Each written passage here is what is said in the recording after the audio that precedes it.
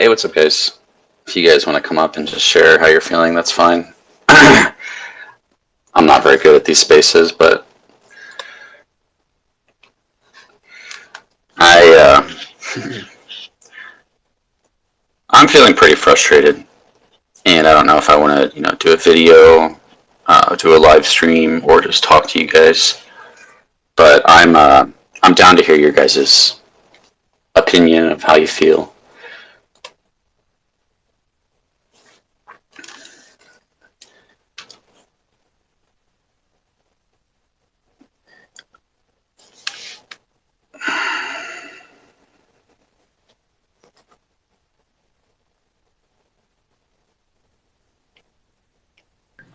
Are you? Hey, Hey, what's up? thanks for bringing me up. Sorry, Yeah, I just woke up. I wanted to ask: are you disappointed mostly about like the way the project's going, or just recent like events from I want to say yesterday, but Yeah. The only thing I'm really disappointed in is the mindsets. That not of all the community, because not everybody has the same mindset, but the yeah, the mindset of the community that is not realistic and creates problems, and then it falls for the same thing over and over again, and it keeps going back to the same way of thinking. And I would just personally like to see some maturity in the mindset of the community to not overhype anything, to not blow up and think this is going to be amazing or this person's amazing. And, we shift our faith in the project from Papa to Ryan to John, and I'm just like, we're making the same mistakes over and over again. And, we're condemning everybody who doesn't hold our beliefs. Like, anybody, well, a lot of people agree with me. I didn't realize it, but yesterday I put out a video suggesting that Ryan was thinking about quitting, and a lot of people agreed, and I really appreciate that. But a lot of people basically thought that I was delusional. They thought you're reading too much into this, you're not seeing it for what it's for. And I think that those kind of mindsets, they're not able to look realistically at Safemoon, and it's not good for Safemoon, because if there's something wrong, if there's something coming, you're not going to look at it because you don't want to look at it, because it paints a negative picture of the future of Safemoon, and we all want to get rich, so we're not willing to look at that. And I just would like to see a maturity and the ability to look at negative aspects that are obviously there.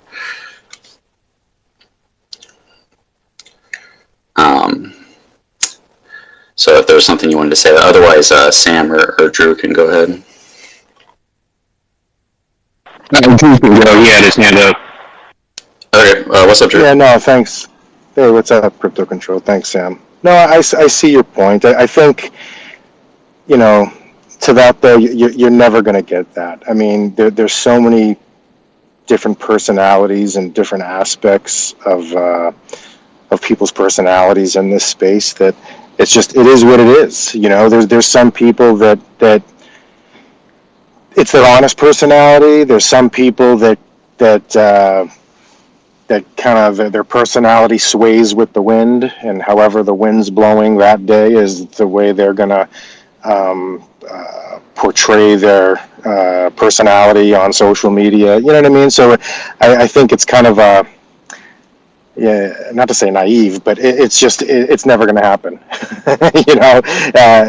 We're on social media, and this is kind of what it is. So, although I will say, regardless of people's perceptions and what they've said, whether they hype things up too much or whatever the case may be, this last year, the social engagement aspect of Twitter, and I don't really do Discord, but of Twitter specifically, has definitely kept me involved in the project, good or bad. I mean, if I wasn't involved in social media and Twitter and in these spaces and listening to people, I may have bounced out of this project a long time ago, just because I would have saw it dipping, and be like, what the hell? I put my money in this, I'm out of here.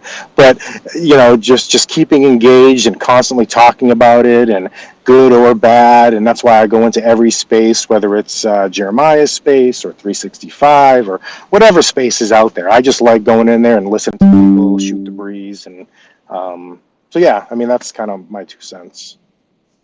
Yeah, I don't, I definitely respect, your opinion, and I definitely think you're right to an extent. There's always going to be division within the community and then the world. Not everybody's going to be on the same page. That'd be crazy to see. But I do think that the mindset, the overall general mindset of Safemoon has been evolving with the progress of it. I just watched one of my old videos, and it's kind of sad out, and I'm not, but I had a lot more hype and belief in the project back then than I do now. And I still think that they could do huge things with their ecosystem. That's really all we're waiting for. But I think that possibly with the community, because the price has gone down, because we've lost our team, because the wallet didn't launch, because blockchain didn't come out, because it's like so many of these things, and we've stayed super positive through it all and giving them the benefit of the doubt.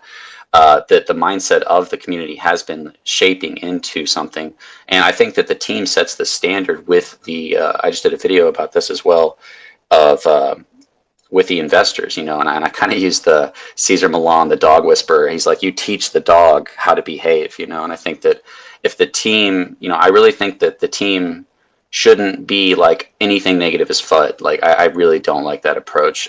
If the team is setting that standard, and we should be able to, and that's where I'm like, that's what's kind of fueling this unrealistic mindset within people to see everything as the enemy because they're listening to the leaders of their project that they think is going to make them rich. And to me, it's like, if you really want your project to succeed, you have to look at the flaws. If you look at success in life and anything, the only way to grow is by figuring out the flaws and what you're doing wrong in order to grow that. And the difference between FUD and looking at flaws is like, FUDders just want to destroy you. They want your project to fail. They want to mock you. The goal is not to help you grow, but you're just as bad as a FUDder if you're not willing to look at the negative things that need to be worked on, or at least have a discussion with people who are talking about that. And I know it's really hard to separate that, but I think you can tell the difference between someone who wants to destroy a project and someone who wants to help it grow. And we have to, as investors, I think that we're part of the team in a sense, and part of the project that is going to succeed, depending on our role in it. And we it's like when you pull a lot of people together, you pull a lot of different minds, a lot of people have different experiences, and I think that that's a huge resource to a team to have. Obviously, that's why they hired Ryan. That's why they hired Mark and hired other people, is because they were part of the community that showed, great value. So, yeah, I just think it's important to set a realistic standard so that so we can realistically deal with what needs to be dealt with as a community, and not just overhype and over positive every single thing. And I'm kind of sick of that mindset, and I don't care if I get flack for saying that, but if you wanted to respond, if not, then we can go to Sam. No, you're not going to get any backlash from me with that response. I can agree with you on the point you made too. I think a lot of it too, just I've said this before, not in a space, but maybe on a tweet or something like that. But like, we're all, when you're fighting the quote unquote FUD, or when you're speculating, like, we're all, or most of us in here, we believe in a vision, right? And it's hard to argue a vision, right? It's hard enough to argue your own personal vision, never mind the vision of somebody else. So we're all trying to make these arguments in hopes that someone else's vision is going to come to fruition, and you can't. You can't argue that. The people that are on the negative side of that are always going to have the upper hand, because they say, what have you shown me? You haven't shown me anything. Where is it? Where is the blockchain? Where is the exchange? Where is all this stuff that everybody's talking about? And that kind of just shuts you up, because all you can say is, well, it's coming. It's coming. He said it's coming. It's on its way. So it is what it is. Safemoon is going to do what Safemoon does, and that's why you invest in it. That's why you invest in the whole saying with "don't invest more than you're willing to lose." Exactly. You don't, and then you don't care. It's kind of like, whatever. I didn't invest more than I'm willing to lose. If whatever money I put into it goes to nothing, well, then it goes to nothing. It is what it is. I don't believe that it will, but whatever. I mean, I'm going to get on with life. So, yeah, but like, it's hard to argue a vision, because you're always going to get pushback, from people that can argue against that vision, and unfortunately, they have the upper hand until until things start being released. Yeah, I agree, 100%. Was it Sam and then Troy? Troy can go, man. I'm gonna have some road noise over here, so Troy can go. Yeah, just a quick question, Or, Crypto. How long can you, or how long are you gonna have this space open there? oh, I have no Oh, idea. good. I just All right, started it. let's Yeah. retweet. I was about to start, so I'm glad you did. Let's retweet this space out, family. Right now, there's would love to get this energy going right here. So down in the right corner, you can just hit that plus button. Let's get some more people in here. This is awesome. Thank you for open. Oh, thanks, man. I appreciate that. I'm just wanting to talk to you guys. And you can come up if you want to. I was just trying to get kind of your mindset on how you feel after yesterday. I know yesterday was a crazy day. I'm sure kind of the cool thing about this is I'm sure we all experienced that together and kind of had the similar emotions. I'm thinking. Are you ready, Sam, or should we go to Akuma? Yeah, sure, I'll go, man. So I am still bullish as ever, man. Ryan was a great asset to the team. He did good. He left it better than when he came in. The one thing I didn't like too much is that the way he went, bringing up questions of, is Ryan lying, and not by him, but also in the community. I think it's coming up that Ryan lied, that he wasn't let go, or that he wasn't fired, that Ryan left. So that brought up some questions, and kind of went through a rabbit hole trying to see what happened, or all that. And I'm pretty sure you might have too. And there's a lot of answers that came out from everybody, and he was also in Spaces talking. So what I took from it is he might have been in talks with other companies, and this is speculation, but he might have been in talks with other companies to be a leader in their company, and that breaching the whole NDA thing for the company, and I think that's why he had to be let go. So I don't think that John was lying at all. So that's my take on that. Okay, yeah, interesting thing about that, as we saw with the past team members being let go, it was like, hey, we wish them well, and we don't speak on past members. And then when Ryan left, things appeared to still be positive between Ryan and Safemoon, even the holders. But once John put out that post saying that Ryan wasn't doing what he was supposed to and that he was fired, then it put them at odds with each other, and it put the community at odds. At some people taking Ryan's side, some people taking John's, and then other people just staying in somewhere in the middle. So it was interesting to see that. Oh, go ahead, Sam. Yeah, no, man, I think they were both telling the truth. I don't think Ryan was trying to mislead or anything, and I think he just breached the contract and had to be let go. But he did great things in the community. I'm not going to look at him as a bad person or anything like that. I really do wish him well where he's going, and we're still moving on track. We're not going anywhere. Yeah, and losing Ryan, I did feel like, man, Ryan really has a vision for what was good for Safemoon. But to be honest, I don't know exactly how much of a role he was playing, because we don't get to see what all's going on behind the scenes.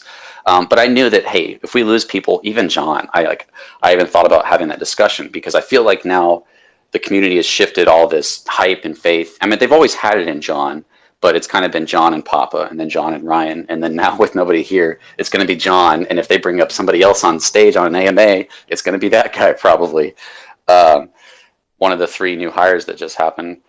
So, I was just thinking, if we lose John, I still think, yeah, like kind of what Addict said, it's, products, not, people. So if they put out good stuff that people need to use in the community, that's the only way Satan's going to succeed. Is if we put out, products that are useful, that are going to have, that are going to be used a lot and create a lot of volume to, burn and increase our liquidity and increase our price and reflections. So I didn't really quite care about that. What was concerning to me, and I actually reached out to him, and he actually responded to me, Floodhound, was the lawsuit. Like, he mentioned that on the way out. And in my perspective, it's speculation, because we don't know what's going on behind the scenes. And he's talking about having to get. Oh, by the way, anybody can come up, and if you're a lawyer, you know a lot about this and have something to say about this, I'd appreciate hearing that. But it was weird that he had to talk about that, or decided to put that in on his way out. And for me as an investor, I want to know how big of a deal is the lawsuit for Safemoon. Can it destroy Safemoon? Is it damaging, or is it a nothing burger? Because it was kind of painted as a nothing burger and no big deal. And then now, Ryan says that, and part of me thinks, speculative wise, that because Ryan talked about integrity and the vision and future, and not listening to other people who are better with words, but listen to the guy who's proven himself. I mean, he said all these things before he announced that he quit yesterday, was that maybe this was revolving around the lawsuit. But that actually, I reached out to Ryan and I asked him about that, and he said that he was very surprised that he's never been fired over Twitter before, over social media, and he also said that he didn't think there was anything to worry about with the lawsuits, but that he also only knew what was public, that he didn't know anything going on behind the scenes. So that actually probably would satisfy that somewhat. Because, and here's kind of my question, if somebody can answer this, is, if we paid Jake Paul or other celebrities to promote Safemoon, and there was a lawsuit over that, how badly could that affect Safemoon? Kind of is my question that I'm trying to understand. Go ahead, Cryptos. Hey, CC. Yeah, look, I'll touch on both. I totally agree. I sort of, it's that thing. People are blinded by love. There's so much love for Ryan. I had seen, the posts. I also noticed that Mr. Adult was getting a lot more active and answering a lot of technical sort of stuff, which I hadn't seen him do before. And, I sort of felt a bit odd. And then I saw the space. I didn't catch it live. I saw it just after with Jeremiah. And I listened to it and I played it over a couple of times and everyone was really positive after. And I'm like, man, this guy's telling you he's leaving. And I sort of made a comment. I said, is this positive? I'm not sure. I've just got an odd feeling. His tweets have been a bit strange, but exactly that. People are like, oh, no, you're reading too much into it.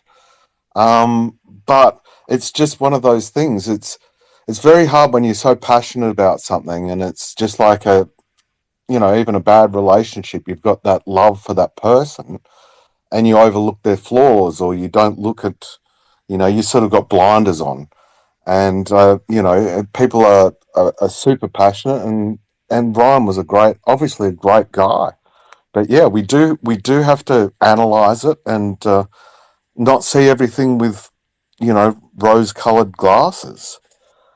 Yeah, that's a really good point, because we are people who are thinking that way. We're teaching people to not think realistically about that's really all it is. You're not able to see the flaws of that person that is bad for you in that relationship. You're not able to see the flaws of the project because of that love you have for it. And then we're teaching them to attack people who respectfully and are trying to help talk about those flaws.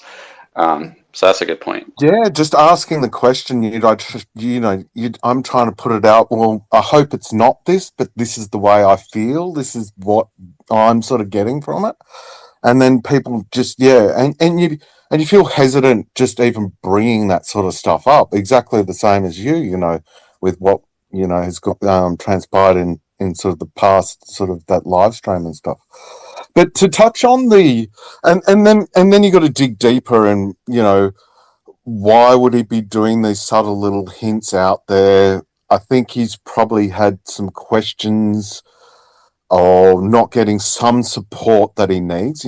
Me coming from management, I see those, and that's probably why I'm more clued into it. I've managed people for many, many years in different companies myself. I've got my own company. But and you see those telltale, that sometimes they're not direct to you, but they'll give you little hints. But going on the lawyer thing, this may be a little part of it that maybe he felt he wasn't supported enough legally, where they're all sitting there going, because really it is a nothing burger. I truly believe it is absolutely a nothing burger. And maybe he's thinking, why aren't I meeting with lawyers? Am I getting enough support? Why is everyone just treating like this like nothing? And he may have been a bit more, emotional about it, especially because he came in later and it was more the previous team and he didn't really know what was going on. And maybe that's where his last little comment was, because it was down the really down the bottom, wasn't it, of his whole spiel. And maybe that was just again throwing that out to the Safemoon team that, I will look after myself if I'm not getting looked after in that. And that could just be it because they've had advice from the lawyers that going, don't worry about this. Like realistically, I mean, the lawyers only win in this. If they were to set a precedent with this, it would mean every YouTuber that ever promoted any crypto could be liable of all of these pump and dumps. Not to say that, SafeMoon's still here. We're still building. We're moving forward. And, if this case ever comes to fruition, we may be past the all-time high by that time anyway. So it is a nothing burger. I really believe that. But that's the only thing I think probably where Ryan's put that in there, that maybe in there he thought people weren't taking it seriously enough because really it is a nothing burger. And he just felt maybe he should have talked to other people himself, or while he was at the company, he wasn't allowed to do that, because generally if you are in the company, then they want you to talk to one group of solicitors as well. So, I mean, that's just my guesstimation. Who really knows? I think Ryan's going to know. Yeah. After talking to him, it did kind of satisfy that whatever issues they were having probably weren't around the lawsuit, because that's what I was leaning towards. But after talking to him, he said, I only know what's public, and I don't think there's any problems there. So that kind of satisfied that for me a little bit. I'm still a little concerned about it, actually. Hey, Stacey, how's it going? I honestly wouldn't be concerned. I think it, generally when you get to that point and you want to leave something, you start adding things to it, and justifying in your mind. Oh, there's a little bit here. I'm not having enough control over that, or this person's all away, he's not getting back to me. And then you'll just start adding them all up, and then that final thing, and they've got some court case going on or something, It's just how people justify legal. I'm pretty good at, and just bragging about myself, I like being really realistic about everything in life, just because it's the best way to go. It's the only way to have real improvement with anything, or to realistically see anything. So I don't feel like I'm being overly negative with my concerns about that. But let's go ahead and go over to Stacey, my Safemoon moderator. Hey, I'll be back in 2 weeks, I promise. So I'm going to be extremely honest, and it's not FUD. It's just facts. And my situation that I've gone through and crypto control, I think that you're going to understand and respect it more than anybody, because we went through it kind of together on September 10th. Do you know what I'm talking about? I have a really bad memory. Okay. It was the day that Whale reached out to us. Okay, yeah. All right. Remember that? That was pretty tough to bear. But I reached out to Ryan. I was like, hey, here's a concern, and I'm afraid that it's going to get wind, and people are going to find out the reasoning why Whale's leaving, and these are the reasons why he's leaving, and this is what he's heard, and da da da da da. He responded, and he said, pretty much, I don't know what you're talking about. Our team is strong. We have no problems with Hank, Jack, or Papa. Everything's great. And then 8 hours later, everything came out. And it made me kind of lose faith in his honesty.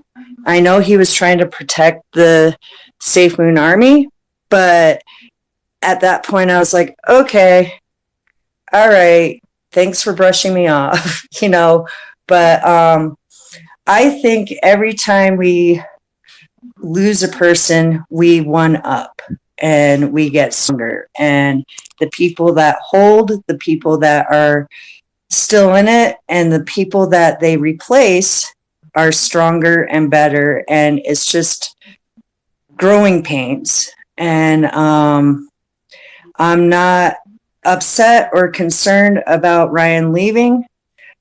He was a great mascot with big arms.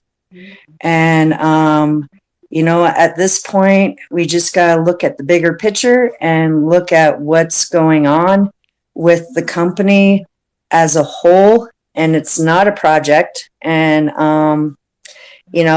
I'm looking at the bigger picture of everything, but that's pretty much what I wanted to say. Yeah, and it's, I don't know, I'm just speculating, but it's possible that maybe he just didn't know, or maybe what he did know he didn't think was a big deal. It is also possible that, I don't know, what's weird about that whole situation was, I don't know if they knew that those guys were, going to be quitting that day, because if they did, then the best thing for Ryan would have been to not say anything. Yeah, and I agree on that too, but it's the way that he responded was a little off to me. Because he was really adamant that everything was peachy keen and they had an amazing team and there was no issues whatsoever. And so that was a little concerning, but I mean, it is what it is. I want to move on. I just, I want to look at my holdings in 3 years and go, okay, now what? And not get these knee-jerk reactions. But that's just how I feel. So, and everybody has a right to their own feelings, but I think it's good to look at the big picture of everything before selling or buying or anything. Stacey, Yeah, oh, go ahead, Cryptos. Was that you, or was that Sam? Sorry, Sam, go ahead. Sam. I wanted to add to that. I think that the reason why John said everything is peachy and fine is to not cast doubt on the project and to put people in panic mode. I think a lot of companies do that. I remember it actually with the last administration. Trump would always do that, and then the next day somebody leaves and the administration went on. But I just think that they do that so to not put people in panic mode. No, and I agree on that, but it's the way that he worded it, Ryan, that was a little concerning. I mean, but anyways, yeah. Yeah, and that's okay. It's really hard to confirm something like that. Like, you may have been right, or you may not have read it right. But it's worth knowing that information. I personally would lead to thinking that he's smart enough to know that if they were leaving that day, that him saying that to you would just immediately make him look dishonest in your face. So I think he either didn't know, or it was just damage control that, he didn't expect it to get that out of hand. Yeah, and I agree. I can screenshot it for you for your own personal if you want. Oh, it's okay. I believe you, unless you want to show me that there's some context further that proves kind of what you're saying. Well, it is what it is at this point. I mean, he's not with the team anymore. It's not, yeah. If anybody else wants to come up, that's fine. I'm just kind of trying to figure out from you guys, how do you feel and what we've learned based on that. And my main thing that I would really like to see in the community is a realistic mindset of being able to deal with FUD. That's when you look at how truth operates, and I'm not trying to give a speech, but when you look at how truth operates, it has nothing to fear. Any piece of information can come towards it.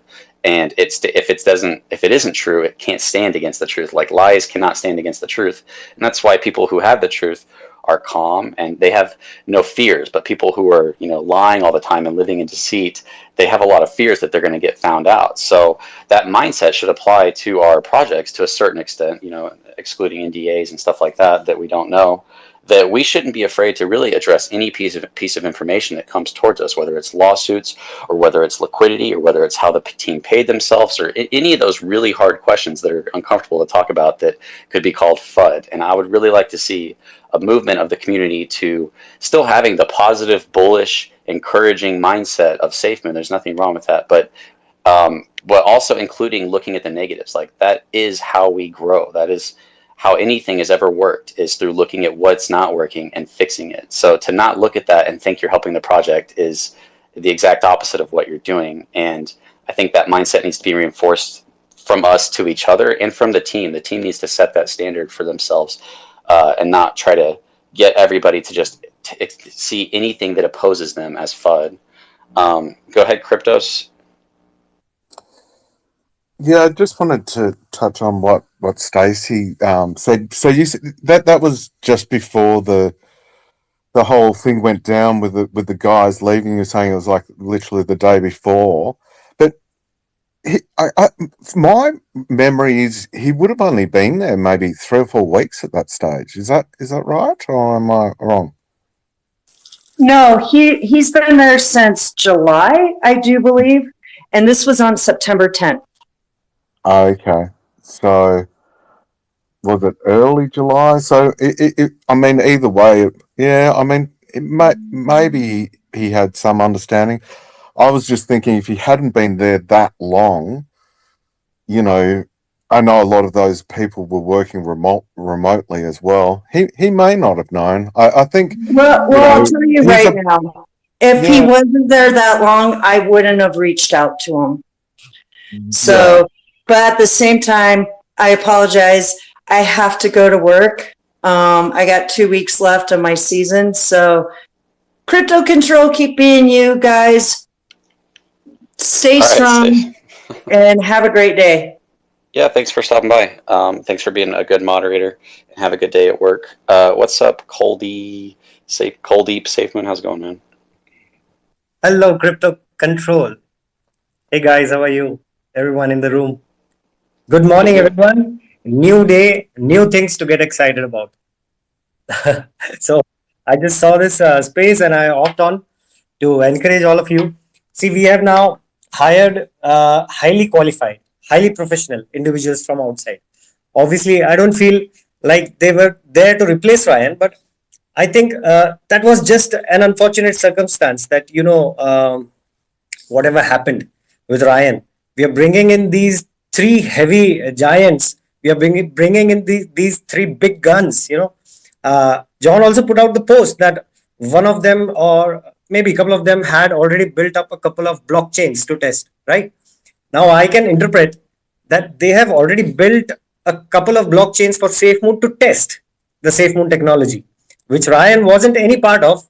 Maybe that's how Ryan must have been talking about being transparent and all.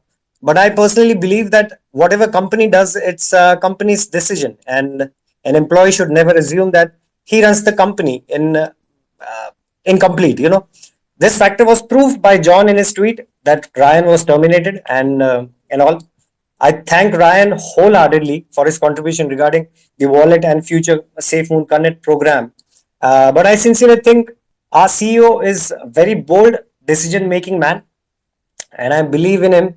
And his decisions are 100% amazing all the time. So just to clarify, John's statement on those individuals, it was part of the birthday month, but had to release it in hurry in such circumstances. I can understand completely. I think I'm extremely bullish for SafeMoon. And as far as the evolution of the SafeMoon organization taking on more professional, I think we saw it with the video earlier this month.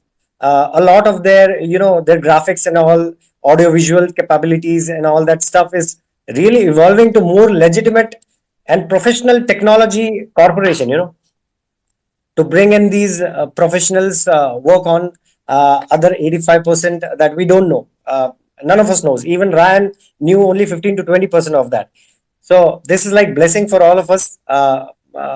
Who knows what they are going to bring to the table? John already might have planned it. That is completely another thing. So if you're bringing in VP of Research and Development, he's like, what we are going to tighten up. The team that Ryan was managing, he was managing particularly. You guys must be knowing it. Now we are going to have a research team. So anyway, I just wanted to throw it out there, and let's have fun. Let's have a beautiful day. Hello, Sam. Thanks for that. Yeah, and I really appreciate that. I think a lot of people are feeling super bullish after finding out about those three guys. Some people were saying they were like already on the team, but it was just now being announced. And even Papa kind of talked about that because Papa said that he had worked with them and that he had a high respect for them and that he wasn't able to talk about it until that got announced. So it's kind of this weird situation, and somebody can correct me if they've been on the team for a while and it's just now being announced. And that kind of possibly helps settle in my mind a little bit the lawsuit thing, maybe, because if they're willing to bring on, highly professional people, then that means that those people probably know about the lawsuits and are willing to still come on the team, so that maybe they understand that there's probably nothing there. Did you want to say something, Sam? I did. I wanted to add on to what Coldeep said, and so even in Ryan's kind of farewell address, he was saying that he left the exchange, the connect, and everything else with Safemoon. We know that we're getting the cross-chain swap coming out here real soon. We don't know what else we're getting with that wallet update we're getting. Exchange, we know from the KYC screenshot that it is in progress. So all that is going on. Now they're bringing on two of these guys of the three. One of the reports said that they were blockchain experts. We already have a blockchain guy that puts three. I think we're pivoting to going towards completing the blockchain now. So we got the exchange coming, and I believe that we're also now pivoting to completing that blockchain. So I'm bullish, man. Thanks. Yeah, so am I, when it comes to that. And I think that two things are happening right now, and it was a point made in a space last night on Safemoon After Dark, which is that the community morale, I think, is probably the lowest it's been in some senses. I know certain people are just as bullish as ever, but it's like after, so long of doing this, the community morale is low. And the question that was kind of being posed is how much impact does this actually have on the future of Safemoon? And the way I see it is it has none. I don't think. I think everybody could forget about Safemoon, and then if they put out something useful, whether it's cross chain or the exchange or the blockchain, that's what we need to solve our problem. Which it's necessarily not a problem, but whales have dominance and power over the price and the liquidity pool to lower the price, and we need something strong enough to counter that, or at least to convince them to hold for our price to go past our all-time high. And that's only going to come through good products or just paying a bunch of celebrities. No, I'm just playing. Who was? I'll step down That will work. and Okay, see if we can get some Cryptos. people up. Yep. Thanks Cheers. for coming up, man. That's right. Was that you, Sam, that I started talking, or Yeah. was that Coldy? Sorry. Oh, Coldy, go ahead. Sorry. Yeah, sorry, it was me. I thought I could comment immediately.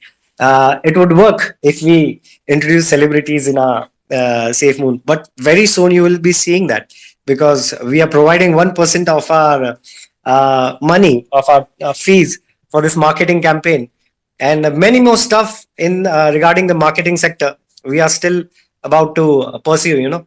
So sorry again. So I'm very bullish. Even I'm going to play my part in India. As soon as we reach a certain level of volume, I'll be spending my own money, my reflections in marketing it in India. And, I'm not going to stop. I'm more dedicated. Thank you so much, man. You're the kind of investor that I love. Like, if we were all like you, I think Safemoon might have succeeded by now. Like, people who are willing to go out and put their own time, energy, money into the investment. That's how we should all be.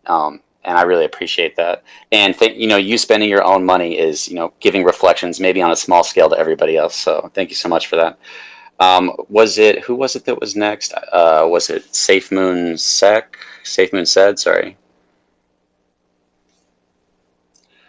Are you there, Mr. Sid? Okay, we can go to OB. Hi, Crypto Control. Thanks for bringing me back up. Very good. Yeah, I definitely. I've been in the community probably since like November-ish, but I've been watching since like about a year. As soon as the Operation Phoenix stuff came out and stuff, I was really intrigued, and I'm kind of really looking forward to that these next couple of weeks and stuff. Just hearing hearing more from the team, hearing more from the community about how we're gonna go about discerning the best avenues for implementing that Operation Phoenix stuff. And I hope it doesn't. I hope it's not complicated. And this is a question I have. I hope it's. Do you think that Ryan's departure affects Operation Phoenix? And also, what's going on with the loading bar? What was that loading bar that was on his Twitter screen? And now, like, yeah. That'd be really funny if the loading bar went back to like 0. Oh Lord. So I think that unfortunately it's just speculation unless Ryan goes into another space and talks about what it was. Because if you look at like Thomas leaving, I believe the main disagreement there, if you looked at all the conversations that were happening, was that the vision that the team outside of John had for Safemoon was not the vision that John had for Safemoon. John was aiming for probably a more centralized approach with staying in with regulations, where they appeared to have the opposite approach, and I think they even wanted to take that into their own project, but I don't know if they ever did that or not. And I imagine that it would be great to know, if anybody does know, what it was that Ryan felt was going in a different direction that he didn't think was best for Safemoon. It would be really interesting to know what that is. I don't think that it would have to do with Phoenix, but I could just be it could literally be about anything on the project. But they did seem to be in alignment with the exchange and the products that were coming out. There didn't seem to be any disagreement there. So that's all I know on that. Thank you. Yep. Yeah. If anybody else wants to come up, what's up, Mobile Trades? I saw you, man. Your videos are killing it on YouTube. You're doing really well. So yeah, if anybody else wants to come up, you're welcome to come up. We're just talking about how do you feel after yesterday and what we've learned. And like I said, I've already expressed that, what I would like to see in the community is a realistic, positive approach to helping Safemoon grow, instead of, taking everything that's possibly negative, even if it's right in front of your face. Like, Ryan's messages were just in our faces. Even the one about the general, he said, the general, if you cut off your general, this, everybody, if you suggested that there was something negative about that, they treated you like you were crazy and just being negative and seeing what you wanted to see, when in actuality that's exactly what they were doing, but they were accusing anybody who saw it of that. And my goal is not to just be like, hey, look how stupid you guys are. My goal is like, hey, let's just migrate to V2, a V2 way of thinking about Safemoon, where we don't attack people that don't have the same, views as us, where we don't treat them like they're crazy and just reading into things. Because it was very evident and obvious right in front of our faces, from his first post about the general to his post a couple days ago to his live Twitter space, and people still were unwilling to see that. And then they took that and they attacked people within the community who do see that. And I would just like to see a movement within the space of, giving people room to fail and grow, but of being able to discuss any idea, the lawsuits. CoffeeZilla is doing a video, and I don't know when it's going to come out, but he was interviewing the Safemoon army, and he was trying to figure out, why did you invest in Safemoon, and why do you believe in Safemoon? And he's probably going to do another video soon, because obviously he's covering the lawsuits.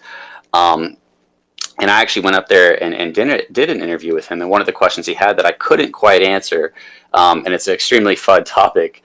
And if anybody here thinks, knows the answer, you can come up and say it. But he's basically saying that they said the liquidity pool is going to be locked for 4 years, and that was a huge selling point of Safemoon. And then they changed their minds, and they said, well, they needed to take funds out of it, and they'll tell you how much they're taking. And then they haven't quite communicated how much they're taking out of it.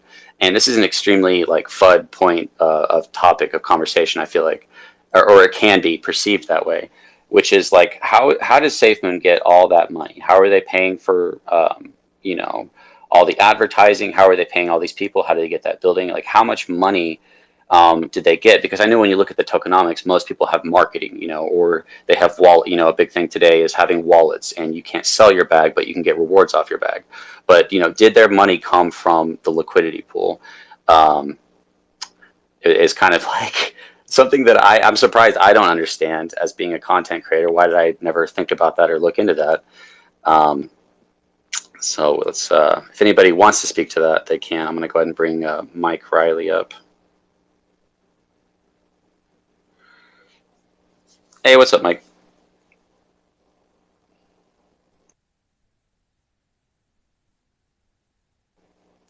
got to unmute yourself. Thank you for that. Hey, Oh, you're good. hey everyone, how's it going?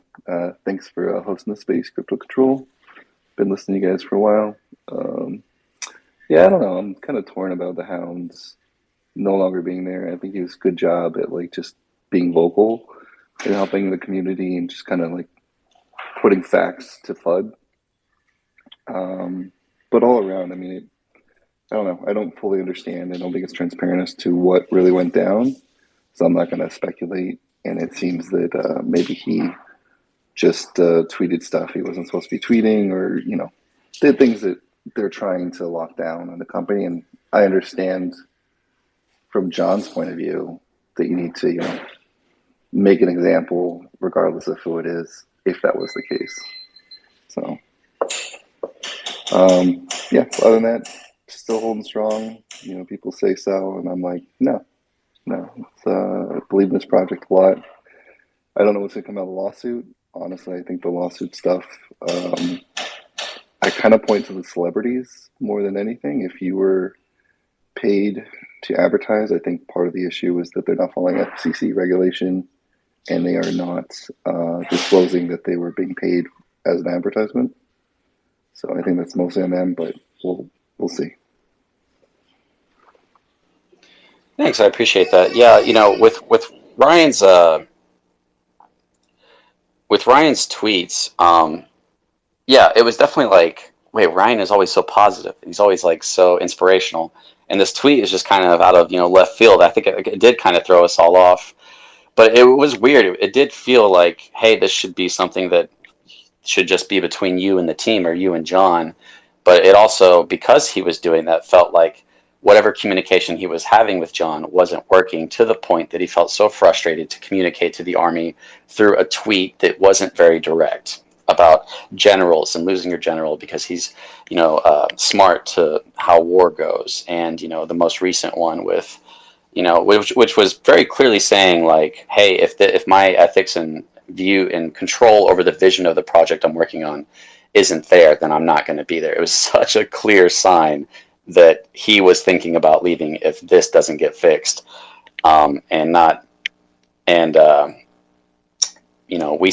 People still didn't see it. It even took me a second to see it. I first time I read that, I was like, oh, okay, that's like another one of his things. And then I went back and read it, and I was like, oh, he's clearly talking about like he will quit this job if he doesn't get what he's looking for. And the other thing too is like, I understand, I don't know how many people like put countless hours into what they do for work. I mean, or something that you just believe in immensely. Like, for example, like photography for me. Like, I love photography, and I can't do it as a job because I can't deal with people's bullshit with chasing clients and getting paid. So I just do it for me. If there's ever a wedding or something that I shoot it for free because I like the person. I don't shoot it because I want money. And kind of along that same lines, I think that he's frustrated to a point where the Hound is frustrated, where he wants to see something succeed. He wants to express something, but maybe John doesn't properly give that channel, or he's locked out, as you were saying, and that's why he was voicing that frustration. But again, it goes both ways, where you kind of do need people to fall in line for companies, so to speak, and especially with the crypto space and the crypto community, and Safemoon particularly, any doubt, people jump all over that, and it makes it so hard to move forward. And then one last thing, I really hope that either John or somebody else from the community, maybe even Safemoon Hounds, will keep up with that progress bar, because it was kind of nice. Even if he's not involved, it would still be nice to have like those loading bars still be carried on, because that was just a small little detail, but nice touch. So. Yeah, that's true. I hope he does do that, just in honor of Safemoon, and he still loves Safemoon, and he said he has no ill will towards John or anybody. What's up, Sam?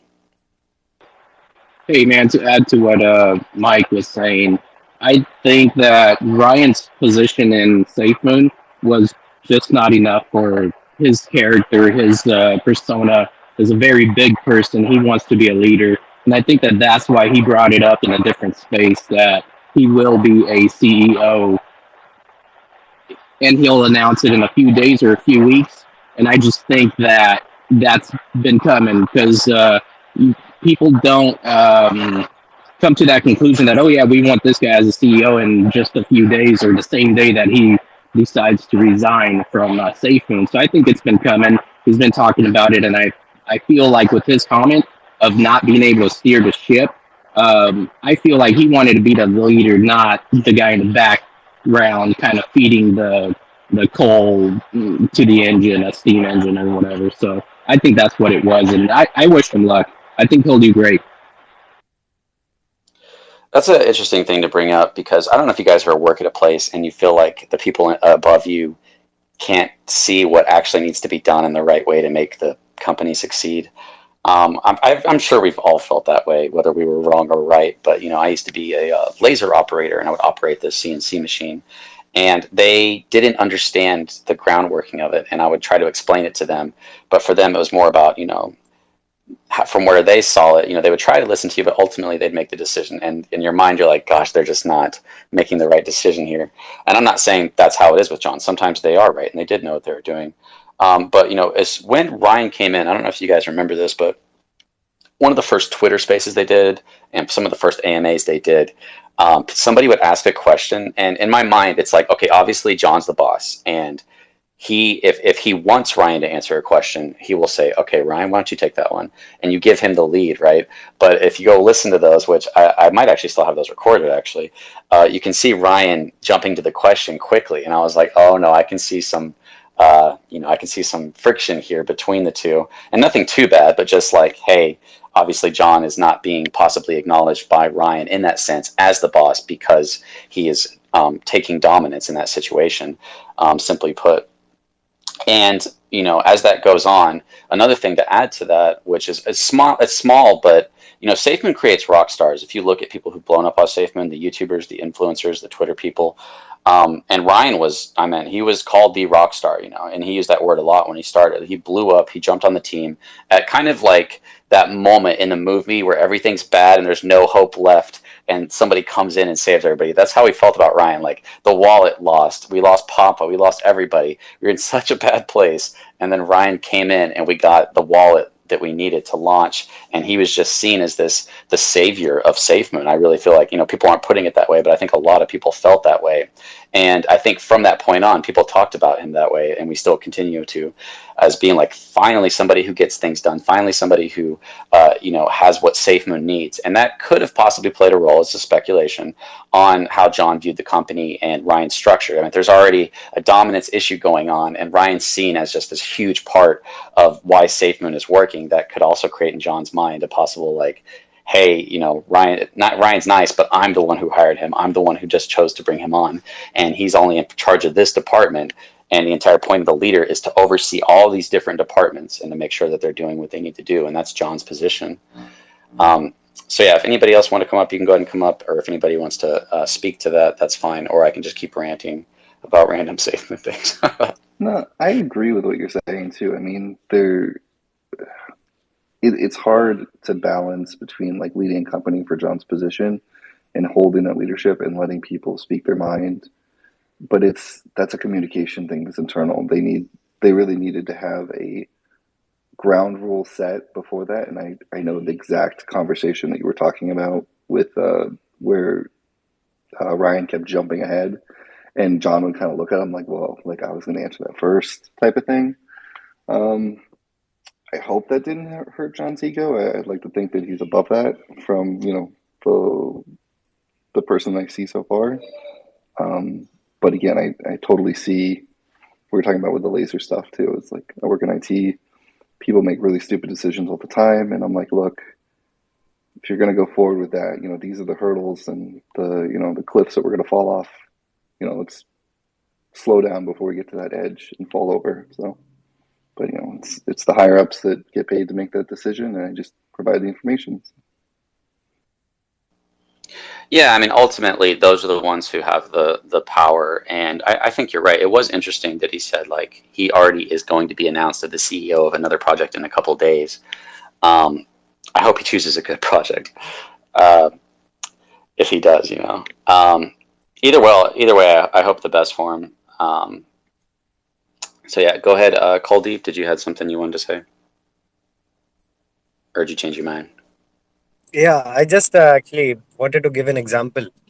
Uh, Back in 2015 to 2017, I used to work with a company as a sales head, Morgan India Limited, Morgan Crucibles.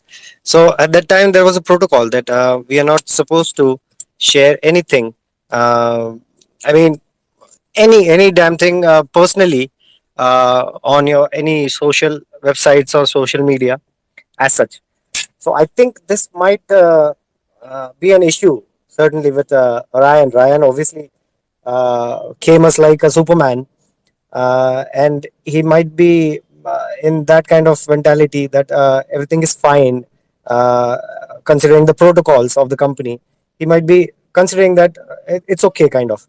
So maybe the last video that we saw on his own YouTube channel might have created some problem, which breached the protocols of Safemoon company itself. So it might be the condition, and maybe before that something might have happened. Maybe it's all speculation, which I'm taking out from John's tweet. It is bad whatever has happened, but these might be some issues. And later on, when I think when these three people are hired into the company, beautiful people, they will be working on exchange and blockchain, obviously. Ryan's part was done. Ryan was obviously hired on urgent basis to make this wallet and future plans with SafeMoon Connect and all. And some things were kept from him. I mean, he obviously mentioned himself that 15 to 20% knowledge he had about SafeMoon's future upcoming projects, SafeMoon's future particularly. So rest 80% was obviously John's decision. It's his company. So might be the case that, as he mentioned many times, that the transparency should be there and all. So it's company's protocol whether the company is supposed to be transparent or not. Might be these might be some issues which might have arisen at that time, and the complications are right in front of us now. So this could be the case. Yeah, I think you're right, and I think that it probably just was the like Sam said, the type of person that Ryan is. Sorry, I just dropped something. Is he's not really a follower; he's a leader, and I think that kind of probably created friction there, where Ryan will probably be better being a leader in another position. Go ahead, Obi. Hey, thanks for bringing me back up. Kuldeep, just wanted to ask and stuff. You said something. You said, oh, sorry, my dog's below me right now. You said these three people, the hires that they announced yesterday, are these people, have they already been integrated into the SafeMoon team? Like I'm talking like pre New Year's.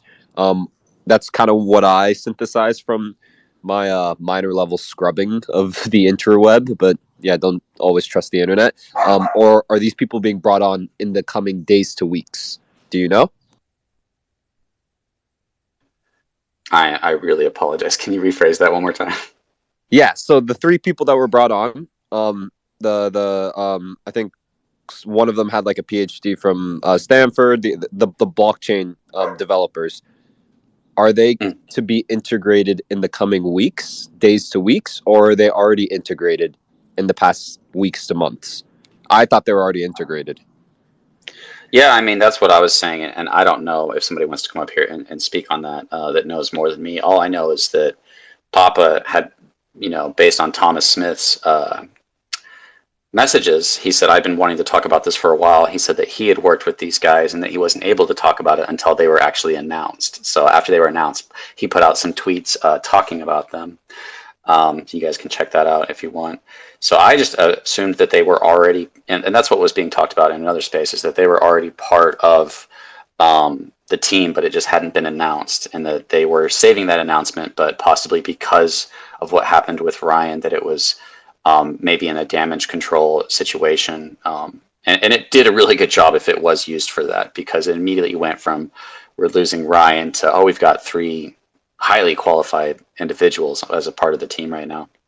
It's as Go ahead. it's as if Oh, Ryan sorry. like had it in a drawer and stuff, like waiting for the moment for when he was like, "Yep, he went too far," and that's kind of what I saw it and stuff because it was quick. Like, You mean John had it in a drawer? yeah, sorry. Ryan Oh said yeah. something, and then John had like right there from his legal team, "Hey, like this is what you got to put out and stuff." That's very interesting. I'm gonna look into that. I have a question. Sorry, a question Yeah. that I don't know where to ask this and stuff. But when you watch the videos and stuff, those AMAs, especially in like January and February, there was a point where, not Ryan, John was talking about putting the cheese out, and then Ryan laughed. What is the connection between the cheese and Ryan? If you're any of you guys are familiar. I think it was just a fart joke. No, I'm just playing. I actually have no idea. If somebody else knows, you can go ahead and answer that. I don't remember that actually. I think we had Getya is next, and then Sam. Hey, how's it going, Crypto Control? Pretty good. Get you some, yeah. I think these people have been here for a while. It just hasn't been announced. It's been kept quiet. Remember, Ryan said that there's people that are on the team that are really, really smart. So I think they've been here for a while. It just hasn't been announced because, you want to kind of keep everything what you're doing on the down low because you don't want these other companies. You see what everybody's doing. They're copycatting off of them. And as soon as they figure out something that they're doing, the other companies come out and do the same thing. So, yeah, I think a lot of stuff has been kept more under wraps. And that's why they weren't announced. Yeah, and this had been going on for a while. This issue, I think it was obvious, but that John can see what's happening and is planning for the future, and he probably thought, if something happens, I can make this. Maybe just last second, it was like, oh crap, I can't believe he just did that. We're gonna have to let him go, and in order to counter all this FUD, let's go ahead and announce the new members we have. We're just speculating at that point. Go ahead. Was it Sam? Yeah, man, 100% on everything all three of you said. And I want to take it a step further. It's what these people do that also gives us another look into where we're going. Two of them were our blockchain experts, I guess the experts in the cryptography. And the other guy, Jake Hammock, has to do with green energy and stuff like that. And there's so much on that sheet that tells what he does now. And I think they're going to put him on the Gambia thing and how everything will be connected and integrated with the blockchain. So I think we're pivoting over to that now. Yeah, and kind of an interesting thing about that John was talking about during the Southwest was something I haven't said before, which is that we're focusing on did we have the impact that we were aiming to have and not on the money that we made. And, as an investor, you might be like, what the hell? Like, you better make sure you're making us money as well. But he talked about it in the South by Southwest. He said, why not do both? Why not focus on, are we having the impact that we're trying to have? And are we not making, and also trying to make a profit? And that was probably regarding kind of what you're talking about, which is looking at, the wind turbines and things like that to see, is this even worth doing, and how much is it helping people's lives? Is it worth actually doing, and does that come back into the Safemoon ecosystem and actually help? So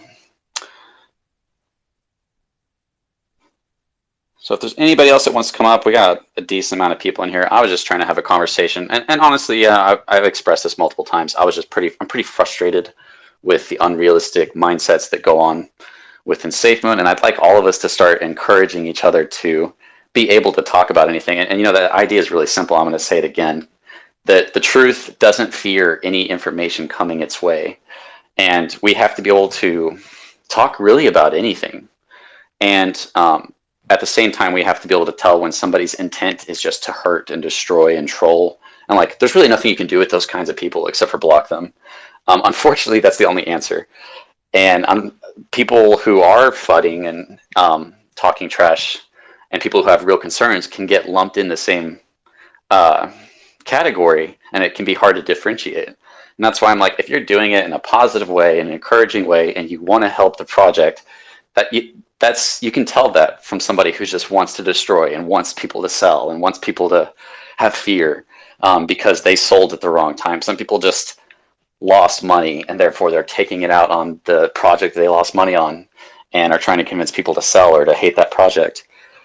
So yeah, I just think that what's best for Safemoon as a community for us, and because we just saw this with Ryan, we've been through this with Papa, and I feel like a lot of people didn't learn when we lost, Jack, Hank, and Thomas. They didn't learn. We did the exact same thing with Ryan. Nobody listened when Ryan was talking about quitting. They called me a futter. They called other people stupid.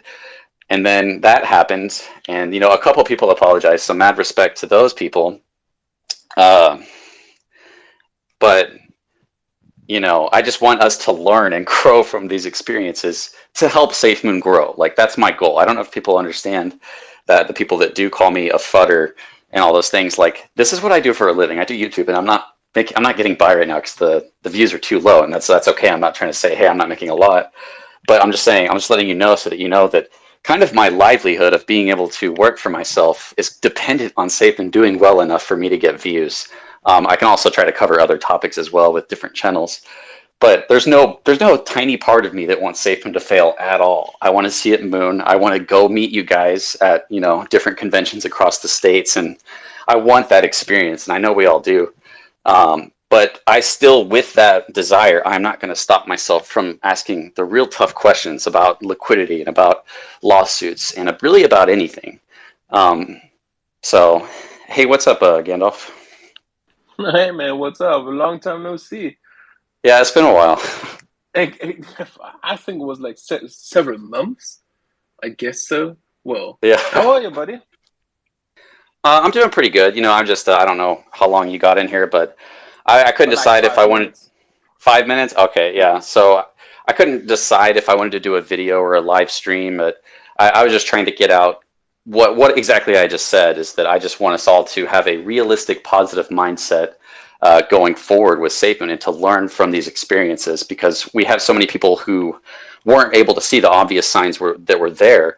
And if you couldn't see those signs, what other signs are you not looking at right now as Safemoon because you consider those negative? And if there is something so negative that you're not willing to look at, it could have been something that if you had known, you would have sold. Or it could be something that if you had looked at, we as a community could have come up with a solution.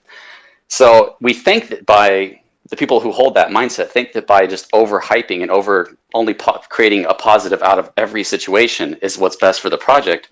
But in reality, it's not, because we can come together to find the solution and the answer for things that could be looked at, Or even like before somebody quits, we could come to like a mindset of preparing everybody. Hey, it looks like Ryan's quitting. And instead of ignoring that, we could say, hey, yeah, you're right. It does seem to be some friction there. It's okay. And we could have prepared ourselves for that. But nobody really wanted to talk about that, even though it was right there. So it hit us all like a truck. Like, even me, I was like, what? Like, I expected like maybe a week or a couple months before that happened. But that day, that was crazy. So, just to say like several things. One, I just heard you talking about not want to be called a fodder because you're just making YouTube videos and all the stuff. And I said that in the past month, according to other YouTubers who had this kind of discussions and yada yada. And as I said, I will never do drama, and I'm not into drama, so I don't care. I don't care what you're promoting and what you're doing, left, right, and whatever there is. If you just want to buy a project, promote a project, be in a project, it's totally fine, as long as it doesn't involve advertisement directly to a partially like group, for example, Safemoon, in the way that it is in a title and they're abusing it, right? Not saying that you do this, but others did this. But anyways, I just want to say that to you in your position, you have the right to make any content that you wish to on your YouTube channel. If it is for Safemoon, if it is for any token, whatever there is, you are a YouTuber. Your profession, your mindset is to do something to bring interesting content to people, to create something that people can have as an entertainment platform to review. That's it. Whoever just doesn't understand this doesn't really see what your kind of mindset in your work is. If you're just also a person who is motivated into Safemoon as an investment and also believing in the project, this is something different. This is your mindset as an investor, right? But what you're doing is what you like to do. The same with me, right? I'm an educator, in this kind of case for Safemoon. So when I educate on Safemoon and not on XRP or any kind of other things, it is because I'm bound and connected to Safemoon that deep that I want to do this. So just wanted to say that in this way. While I don't understand and really appreciate some behavior of some people with that kind of expression that they do, you're just doing it in a way that you think you can have any kind of public recognition with your videos, and that is your job, and that is totally fine. So just out of the way that I wanted to say that. And that's nothing to do that I say that I promote or refuse any kind of videos. It's just saying, like, you do you, what you think is the best for you, period. That is just, like, bottom line, the thing that has to be underlined in this case. Regarding Ryan and everything that there is, Safemoon is a company. Safemoon is also a cryptocurrency, and Safemoon is a project. And in this way, Safemoon has several kind of ambitions where it's going forward and trying to just go and release the product and the aims that I have. Knowing that, we know for a fact that Safemoon has to act in different kind of ways, right? Safemoon is not that particular like everything else. Safemoon is having a cryptocurrency where people are jumping into this new kind of investment method and real kind of way where you can just flee from the normal kind of way that you're just putting your money onto banks and going into something which gives you more back and gives you the possibility to get financial freedom, right?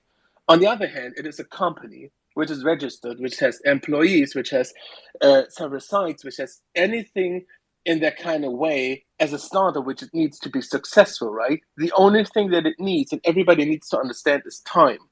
So when you're having people on your team which are very professional and being out there and having a good impression and leaving a good impression at other people, right, from the kind of emotion and how they express. And I never talk about myself in this case. So I know that some people like me and some people hate me, right? But I'm doing what I think is the best to help people understand that I'm there for everybody doing what I'm doing for Safemoon, right?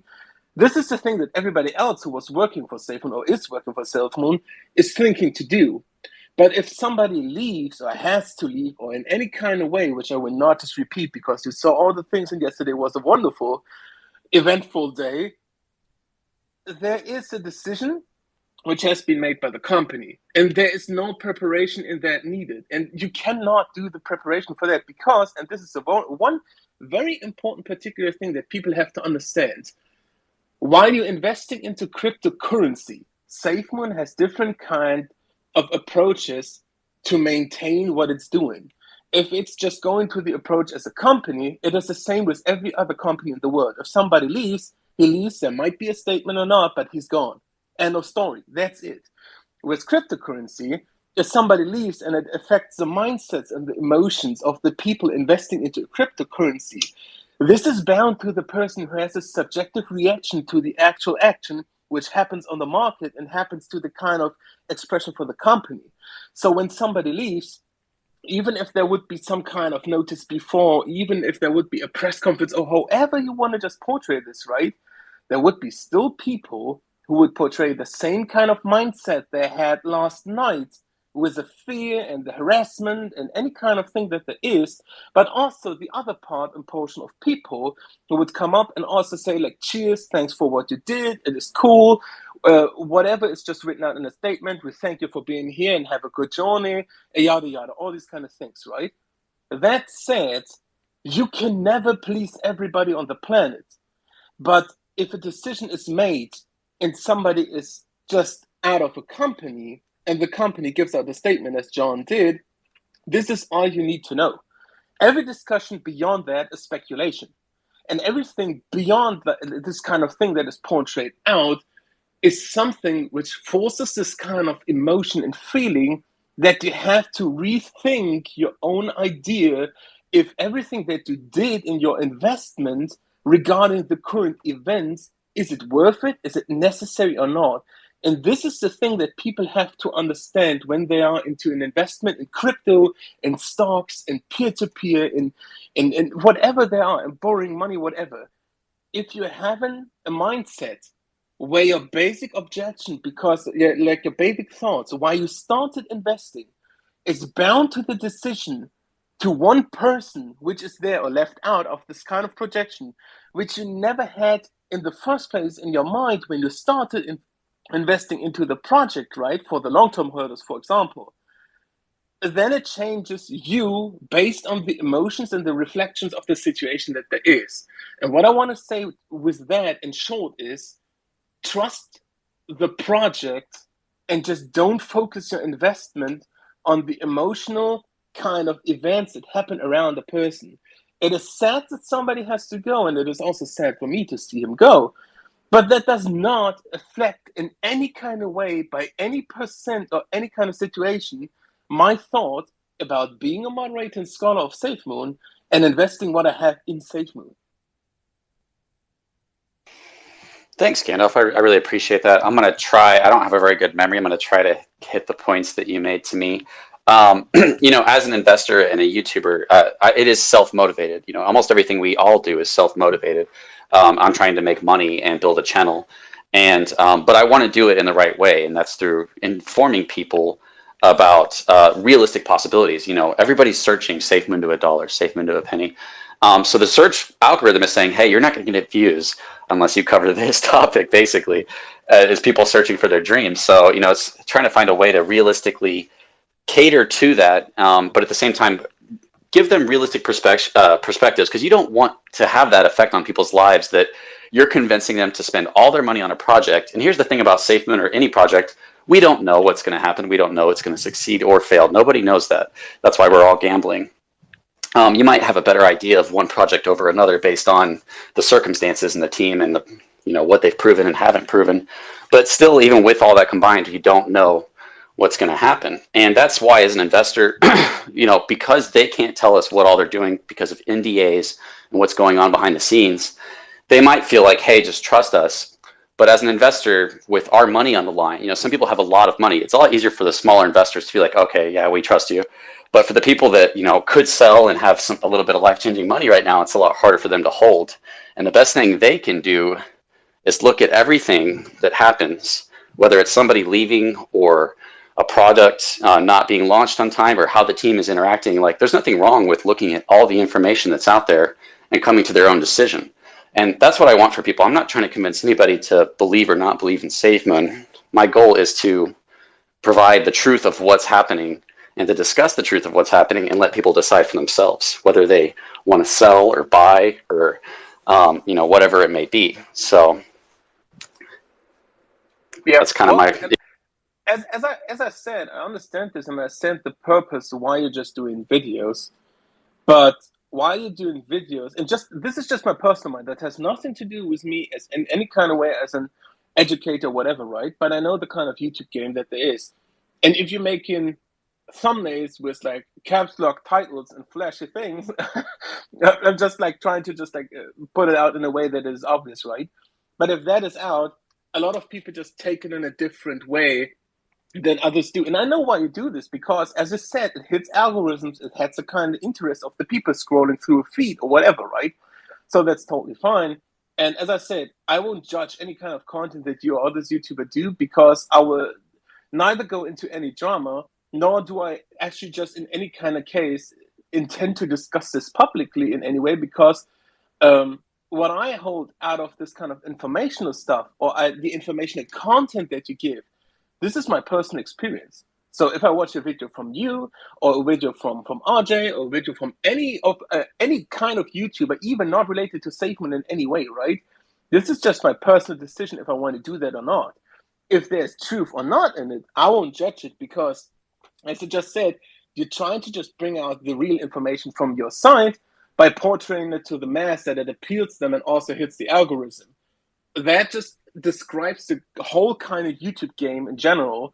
And that said, as I just have in the space, and I said it before, you do you, and you can do whatever you wish to in that kind of case, as long as it just doesn't go into the way, for my personal kind of thought, right? As long as it doesn't go into a way that people are trying to poke out the feelings of people just to make some kind of a news, right? Because that's what the FUDDers do. That's what the FUDDers do in different spaces, and that will be still same with the YouTube channel itself. But as I said, it is your decision what you want to portray and your decision what you want to show. Yeah, and the thing about that is, and I get this, whenever I covered Thomas talking about, somebody asked him, are you going to be around? And he's like, well, and there's a long pause, and that pause just killed me at the time. And then he said, I'll be around as support or something, and it wasn't a direct answer. I'm like, okay, he's clearly saying he's going to quit. And here's the thing is, when negative information comes out about a project, whether it's a team member leaving that a lot of the community have hope in, and like you said, it's not just that I have hope in that person, it's that tons of other investors do. And we know if that person leaves, that's going to affect the charts and the price is going to go down. And it's going to affect morale, except for the people who are super diehard, who are going to buy up those dips. So it's not necessarily covering those things because they get attention. I mean, the things that get attention is not those things. Actually, the things that get attention is Safemoon's going to make you a millionaire, and it's going to be amazing. These projects are going to be so big. You guys make sure you buy as much Safemoon as you can. That's what gets attention on the YouTube algorithm. Now, Mike, I don't believe that you should do you, and I'm not trying to say I disagree with you. I may just not be quite understanding you. But I think we all have a responsibility to each other to tell each other the truth. If you're telling each other about any investment, you should do it honestly.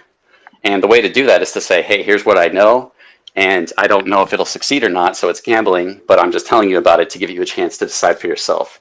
That's the only honest way for any person or YouTuber to tell somebody about another project. But covering the negative things, and I had a lot of people tell me this, you're just doing this for views. I'm like, I'm losing subscribers. I literally lost like 10 subscribers yesterday for putting out a video suggesting that Ryan would leave. Ryan was thinking about leaving. And then he left, and I was still losing subscribers. And I'm like, are you guys stupid? Did you guys not see that he's already left and you're still unsubscribing? As I said, I won't just comment on any kind of behavior, because that's exactly the kind of like corridor or pattern where I just don't want to be in as a moderated scholar, because if I give you now an opinion, people would value that and put this into discussion. So I'm just like, I listen to this and I understand completely your kind of view field, right? But exactly that, what you said right now, is the reason why moderators and scholars of Safemoon don't give any kind of price indication, price predictions, or indications in that way, because given an incentive for people to take it will only cause harm, because they might just use it for their investment purposes and getting FOMO, or on the other hand, getting fear and selling off and just losing their investment and make that as a financial advice. So in that kind of case, as I said, yes, the truth is always important. But that's also the thing, what you express. And this is exactly the reason why we, for example, don't do this at all. Yeah, and you guys are like part of the team, and it's different. Like once you're on a team, the goal has kind of changed, and talking about negative things is really just not allowed, and understandably so. You're there to support the project on a deeper level. You're not allowed to talk about different things, and you have to give the answers that the people in charge have given. That goes with any company.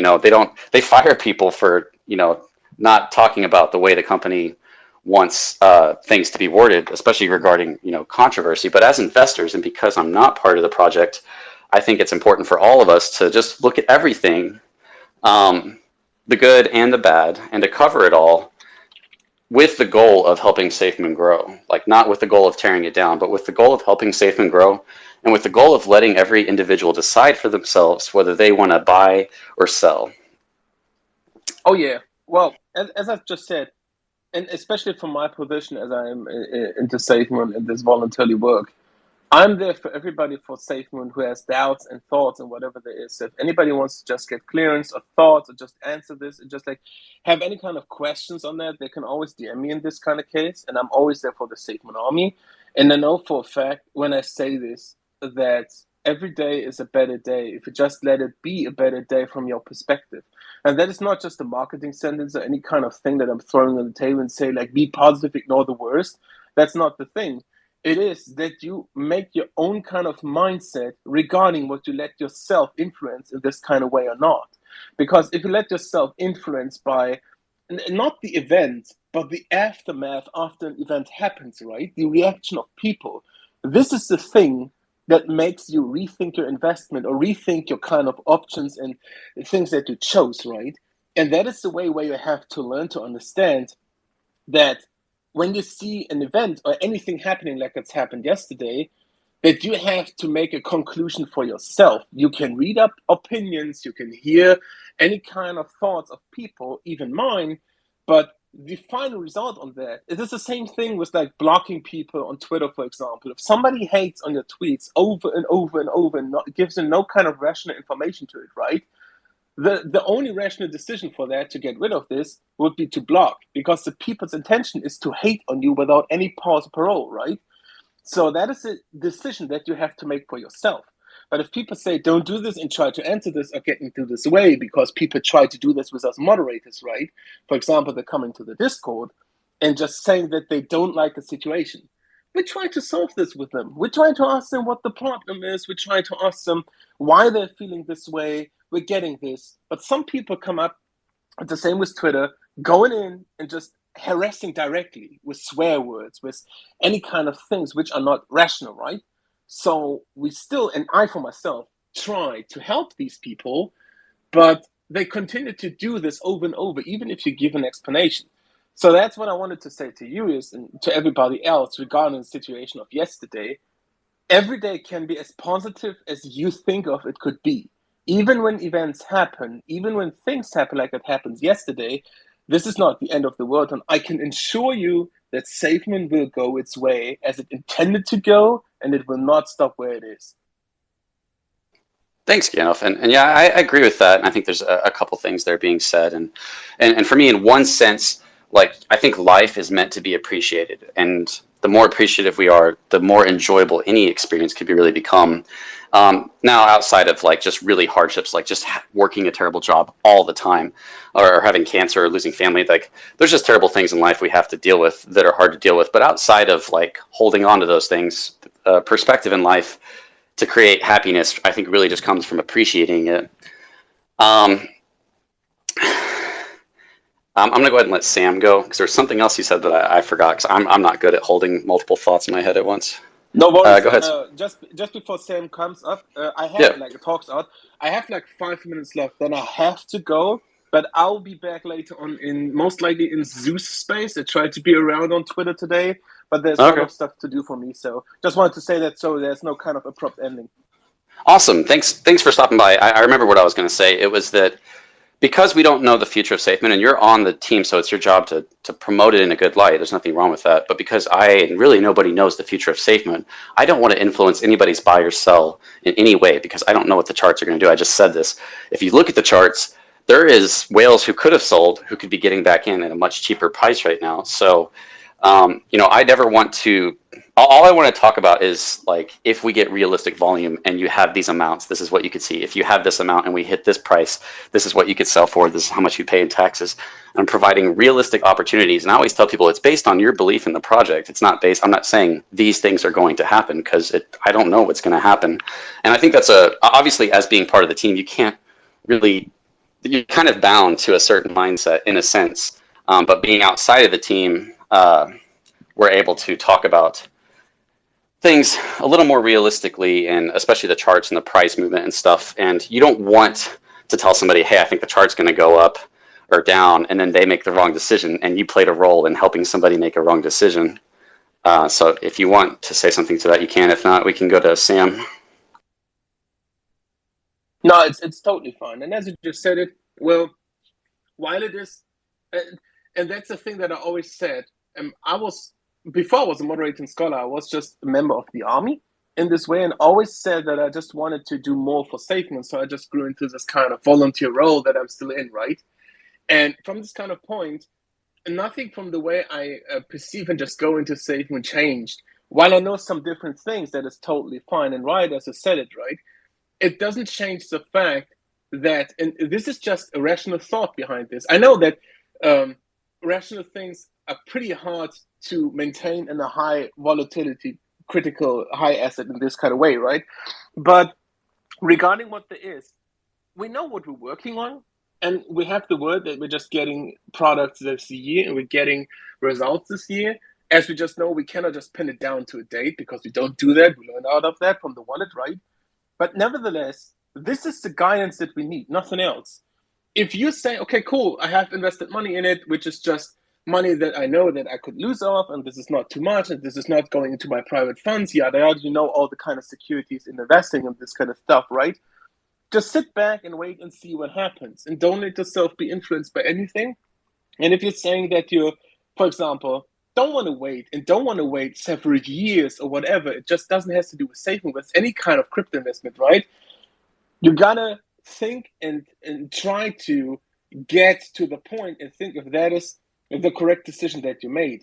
And what I mean is the correct decision based on your emotions and feelings, because saving is something which we said from the beginning will be a long-term project, but once we get there and have our ecosystem, people will see why the wait is worth it. And that's the only kind of approach I needed from back in March and April last year till now to still believe in Safemoon and even be every day more bullish than I am. All right, thanks for that, Gandalf, and thanks for coming up here, man. I appreciate that. We can go to Sam and then Mohit. All right. Yeah, Gandalf, as soon as you saw my hand go up and I pulled out my notebook of questions, you only have 5 minutes, in which you spent 4 minutes talking. So now you only have 1 minute, but I will save my Is he in the questions for. blockchain or am I in the blockchain? It's a weird thing with Twitter Spaces right now where you can't hear each other if you're a host, but the audience can hear us perfectly. So it's this weird issue. But Sam has a question for you, and we're wasting even more of his time right now, which I'm sure he's not happy about. Hey, no, I will save my questions for Zeus's space later. I just want to say, Gandalf, I like how you try to keep the community positive, and Safemoon is further along than when I got in before Papa and all these other guys left, and it's going to be further along tomorrow and the next day when all this other stuff comes out after Ryan leaving. So just thank you, man. You're doing an awesome job, and I will have questions for you later. Thank you. And all I'm going to say to this is because I'm now leaving, but save your question for later on for this space. But I said it in a tweet today, and I'm going to repeat this here. You can make whatever you wish out of that because people already just bombarded me. What kind of release is it today? You made this kind of Nicolas Cage picture and post again when last time there was something on the swap, right? Today is a better day than yesterday. And this is just a factual thing in the case that you, as I said, have to make this out of your mind and just believe in this. But for me personally, I can say today is a better day than yesterday. So I hope to see you later on in Zeus Space. I'm currently going off. I'm just trying to do some sync here. And thank you for having me. Yeah, thanks for coming up, Gandalf. You're always welcome up here, and I appreciate it. I don't know if that means that some announcement today is like, hey, be positive, but I appreciate that. Go ahead. Oh, no, what's up? Love y'all. Okay. All right. Love you too, man. Go ahead, Mohit. Hello, Safemoon Army. So I'm still not clear whether I'm in blockchain because there was a lot of disturbance. I hope I'm clear and loud. You sound good to me, yeah. Okay, perfect. So today I'm from India and I woke up for a storm, and that was mind blowing for me. But listening to a lot of stories and spaces and Reddit and just trying to dig out some information, I think I have huge respect for Ryan, what he has done till now, and at the right time, his leadership skills was absolutely good. So nothing wrong in that. So we wish him all the best for the future. But I can tell you this from the bottom of my heart. One, I have learned so many beautiful, so many strong skills from the Captain Hoddle. That man, he has the ability to clean spaces whenever it is required and add right things and at the right time. Let me give you some examples. If many of them here are from the day, the first week or the first month or so, I have been with SafeMoon from the very young age, from the very early days. So there were a couple of people who left. The founders left. Still, he did not, shake up. So he came back with the right person, which was Ryan.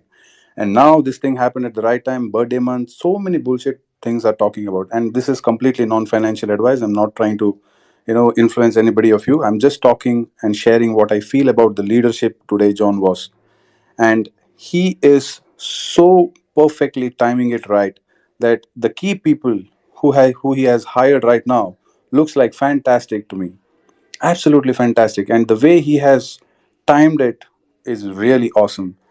That's what I wanted to talk about, and I just wanted to have tell a short story. Am I okay with that? It'll take just 30 seconds. Yeah, go for it. Yeah, so I was working for a company. It was a startup company for a sports deal. I play badminton. I'm an ex-international player from badminton. So we wanted to create a company which will, go up to $10 million in valuation in the less than 4 years. That was the target.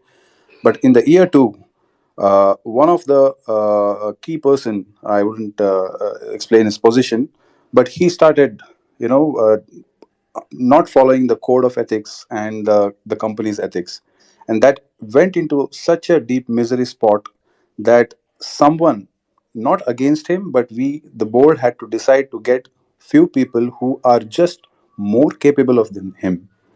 So sometimes what happens, certain individuals will not have the particular skills and techniques to take certain things and certain products in a mass scale. So I feel that this is something like that.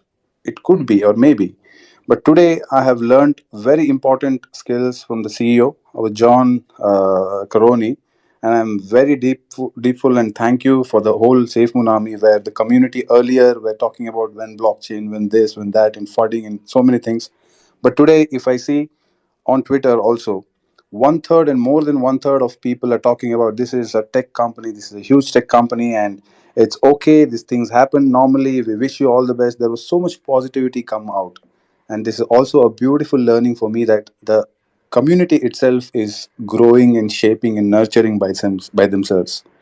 I don't see any other project so close and so knitted to help and support a company like SafeMoon. I cannot stress enough that how much I love you guys. Thank you, Crypto Control. I am a huge fan of yours. I keep watching your videos all the time. I think I will be the first 100th listener.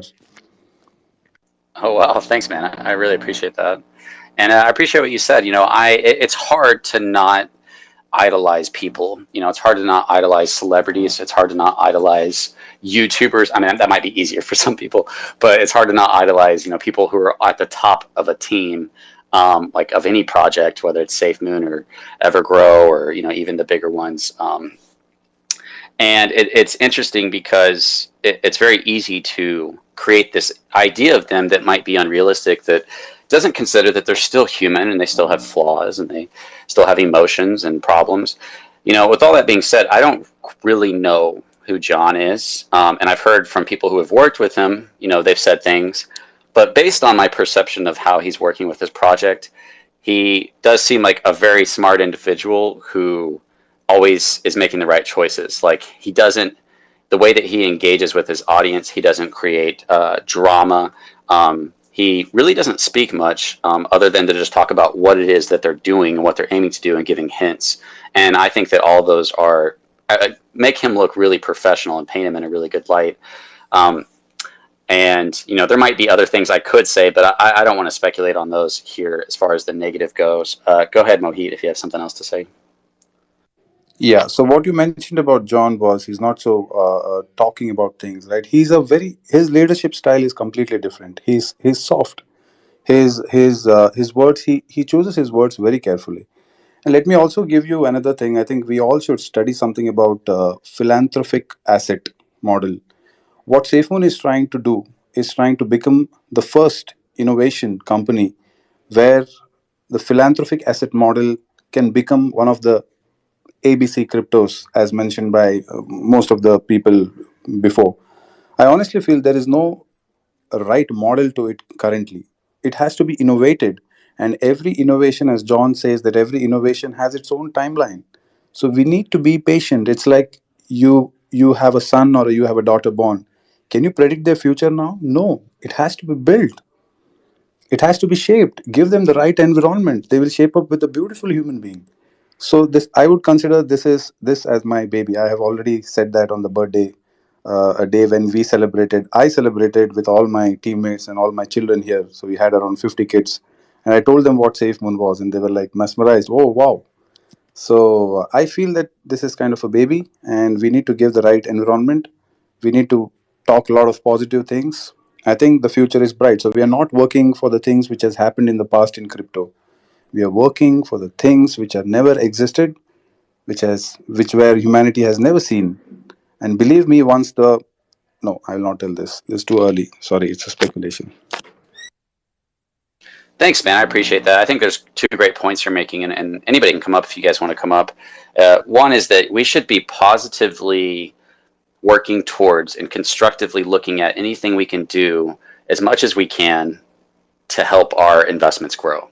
Otherwise, if you're just complaining and whining, like you're halting the progress of your project, potentially. So that's one way to go about your investment. And on the other hand, we also have to be, in order to do that properly, in order to properly go about having a positive impact on your investment, you have to be willing to look at everything realistically. And that becomes hard to do when we start to see people as celebrities, and not as just someone who's just like you and me. Because what we then do is we treat them differently. We have a different standard of judgment for them, which could cause us to not see things the same way. And then we'll judge other people, by a different standard. But because we idolize this person, we have a different standard of judgment for them. And that could cause us in the community to not come to the right conclusions when it comes to information coming out or on how to progress the project. And another thing about that, and I kind of want to pose this question to anybody here: if you found out something negative, what if you found out there was a flaw in your contract on any investment you have? Who would you tell? Who would you go tell, right? Now, imagine you're a YouTuber, and if you talk about anything negative about this project, you get hate and FUD. But you know some negative things that are bad about the project. Now, would you tell people about it or would you not? Because I've been in this position with Jack and Hank and Thomas quitting. I got information that they had quit and Papa was pretending to be on the team, and I knew that somebody was about to sell, who owned a lot of Safemoon. And I was like, okay. And he's like, I'm just letting you know, so you can sell if you want to sell your bag. I was like, I'm not selling my bag, and I'm not going to sell my bag and not tell other people about this and have an advantage over them over your sell. But I did try to give them a warning. I was like, hey guys, if you're planning on buying a dip, I would wait just a little bit longer. And then we all watched the charts dip. But really, it's kind of like, when it comes to your investments, and everything that we're talking about is what is the best way to go about having the success of your project happen, and what role can you play in it? And I believe that unfortunately includes the negatives. If you found out that a project that you loved had something terrible about it, would you tell people? Is kind of my question that I would ask any of you guys, or would you just bury it and hope that it doesn't have a negative impact on your project? And that kind of is a weird place to be. It's a weird test of place to be, because when I was talking about this and I was looking at the noodle chart, the spaghetti monster that was all the different wallets from the deployer wallet of Safemoon to Thomas and Hank's wallets to Piggy Bank to all these other projects. And it's easy to look at something like that and feel like you're figuring out a mystery. But to be honest, it's just wallets, and we'd have no idea technically what the reasons were that the transfers were happening. All we can tell is that they were happening. When I was covering those things, I was getting people who were like, hey, thanks for covering this. And I was getting people like, hey, you're hurting Safemoon. Why are you talking about this? This is FUD. And that's where I'm like, hey, if you don't want to see these things, if you don't want to speculate about the negative, that's fine. But don't stop and don't attack other investors who are doing that, because they might decide to sell. And if they decide to sell and then they avoid a huge price drop and they save money, then you would have talked them out of doing that by not looking at that information. That's why you don't really want to stop somebody from looking at anything. So that mindset that we have is only look at the positive is having a negative effect of people who have chosen to stay on this project. Even if you look at the price of Safemoon, people could have waited a long time and bought it at a super cheap price if they had known, right?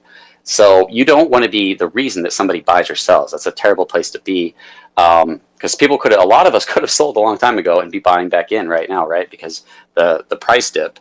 So that's kind of my general perspective on this. I'm open to being wrong, and I was kind of just doing the space so that you guys could let me know how you guys feel after yesterday. And the main thing I would love to see us do is to have a unity within the community to look at the positive and the negative realistically. If we had looked at Ryan realistically yesterday, we would have said, Ryan's thinking about leaving, and we would have all been ready for it. And we could have said, okay, maybe he's not leaving, but these messages definitely indicate that there's a problem, and we would have been more ready for it. And a lot of people were. If you go watch my video, that was hilarious that I posted a video about this. I had no idea 3 hours later he was going to be quitting, announcing that he quit. Many people within the comment section are like, yeah, you're right. I can see this. You know, he's definitely talking about leaving. This is what I said before I quit my job. And it wasn't as big of a shock to those people as it was to the people that are like, that's FUD. Don't talk about that. He's not leaving. You're just reading into this. You're reading it wrong. He was just talking about the spaces.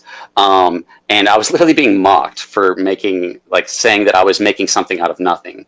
And then it came out to be true. And it's not so much about not mocking each other. It's not about that. It's just about, hey, when it comes to any information revolving Safemoon, we need to have the right mindset to be able to counter in the right way. We could have prepared people if we had said, okay, Ryan's probably going to quit. So guys, just know that if Ryan chooses to quit, we'll be okay. And, you know, they can always hire more people just like they did. And you can prepare people in a realistic way for what's about to come. It's like if you take your kid to if your kid has to deal with something real negative, you try to prepare their mindset for the hard times that they're going to go through. And we can do that with each other by being realistic instead of just having this shocking boom, Ryan's gone and everybody's freaking out. And not just involving team members leaving, but really any aspect of Safemoon, whether it's the lawsuits, whether it's how did they pay themselves out of the liquidity pool, how much have they taken. That's a real tough subject that I'd like to look at and understand, so that we can have a realistic and truthful mindset going forward regarding the future of the project. I mean, I've said it, the same thing over and over and over again, but I hope that you guys will agree with me. And if you don't, you can definitely come up here and give your side of the equation. And I think and I'm just kind of ranting because nobody else is up here, but I think the other side of that would be like, hey, the best thing to do is to just be positive, even when negative things are happening, because it'll eventually make it, and everybody who listens to the positivity will make money, you know? And that's where I'm like, nobody knows the future. So even the people who only stayed positive through actual negative things, they just got lucky. It's not like they made the right choice, because it could have just as well have they stayed positive the entire time and then the project failed in some way. And we see that all the time in the space with these new projects that launch. People get super hyped, super pumped, and then it rug pulls, or then the whale sell and the project's ditched. So it's not like we don't see this happening all the time. And for me, being a person who wants to discuss those things when they do happen, and receiving all these different attacks from all these different directions of, you're just doing this for views, and you're just doing this, and you're hurting the project, you're hurting your own investment, and why are you even talking about this, and you're crazy, and all these different attacks from people who aren't looking at their mindset correctly. And my goal is not to say like, hey, feel bad about yourself. My goal is to say, let's move towards a perspective that can actually help Safemoon grow, because I really do believe a realistic perspective is how you grow in life when it comes to anything, and when it comes to Safemoon. The standards don't change because we're in cryptocurrency. Go ahead, Mohi. Thanks for talking. I need a break. You bring up so beautiful points, my friend. So I need to tell that, because the way you're saying today that how much you like this company Safemoon, the way you are so passionate about making this company successful, in the sense, you want it, you wish it, right? So I have this one of my friend who is also a listener, Kuldeep. He's a great guy. So we keep discussing. So we were just talking about that. In Apple also went through a lot of leadership issues in their journey till now. And Safemoon's tokenomic concept is such beautifully designed, because John always keeps saying that Safemoon is evolution, right? So imagine, I'm just doing a comparison. For some people, it might not make sense, but that's completely okay with me, because I'm passionate for Safemoon. So the products which we are releasing in the journey, maybe 1 or 2 years or 5 years, imagine when it's compared to Apple, you need to hold Apple stock to make some money out of Apple company. But what if Apple would have decided that every transaction, every phone or every laptop or whatever products they have, and that is sold across the world, and out of that money from the sale, you're getting the percentage of the holding. Can you imagine what your life could be?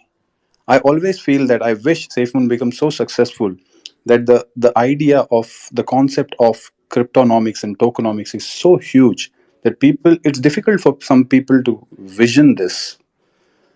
as you believe that you want and you wish this company to be successful someday, I also believe and I wish that this company will definitely become a huge success. That's what my wish is. So I'll rest my case here. Thanks for allowing me to speak. And whole Safemoon army, remember, I love you. We all gonna make it, and have a wonderful life. Thank you so much, Mohit. I really appreciate that. And that's a great point that the people who attack projects, on the other hand, this project is terrible, it's a failure, it's nothing going to happen, the CEO sucks, they haven't delivered anything. That is a terrible thing as well, because if SafeMoon does take off and it does become what a lot of us dream that it could be, then if those people convince other people to sell by scaring them, then yes, they have essentially talk them out of hitting big and talk them out of making money that they would have made, which is why I really do believe that the goal should never be to get people to buy or sell. It should just be to talk realistically about the information so that people can decide for themselves. What's up, Hey, how's it Jeremiah? going, everyone? Good morning, Crypto Control. How you doing? Pretty good, man. Thanks for coming up. I'm getting lonely up here. Nobody wants to come up here with me. No problem. Thank you for having me. So listen, I understand what you mean by that. However, this is why I say, people that are, and just follow me where I'm going with this. People in Congress, I want people to look at things with an objective mindset, right? I totally get that. And you should do your own research whenever you get into something. And see, I'm the type of guy, when I get into something, especially Safemoon, I'm all in. Understand this, everybody. As we go to the mountaintop, there's going to be some bumps. There are going to be some bruises. There are going to be some people that's not going to make it with us to the top, and but we're still moving, and we're still going to the top. I'm more of the guy. It's not just about being positive, right? It's about believing and understanding what you're in, and are you in full steam, or are you going to turn away? This is why politicians don't make great generals or leaders sometimes, right? They do have these discussions where, yes, you question every small thing that you're trying to do and everything else. I'm more of that general, like, come on, guys, look, you're in the army, we can make it, we can muster through. We go into battle, we can muster through, just keep pushing through. However, you might get those people, no offense to anybody in here, but you might get those people, hey, yes, hey, look, you can make a decision which way you're going to go. You want to keep going forward, or you want to turn back around? Again, I would hate to be in something that, say, for example, and I guess we all reference Bitcoin, those people who got in Bitcoin early, and then you kind of look at the situation and you allow, not just, you doing your research, you can do your research, or some people may say, listen to other people's opinions, which is not even based on fact. Okay, not even based on fact, and they make a decision, they get out of it, right? So imagine those people that got out of Bitcoin back when it was $1, and then went to $14, and then that one guy said, hey, I'm tired of Bitcoin being here, at this particular state for the last year. I don't feel like it's going anywhere. And understand, I just said I don't feel that it's going anywhere. And then Bitcoin shoots up to $500. I mean, there's levels to this. It's sometimes it's beyond research. Sometimes it's just the market decides to do what the market wants to do.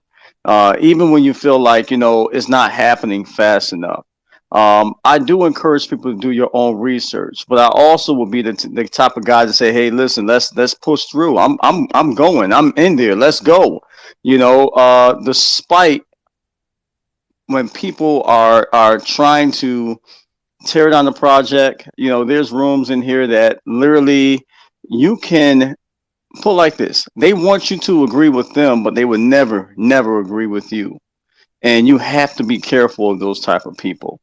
They want you to agree with them on the negative side and how this is going to be a failure. But when you bring facts to them, they completely ignore your facts, and they would never say, hey, you know what, that's a great point. They'll never do that. So just be careful to who you hang around with, who you listen to. Like Ryan said, protect your mind, protect your peace. I'm excited about Safemoon because I understand it fully. I love the vision. It's possible. I'm not here to convince you. I'm already convinced. My money is I feel like my money is good. It's going to take time. Of course, it's going to take time. If you're looking to be rich tomorrow, you make your own decision. But as for me and my house, I'm going to keep pushing forward, and that's just the way I feel. And I will always encourage people, unless I see something that's like a huge red flag. I mean, a huge red flag. Then I will say something. I will say something different. I'll present it to people. Hey, man, look, yeah, you definitely should probably pay attention. But look, are we making are we gonna turn the other way? Are we gonna basically are we gonna make adjustments, or what? What are you gonna do? You know what I mean? You make the decision, and I always will be honest and upfront with people.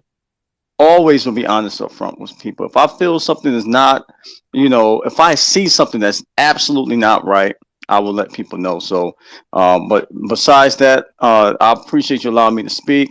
Maybe I didn't see everything I wanted to say. However, I'm excited about SafeMoon because I understand it fully, and I'd rather be invested in something that I'm excited about.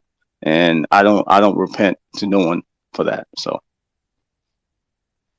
Thanks. I appreciate that. And you're welcome to stay up here and possibly discuss that further with me. And I think we agree that like, that's what I've always said is like, if we work together, we can have a huge impact on the success of a project and we should push through. And I also agree with your mindset of like, if we're at war, there's the go back and sometimes just push forward. I would throw out a counter scenario, which is that there's situations where that you're going to lose. Like we've been overwhelmed by the other side, and if we don't retreat, we're going to have mass losses. So we need to recognize the negative advantage against us and pull back, and maybe applying that to crypto.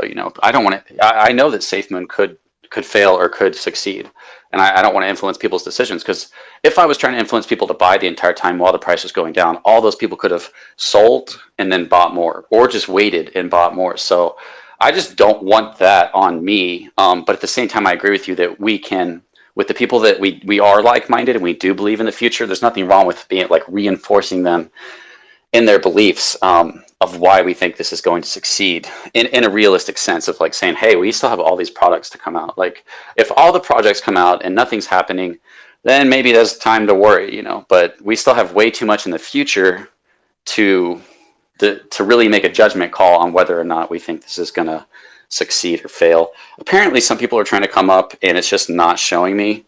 Are you busy right now, Jeremiah? Do you want to co-host and maybe it will give you the option? I can. Okay, yeah, I can co-host for a little bit. So do me this favor, make me co-host. I do have a few things I have to do today. Make me co-host. But once you make me co-host, swipe your app, leave, and come back. It should give you the option. It's going to give you the option to come back, but you need to refresh the app. Okay, so I can make you co-host and then just come back. Okay. Yeah, hold on. Let me make sure it pops up. I was like, I think that okay. might. Yep. That won't cancel it? Okay. No, it won't cancel it. Just swipe, swipe up, make the app disappear, and then come back in, go to your icon, and you'll see it light up. And you should be able to re-enter. But don't end the space, just swipe it up. All right. So yeah, at the end of the day, people, in my opinion, in this case, when you have a general or someone that's leading the army in some sense, right, in some way, is no longer with us. They die in battle or whatever it might be. In my opinion, I mean, most of these people are trained to do what the generals say and fight. Most of these soldiers, right? That's what they do. They're trained to take orders. But in my hope, I will hope that someone else will stand up and take that general space. So, so they have people that's going to take his place, and lead the army. I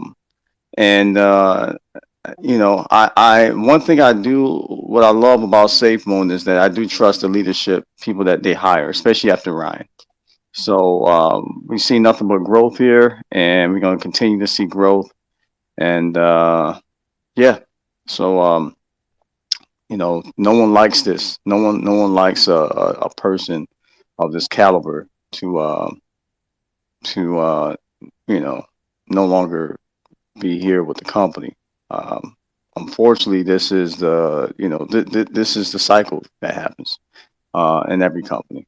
So I just want to just really encourage you guys to keep doing, make your own decision what you want to do. But for me, again, I'm staying strong and going to keep moving. Crypto control, are you there yet? Yeah, I am here. Thanks for doing that, because that showed to me that there probably are people requesting, and I'm just not able to bring them up. So I know you said you're busy. I don't know No, how much no, longer no. I'll do this, but Yeah, you're good. I'll You're do good. this for You're good. a little while longer. If you need to go, I could try to get somebody else to co-host so that they can bring people up. No problem. You're good. You sound much better too, by the way. But just make sure again you have a co-host, and you can leave and come back as you wish. Yeah, And I don't shit have through any everything. friends, man. I guess it's just you at this point. I'm just playing. It's all good. It's all good. All right. Can you see anybody? Yeah, I can see. Oh, Well, not people wanting to come up, but I see we got Kuldeep. I think Elizabeth came up first, and yeah, then Conjuroni, and then Kuldeep. Is that right? that's it. All right, go ahead, Elizabeth. Thank you. I just wanted to, I haven't been able to listen very much. I just wanted to say what I'd been thinking since yesterday. And I didn't want to speak yesterday because I wanted to have a bit of a reflection. And I don't know if it's already been said, but apart from the business, we're a family and we've got to know each other and we've bonded over the last year. And aside from Ryan's competence, which has been exceptional and very much needed at a critical time, he's part of the family.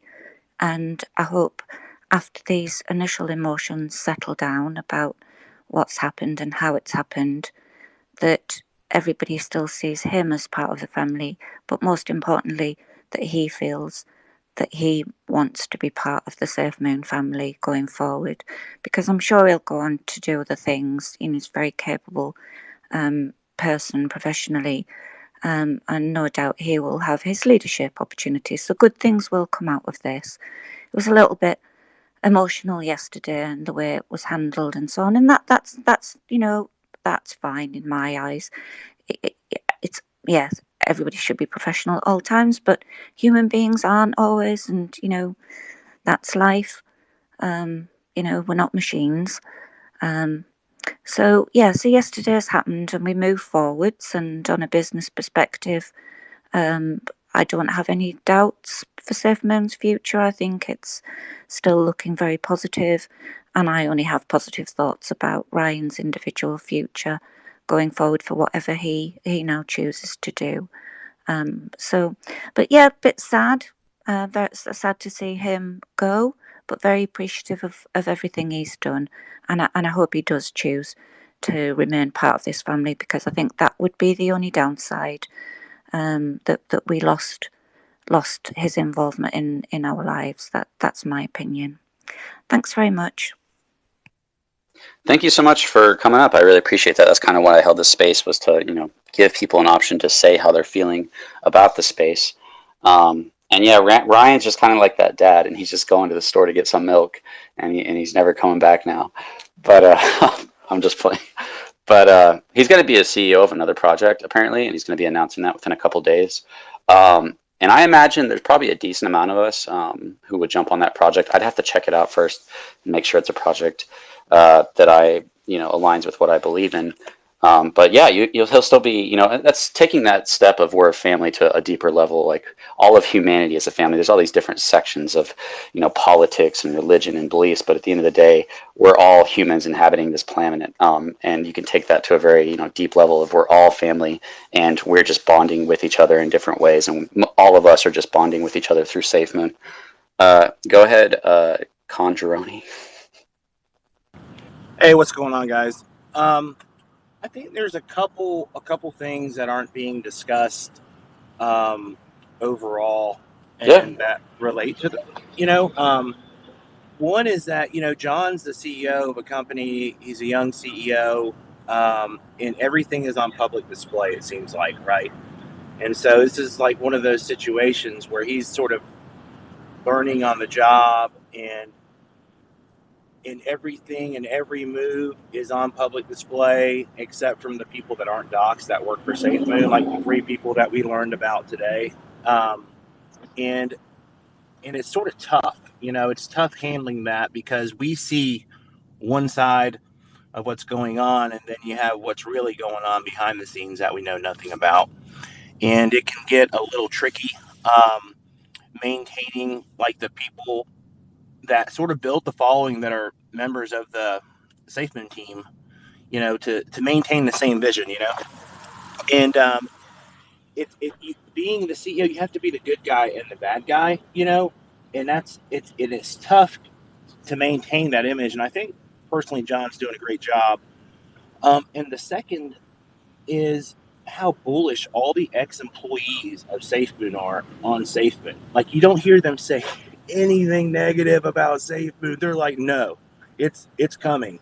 All of them. Like Ryan, he's talking about, how he just got fired or he resigned, whatever. He's a good dude, but he's like, no, the products are coming. I am bullish on Safemoon, And every employee serves their purpose for the company. I don't think we would be where we're at with any of the people who are there or who weren't there. Like, Ryan had Connect. It was his baby. And I think his ultimate goal was for Safemoon to acquire it. Safemoon got with Ryan, and I think their ultimate goal was to acquire it. I think they both won in the long run.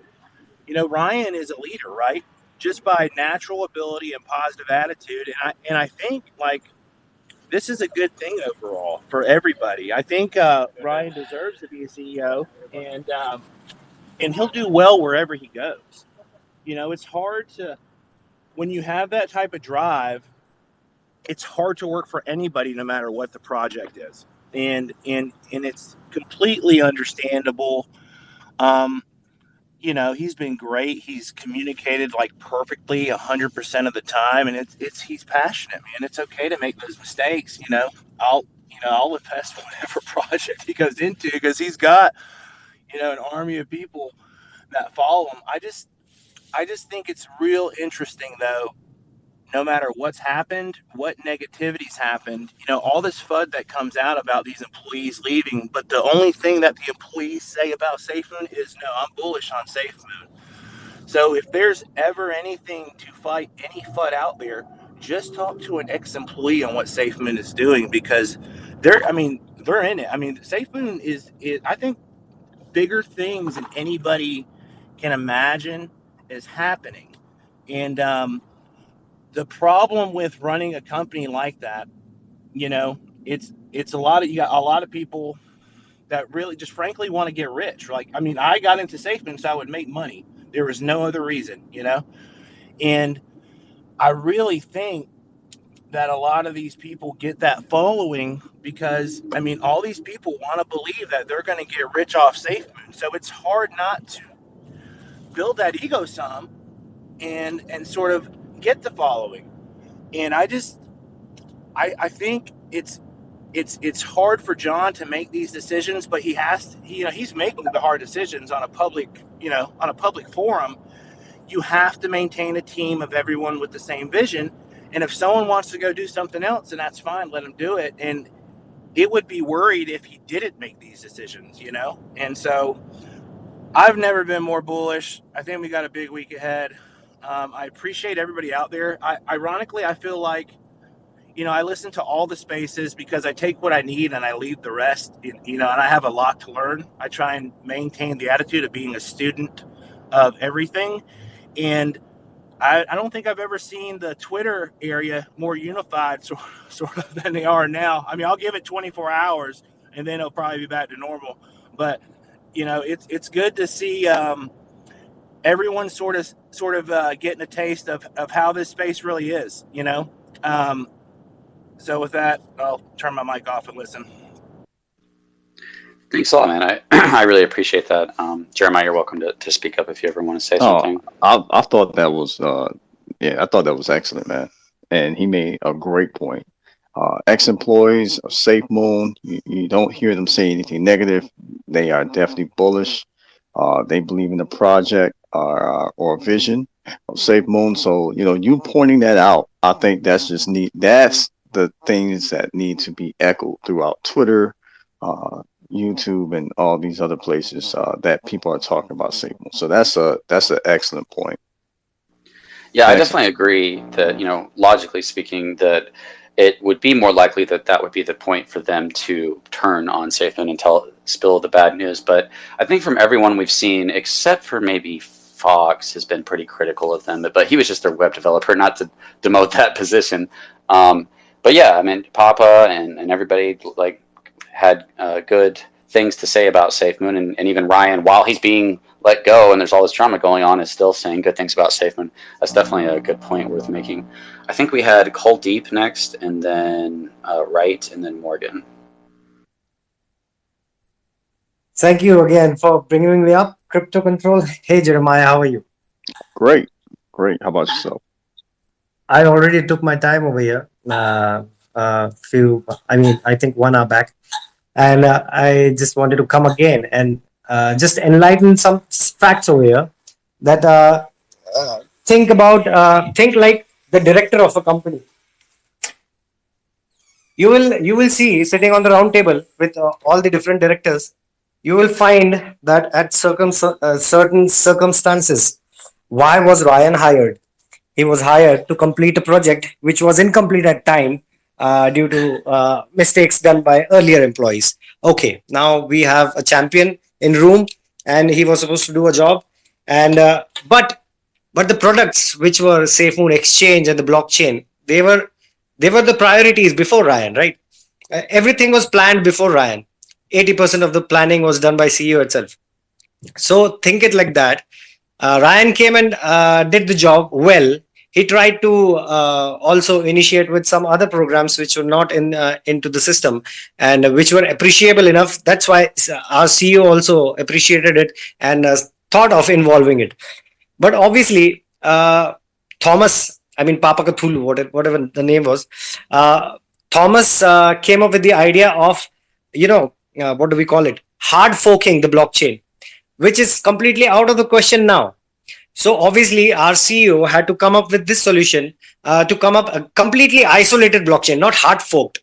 So in order to do that, Ryan was not the blockchain officer anyhow. You all know that. So he did his part, but CEO has to hire some other employees which are professionals. And as we can read about them, they are highly, highly professionals and capable enough to achieve these tasks, about SafeMoon Exchange and blockchain. Ryan hardly mentioned something about blockchain, but he was into it. He used to say some things about it, but he wasn't a blockchain officer at all. So right now you can think it very calmly, beautifully. This is a company and in which an employee came, played his role, and you are not supposed to think about the reason why he went out or why he was taken out. You are supposed to just keep in mind this fact that he did his job. Now, SafeMoon CEO has already hired 3 people over here to accomplish further jobs, and they are into the pipeline. They will be coming out with the help of these 3 officers. I think they might have been hired 1 month back. So it was into the pipeline. It was not shared with Ryan. It's the different case. It's complete company's policy. So we are nothing to, I mean, we are nobody to interrupt in the company's matters. This is very simple. It is not tricky at all. It is very simple to understand what is going on. And we will see this exchange and blockchain coming very soon after this cross chain. We will be linking few more cross chains. And about the blockchain, I'm telling you again that we are not going to go with proof of burn mechanism, because ultimately we are going to stop the burn at certain point of time. So we are going to opt for certain different level apart from proof of work. That will be proof of stake or proof of what do we call it, coverage, which will need Wi-Fi, which will need a mesh network, which will ultimately need the necessity of generating energy, free energy. And venture philanthropy, we just heard about venture philanthropy. That actually shows that all around the world investors will come in, including all of us will be buying NFTs of these turbines. So in venture philanthropy, investors will come invest into these turbines which will future use to operate this our blockchain, Safemoon blockchain. And that's how all these investors will will eventually earn themselves. They will be participating in this venture. So they will be earning rewards or whatever, however the team decides. This is how it's going to proceed further. So Ryan played his part. Everything yet has to be done, and it is being done actually in sophisticated manner. Testing is being carried out right now. So we are in a beautiful condition. Nothing to worry about. Let's move on. Yeah, thanks for your words, and I definitely respect and appreciate your opinion. I don't think there's anything wrong with people wanting to, not interfere with it, but wanting to understand what it is that was happening. And clearly, it just seems like Ryan had a vision that he felt Safeman should go, and we really just don't know what that is unless somebody in the audience knows what the disagreement was. And he said ethically, which almost made it sound like there was some kind of moral disagreement on the future of Safemoon that he had a vision for over somebody else, and that he felt like he wasn't being listened to. As speculation, I don't know exactly what it was. It would be, I as an investor and educator on the subject would like to know what that disagreement was, whether it was maybe centralization or something else. But yeah, I mean, when it comes down to it, it's fine. John's the boss. His vision is what settles. If we all got hired on the Safemoon, we'd all probably have different visions of what we thought was best. There's nothing wrong with that, really. It's just the fact that this is John's project, and he's going to do what he thinks is best. And if you hire people who disagree with you at a certain point, it's not going to work out. You need people who are on alignment with your vision, and not people who have a different vision. So I don't see anything wrong with Ryan leaving, and I don't see anything wrong with John, cutting ties with Ryan, because their visions probably just didn't line up. Jeremiah, you could say something if you wanted, and then we could go to I could just touch, and I promise I'll be quick. So yeah, people have to understand, when you build a company like Safemoon, and say you're, like John said, the roadmap is somewhere between Tesla and Amazon is where they want to land. You have to understand the type of bloodbath that happens within those companies to get to that point. Some people, again, won't be with us. Some people sacrifice. I mean, it's a lot that happens, but you may never hear about it. I can only imagine the bloodbath that happens with Zuckerberg on Facebook and everything, even though this industry is completely different. So these things that happen are, it's sad to say, but it's normal. And that's pretty much what it is. One other question I actually had, is it possible? And it's not. I'm not a real technical guy and can explain blockchain. I can explain it to a certain degree, but I can't get into it and break it all down. But just want to entertain the idea. Wanted to ask this: is it possible for Safemoon to have actually two existing blockchains? Or is it only, we only have technology, like we only have, you know what I'm saying? Like, do we only have the tech for one, or is it possible to actually have two? If Safemoon breaks up, I won't say break up, but grows and expands in different sections. You get what I'm saying? Is that possible? I might not be an expert on this, but I'll go ahead and just wing looking like an idiot. Don't we have BNB, and then we have BNB Smart Chain, and they have the same ratio, the same price, right? So I mean, I'm not an expert. I really shouldn't be talking on it, but I wouldn't see why not why that wouldn't be possible. I'd say it is possible, but I don't think there's any point in doing that, just because if we're building a whole ecosystem and we want it to all work, intertwined or together, we'd want to keep it all in the same chain. I mean, you can fork it however you want it, have a coin, have a token, have this, that, or the other, but it is possible, certainly, but I don't think it would make any sense if we want to have, everything on the same ecosystem. But what I was going to say was I'm finally glad that we've all yet to meet these people, or see them face to face on a video or what have you. But I'm just happy that they finally put some people in place that have real merit behind them. I mean, I know that a PhD is just a piece of paper, but I mean, there's a lot of knowledge and book smarts that's gone into that stuff. And now we have some people that have, kind of some street cred, and it kind of gives Safemoon a more professional look. And hopefully this will be good for us in the long run. That now that we're bringing in some people that have actually done things and have accolades to their name, and maybe we'll get some more, big investors that will look at us more professionally instead of just this whole kind of shit token. Pardon my language, but I'm excited. I'm glad that it's happened. So it's interesting to see where we'll go. Yeah, that's a good point too, as well. I've been watching cryptos, and it seems that the quality of their stuff goes up quite a lot whenever they start outsourcing, because like the teams they start with just don't cut it as the project keeps growing. You have to have higher quality people as you move on, so it's a normal thing to expect. If you are up here and you have said your piece, if you guys don't mind dropping down to the audience so that I can have a better time trying to remember who was next. Do you remember, Jeremiah? Yeah, Morgan. Morgan's next. Hey guys, thanks for having this space. I've been pretty quiet on any opinions I have on the subject just because I really don't have any hesitation about the direction that Safemoon's going. So my personal opinion is that Ryan's the type of guy that was going to leave anyways because of all the things he wants to do within the DeFi space. We've seen how overwhelming the duties for the team are. So they really do bleed Safemoon for a really long period of time without any breaks. So with a company that's going at the rate at which Safemoon is, as far as its evolution, it's a good thing to see people come and go, in my personal opinion.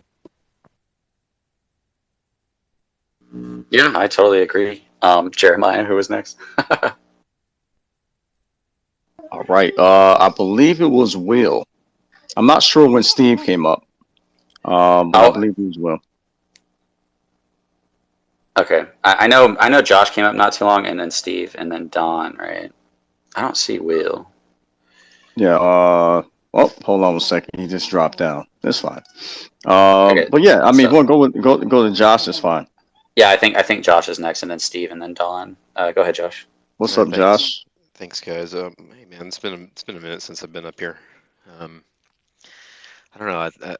I'm trying to articulate how I feel about this because I'm on the fence with everything. I think Ryan was an excellent product manager, and we've needed somebody like him for a while. So it's definitely sour losing him. But I want to say this: I feel like John and him both have good visions and great leaders, in my opinion, that don't align their visions together often will butt heads like this, and I think it may have been healthier for the company as a whole, and both the mental well-being of both of them. I think for them to go their separate ways, and I'm excited to see what both will end up with, this year. I'll just leave it at that.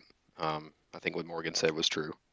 I think it's a healthy thing that this didn't continue under the hood any longer than it did. Thanks, man. I appreciate that. And I've seen the stuff you do for the metaverse. You create like rooms that have Safemoon in it so that people can put on a VR headset and go into your room and like watch the AMAs and stuff like that. That's really cool. And I'd be down to like do a video on that at some point and kind of just bring some more attention to that. For sure. Yeah, let's talk offline about that. We can come up with something, I think. Yeah, sounds good. Go ahead, Steve. Hey, Crypto, thanks for having me up. And you've been doing a hell of a job, man. I follow you and you've been doing great, first and foremost. And the next thing, it's just an opinion. What I saw that happened, it was, it's pretty tragic. But the Hound, he did a great job. When he came in, he filled that void when Jack left. So that was great. What he was doing, his job, he did fantastic. Now, as time progressed, you saw that, he's getting more and more confident. And what I think that happened, it was some with John hiring those other three people, which I think was a good decision on his part. Um, the Hound was probably a little upset about that. And then, you might get a little ego on some people where they get into disagreements and things probably got flared up, and it got to the point where they couldn't figure this out. If there was a way that they can figure out, because I think the Safemoon's still young, that there was a spot there for the Fudhound that he could have still brought 110% to Safemoon and help it move forward. But at the end of the day, it is what it is. John's the leader. He made a leader's decision. Got to stick with it. We got to support him because it's the project. And I see that Don Bailey's on there. Yesterday, I saw him on a space, and they were talking about these new people, the blockchain or the software that they're working on. He was having a good conversation with a gentleman named John. If he can, if when you bring him up, if you can bring that up, it's really good, interesting stuff, and you might like to hear about that there, Crypto. Thank you for having me. I'm gonna drop down. Thanks, Steve. Thanks for coming up, and thanks for the kind words, man. Yeah, I guess go ahead then, Don. You're next. Thanks. Okay, so I guess Steve, I'll address that in a second. I wanted to say to Jeremiah, I think when you're asking about multiple blockchains, I know what you're talking about, and it's a conversation we had about like, can we have multiple consensus mechanisms so we can interact with other blockchains? And if that's possible, that would be big. One of the things I'm most bullish about is this guy's biometric capabilities. So obviously, on the Android device, you have the uh, what is it? You guys use like a thumbprint or something, and then on the iPhone, we use like facial scanning. I think that ability to have like a biometrically tied uh, or signature for like accessing your wallet will make accessibility a lot easier. And I know one of the core values of SafeMoon is accessibility, so I'm really bullish on the ability to have something like that inside of our ecosystem. Like we know Giddy has the recoverable seed phrase. This is probably one of the reasons why there hasn't been like a huge like Giddy partnership announcement. Is probably because we're building it ourselves. So I'm really excited about that. But that segues perfectly into what Steve was addressing and the conversation that I had yesterday with a guy named John. We were talking about the ATK code or the AT code or ATC code or AKC code. I don't know. But it's so Lynn Spruggs. He's one of the guys that's coming on to the team, and his encryption mechanism is literally next level. Like it's used for the Air Force. What did he say? He had meetings with the Joint Chiefs evaluating their encryption mechanisms. So, like now, John and I had some disagreements on this. He said that it was like a lateral movement and not a movement up for DeFi. I tend to disagree because if you can decentralize the technology, I think the encryption plus the decentralization is really good for the space. But also, these guys have been working on, working with the team and working on the blockchain and testing blockchains. And they probably been testing it with this software to make sure that it can integrate with all parts of the ecosystem. So I'm really bullish on that. And, given everyone's entitled to, their opinion, and his opinion was well informed. So I'm not gonna say that I'm right. I'm just gonna say like the road forward. There are multiple like roads leading to the top of the mountain, and then finally the new Jake guy that we brought on. Like I really like his focus on renewable energy and water, and I think that fits very well inside of like the venture philanthropy or that John's trying to achieve. So like while I was really impressed with the Floodhound and what he's doing, maybe the best thing for DeFi is for him to like run his own project, right, and innovate with his own project, and John innovate as well. I think he has a lot of valuable input for the space, and so I don't see this move as something bad.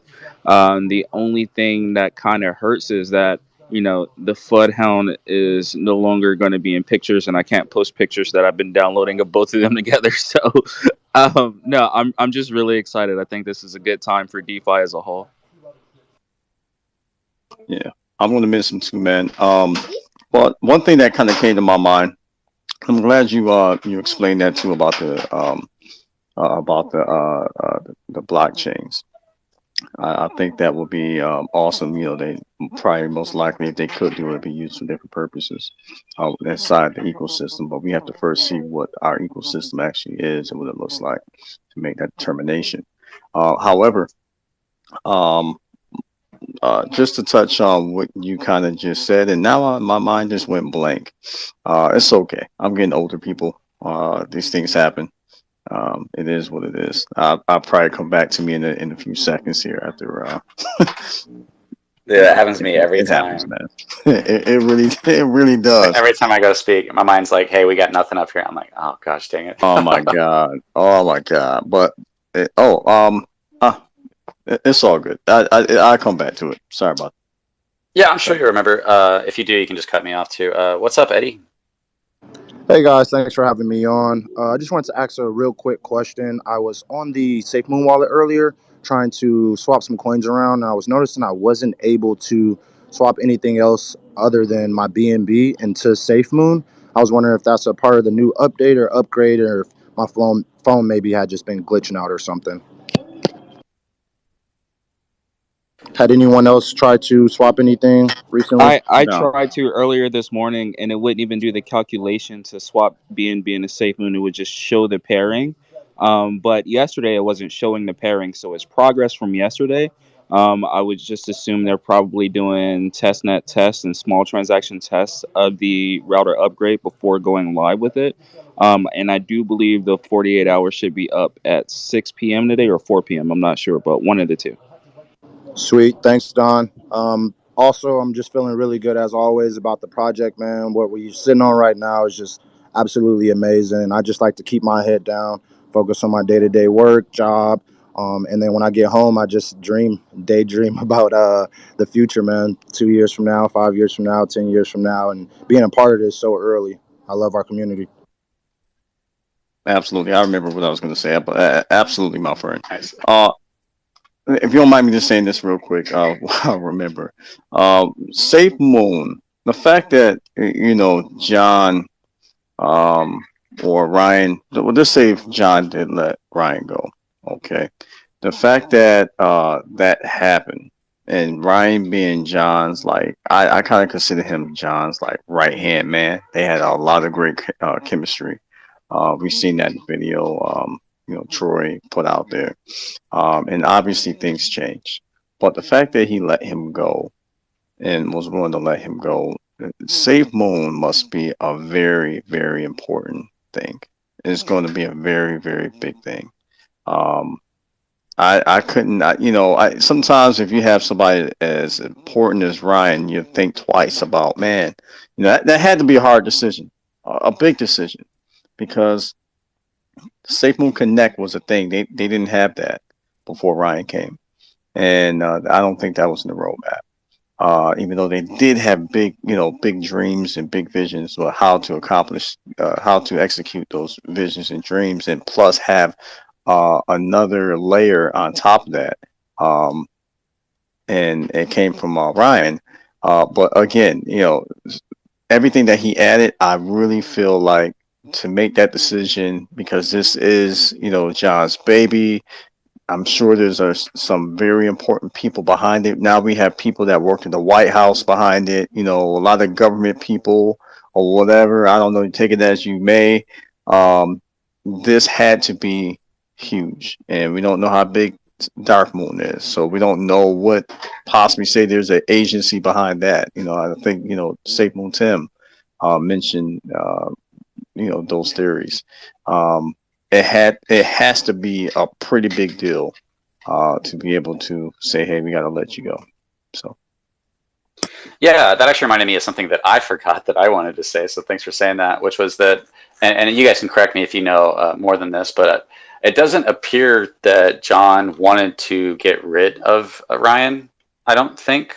I'd heard something about his contract coming up for renewal, but I'm not sure on that. But I mean, yeah, Ryan was seen as a huge part, and from John's perspective, it's like losing Papa. I think they knew that if we lose Papa, that so many people have so much faith in the project based off him that we're going to see some big sells, and we're going to see a lot of loss and faith in the project. And I think Ryan kind of had that too. So I think that from John's perspective, it was like probably a valuable teammate and part of the project that I would imagine probably didn't want to lose, but that they just had a disagreement on a vision and the future of Safemoon in some sense that I want to know what it is. I'm curious to know what it was that caused Ryan to basically leave or get fired or whatever happened in whatever order.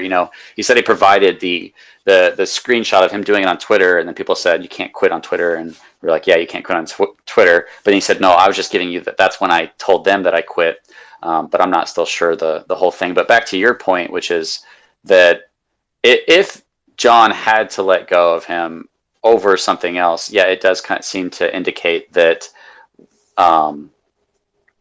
That it was for a really good reason. If anybody else wants to, they can speak to that. And you got Steve coming back up. Go ahead, Jeremy. I don't want to know. I'll be honest with you, because I don't think it's going to help our investment. I don't think it's going to help Safemoon. And so there's things that I'm willing to not want to find out to change anything. If it's not going to help at the end of the day, I just don't want to know. I don't think it doesn't add anything to us. So some things I feel like it should be left behind closed doors. And I hope it's left behind closed doors. Yeah, and that's totally fine to have a different perspective on that. Yeah. And I get your perspective. It's like, does it actually help Safemoon? From my mindset, I'm just curious from a standpoint of, sorry, I got a truck driving by. What was it? What was the vision? What was it that separated you? Whose idea was better? What idea was he wanting to take with it? And with him becoming his a CEO of some different projects in a couple days, if that still happens, like he said, maybe we'll get to find out what that is with his own project. I respect your opinion to say, does this have a positive impact on the future of Safemoon? And if not, then let's not talk about it and let's leave it alone. I also tend to hold that's okay for I think that's okay for people to hold that perspective, but at the point that I don't think you should hold it to the point that you don't want other people to talk about it who would want to see it, is the only thing that I would say to that. Well, if it's about vision, I'm fine with it. If it's about vision, people having two different visions, what direction to go, that's totally fine. That's but if it's something that happened that caused say something that say if somebody did cross a red line or something happened or whatever that probably happened behind closed door that caused a red flag for ethics or someone's integrity or whatever it may have been. That's put like this. That's more than just a different idea or a different vision that might have went to HR or something like that. That part I'm saying I don't want to know. Now, if it's just about visions and people having the differences, that's fine. Hey, listen, family gonna fight in the office. Family's gonna do that. We fight within the army sometimes. Obviously, we probably don't fight how we would fight against fudders or anything else like that. But I'm cool with that part. Yeah, and I think from what I read, I think it leans towards that, because he was talking about the vision, and he only wants to be part of a project where the vision and the ethics of the future of the project he has control over. So it seemed to be that that's what it was, but it doesn't really matter. I'm just curious to know. I don't think it's like we need to know right now, and we need to do a poll or something like that. Go ahead, Steve. Hey, I forgot to mention the group of people that he just hired. From reading their background, it looks like they were working with the Department of Defense, and they were working on crypto projects.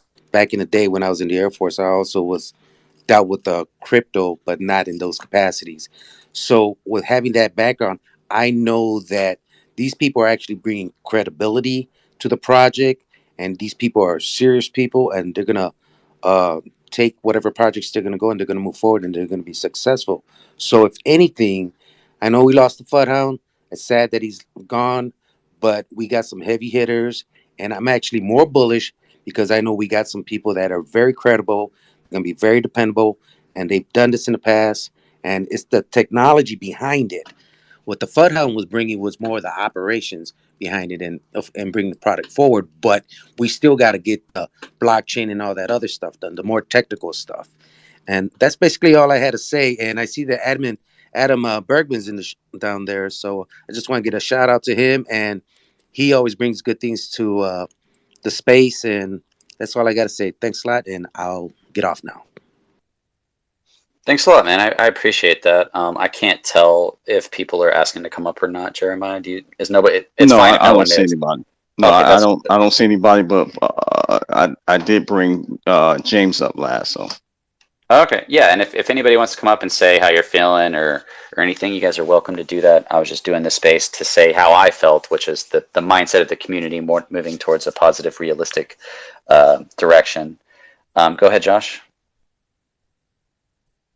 Thanks. I was just wanting to add, I think earlier you were kind of saying that you're wanting to find out hopefully some truth about the information, and while I also respect what Jeremiah is saying, because a lot of people could FUD information like that, it's also important that if we're going to tell people to do their own research, that we seek the truth and allow them to do that research. You know what I mean? And in this case, this particular case, since I think that there's a lot of conflicting information that we're getting from two stories, that I hope we get that third story, is all I'm saying, for everyone's sake.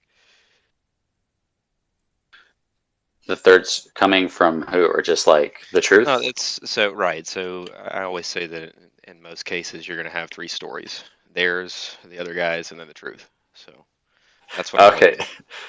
Yeah, and and kind of back to like how relevant is it to the future of the project, and that's where I'm like, if don't see any relevancy in something, like that's fine for you to hold that, but I believe in the freedom of information, the freedom of discussion, and that's why I think when it comes to fudders, really the only solution is to, if somebody has a real concern or they have a real idea that they think is good, like we need to embrace that and talk to each other and be able to discuss our differences without condemning each other.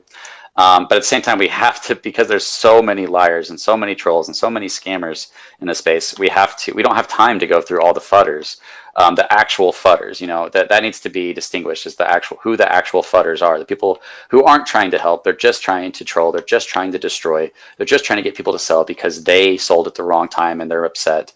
And those people, yeah, you just have to block them. There's no solution to them because they're not seeking a solution. They just want to destroy and hurt. They're not trying to have a conversation that leads to a positive result. And we have to be able to separate those two things.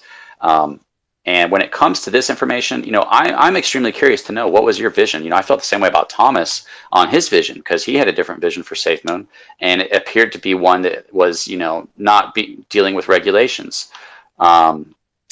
So yeah, that's what I have to say on that. Go ahead, James. What's going on, everybody? Can you guys hear me? Yeah. Okay, great. Well, definitely. I was, on Twitter yesterday, and then got the whole, inside scoop that Ryan is no longer here with us, and obviously when you start to fall in love with the project, and when you start to get to know the team behind who's running the project and helping the project reach its goals, you start having a form of a respect and some form of attachment. And so that's definitely what is happening right here. There's a lot of confusion. I've been on different spaces listening to everybody, like you were saying, everyone's entitled to have their own opinions, their own beliefs. And just if people want to have information, like, that's true. And at the end of the day, I had to reflect within myself why I got started in Safemoon in the first place. I made a risk, right? Because the logo when Safemoon came out was like completely different than what it is today, right? Absolutely didn't know like at all what Safemoon was about. But I said to myself, this is what crypto is. You take some risks, you win some, you lose some. I'd rather put my money into a crypto where there's actual potential growth than just going to Vegas and then gambling, right? So yes, it is a gamble at the end of the day, but I mean, this is where I decided to put my money. This is where I decided to, right? So I didn't know who John was. I didn't know who Ryan was, right? And then just a couple weeks later, my $500 investment turned to $33 $3,000, and I'm like, what the hell just happened, right? And so that's when I came to realize that, dude, like, crypto's like the wild, wild west. And at the end of the day, you know, John is the CEO of Safemoon. And he's going to do what he said he was going to do. Steve Jobs, he fired, one of the best, like, tech guys that, basically they go, hey, you just fired the best guy. And he goes, well, he lacked vision. And as great as Ryan is if he's not, you know, connecting with John, for those of you guys who just want details and information and why he got fired or why he quit, it's, guys, at the end of the day, they just probably didn't meet eye to eye. And John said it. He said, if you don't want to, like, if you're not going to represent SafeMoon the way I see it, the way I'm running this company, then I'm going to fire you. And he's the CEO and he has the right to do that. And I wish the best for Ryan. I really do. But if this is where they don't meet eye to eye, it's going to be counterproductive. And it's not going to allow SafeMoon to get to where it's supposed to get to. Where John believes that SafeMoon needs to get to. So at the end of the day, it's like there's always going to be people that are going to come into our lives, get us to a point where we need to get to, and then they're gone. And that's just the way it is, guys. At the end of the day, I'm still going to be into SafeMoon. I'm still going to, continue to invest into it. And I'm going to ride this thing, either it takes to the top or it goes down to the bottom. That's just the way it's going to be. And for people who just want to get information, I mean, you're gonna get it for sure. It'll eventually, leak, and whatever it is that you want to hear, it'll eventually come out. But at the end of the day, whatever it is, you got to ask yourself, why did you get started in the first place? If you did it because you liked Ryan and all that stuff, and now that you see that he's gone, then okay, so you invested into a person, not really into the project, right? So like I said, I invested into SafeMoon, not really knowing like what I was really getting involved with. Like I said, I put a $450 investment, had absolutely no idea what it was. The logo was ugly as shit. The website was freaking like, it just was extremely like an unprofessional website. And I said, screw it, whatever. I could have, like, if I could have put that money on a PS5, but I said, you know what, let me put it into an investment and then see how that goes. So guys, just understand that crypto itself is just risky. And at least like we have a really backed up community, and John really is putting himself in a position where he's keeping all of us in mind. So like I said, I mean, the bottom line is, at the end of the day, the information that you guys want, you're going to get that information. And it's gonna come down to this, guys. People who are gonna come into SafeMoon are people who are gonna follow John's guidance and leadership. I apologize. They're gonna follow his leadership, whether they like it or not. He's the CEO, and until then, he's running the ship. Thanks, man. I appreciate you coming up and saying how you feel about everything. That kind of brings up a really good point, and I'm down for anybody on the panel to discuss this. But when you look at why did SafeMoon blow up, and from the beginning, I don't remember. I know they had an exchange. Like I know they had an exchange that someone donated like $1 million for, and the community hit the $1 million goal to make the exchange. But when I got into SafeMoon, it's a great question. It's the one that CoffeeZilla is asking the SafeMoon community for his next video. Is like, why'd you get into SafeMoon? What sold me wasn't like really anything outside of the tokenomics, the reflections, Thomas Smith, and there was just something about it, something about the hype and the symbol and the backing. The community is a big selling point, the backing that they had. But when you look at like what created SafeMoon in that first huge spike up, everything that played a role in SafeMoon going up, and everybody, the feelings that we get watching our bags go to that heights, is that life-changing. You've never seen this anywhere else in your life. It's better than gambling. It's better than casino. Those are insane feelings to have, and that's kind of what makes a project blow up. So a big part of whatever went into that, whether it was celebrities talking about it or a viral TikTok video, was this huge price spike. And that's why we're here, is because we're looking for that something that can financially have an impact on our lives. And since then, we've seen everybody who had the ability to tank the price through the liquidity pool has been selling and selling and selling. And I think we're all just, now it's almost like a different vision has been created from the very early days, from when Safemoon blew up to now, is a completely different vision in my perspective. Because we didn't even know what really Gambia was, or wind turbines, or cryptonomics, or any of that stuff wasn't announced very early on when Safemoon had its biggest days. So some of you guys were here earlier than me, so if Jeremiah or Don or anybody wants to speak to that, you guys can. If not, that's fine too. Yeah, you might have to. I think you're in the blockchain a little bit too. You might have to go back out, re-enter. Oh, you mean try that again? Okay. Yeah, and then just on that, just briefly, like, so there's this term that I look for when I'm looking at projects, and it's called moon potential. Does this product have moon potential? Like, I know a lot of people, like, if you put a lot of money in the projects, like 5, 6, 7%, might mean a couple $100,000. But if you're not putting that much money into projects like me, you don't need 5%. You need 500%. You need 700%. To get the same return on investment. So when I look at a project that has the capacity to moon, I'm trying to find, and this is not financial advice to anyone, but I'm trying to find the next Bitcoin, or the Bitcoin of DeFi. And I truly believe that Safemoon has that potential. While I am diversified and I'm in a bunch of projects, the project that I like the most, the project that I'm most bullish on, the project that I'm most sure is going to succeed is Safemoon. So, yeah, I see what you're saying, Crypto Control.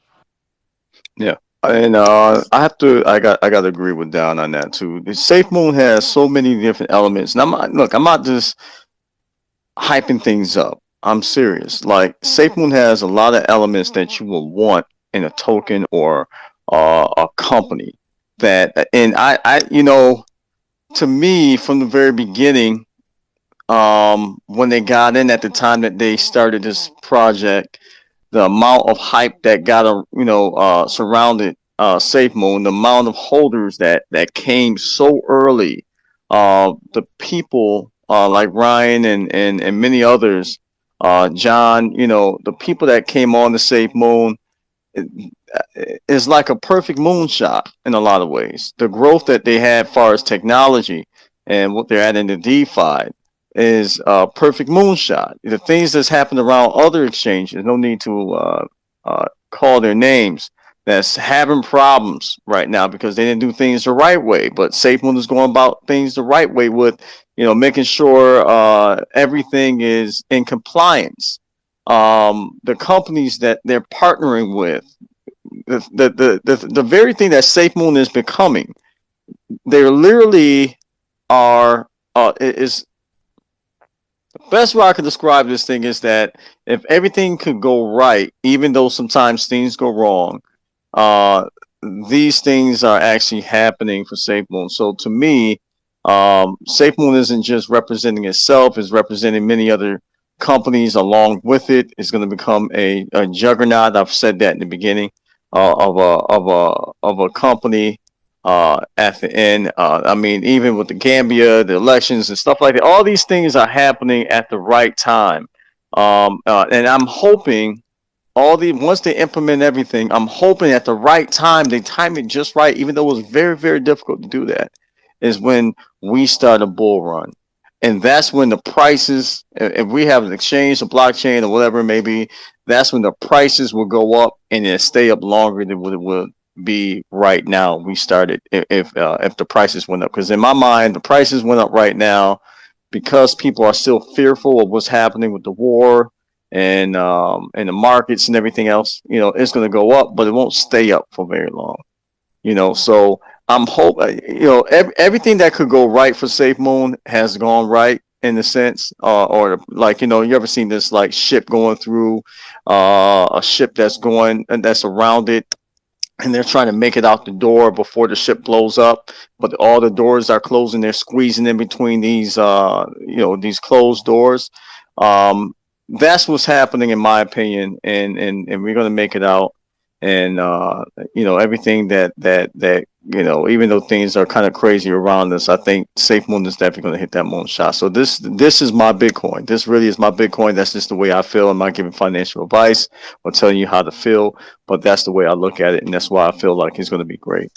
So Yeah, I definitely agree. It's like, you can make a lot more on new projects, but it's a lot riskier, and most of them are rug pulls, and you got people using bots to sell right on sale, and then the project can't take off. As far as like an actual project, I hope I'm not in the blockchain.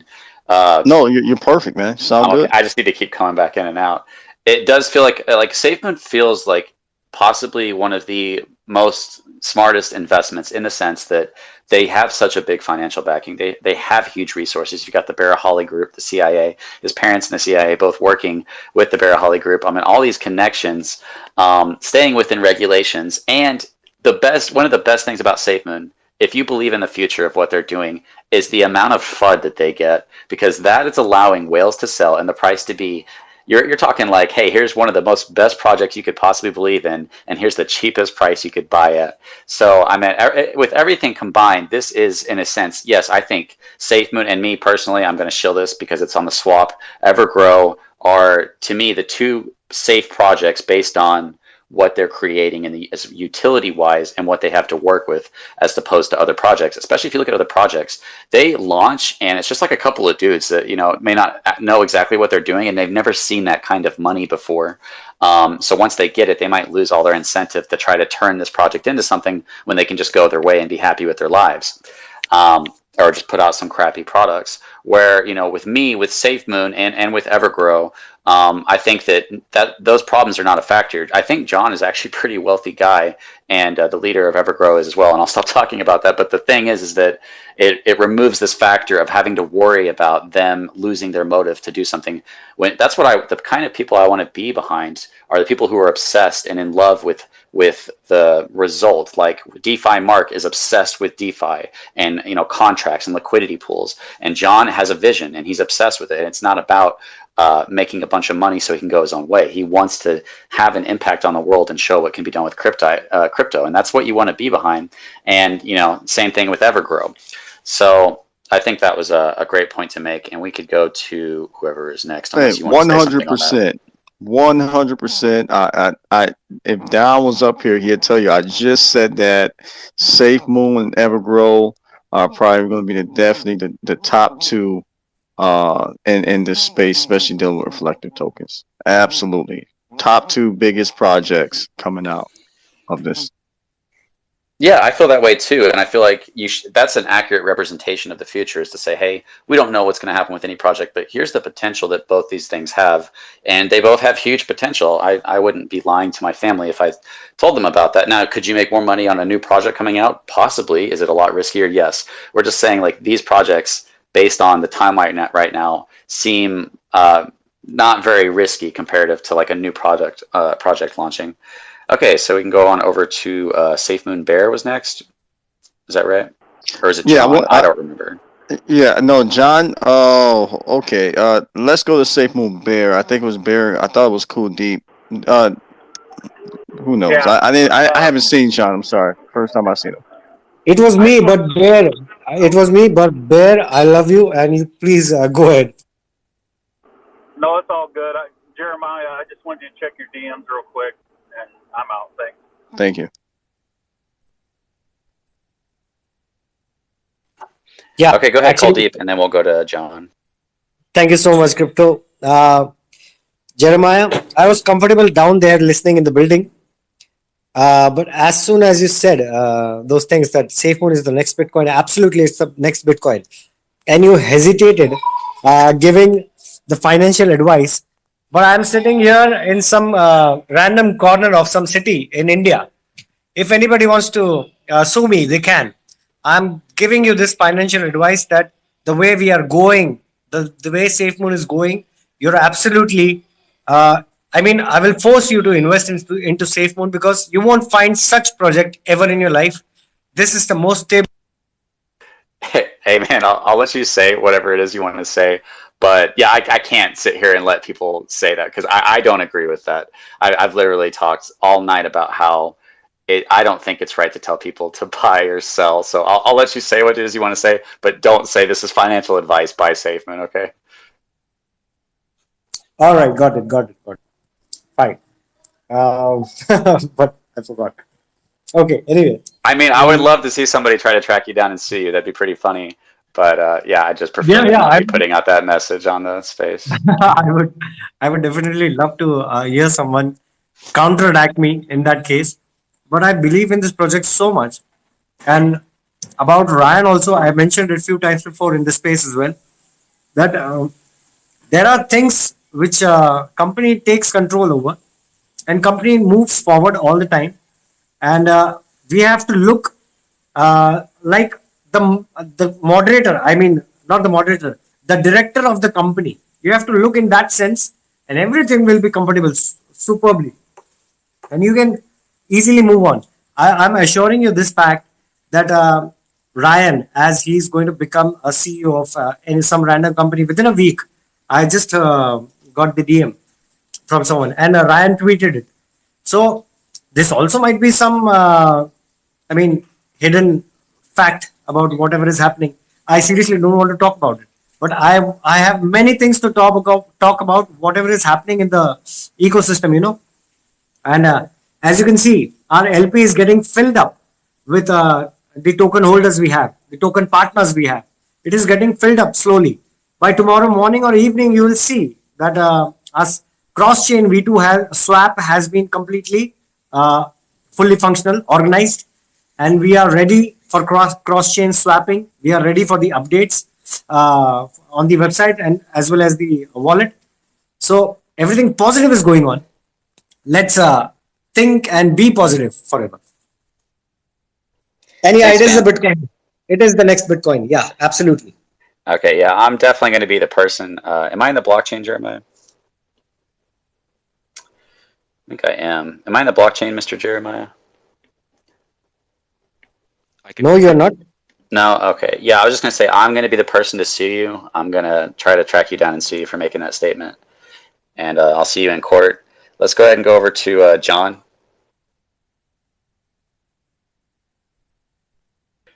If John is there. You there, John? Mr. John, 28? I can talk right now. Okay, sorry, bro. I hope you're not in a hostage situation. That'd be unfortunate. So yeah, if anybody wants to come up and say their piece, everybody's welcome. I was just creating a space to express my frustration and to give you guys a chance to, say how you're feeling. And I think we've pretty much, hit the nail on the head with everything. And kind of just a recap is that, I personally would like to see us come together and have a positive mindset. At the same time, look at all the information and not get angry at those who are looking at information we don't like because it happens to paint a negative picture, a possible negative picture of our investment. And at the same time, I think we're great as far as the lawsuit. I'm still not completely sure on that one, on how big of an impact that can have. Like, what if it goes through? What if they get sued for a lot of money? Would that shut down the project, or would it just severely impact their funds to do things, or would they get shut down? Like, I don't know. I mean, I know those are scary subjects to bring up, but it's just one that I have as an investor and as a YouTuber who, most of my ad revenue, which is not much, comes from Safemoon. So, that's kind of my livelihood. So I'd like to know if there's something that can impact that. I did bring that up to Fudhound, and I told you guys this, and he said that he thought we were okay based on what he knew, but all he knew which is what was public knowledge. And just regarding the future of Safemoon, yeah, I still think they have, I think it'd be lying to say they don't have huge potential to do big things in the future. Go ahead and come up, Mr. Crypto Kura. What's up, man?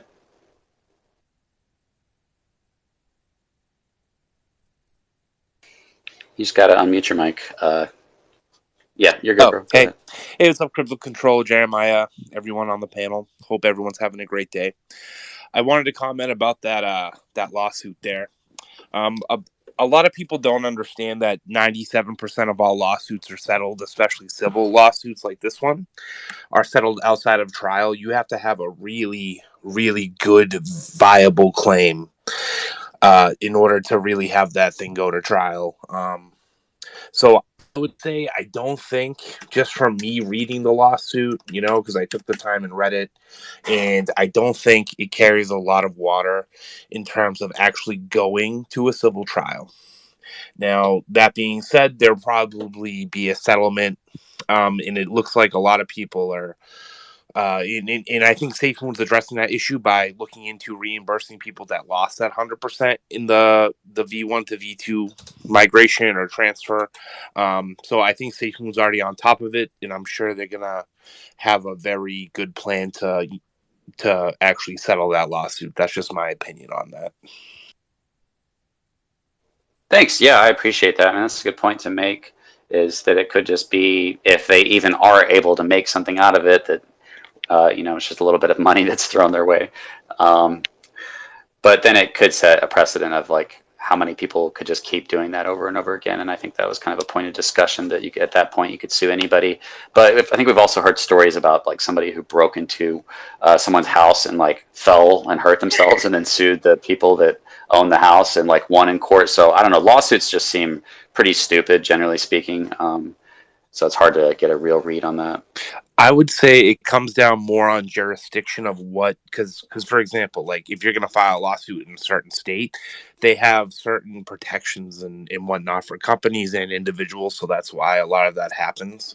But also I want to take into consideration that Skylight story. Like I studied that in college, and that was just a crazy coincidence. Here's another good statistics that Walmart gets sued 5,000 times a year, and they're still plugging away, and they're still in business because they settle all that stuff and they have a ton of money. So I feel like Safemoon's going to be just fine when it comes to these lawsuits. It's just my opinion. Obviously, I encourage people to educate yourselves. If you haven't, if you are concerned about that lawsuit, just read it and you'll understand why I have those opinions. Thanks, man. I do appreciate that. I think you brought some good perspective to that. Was there anything anybody up here wanted to say?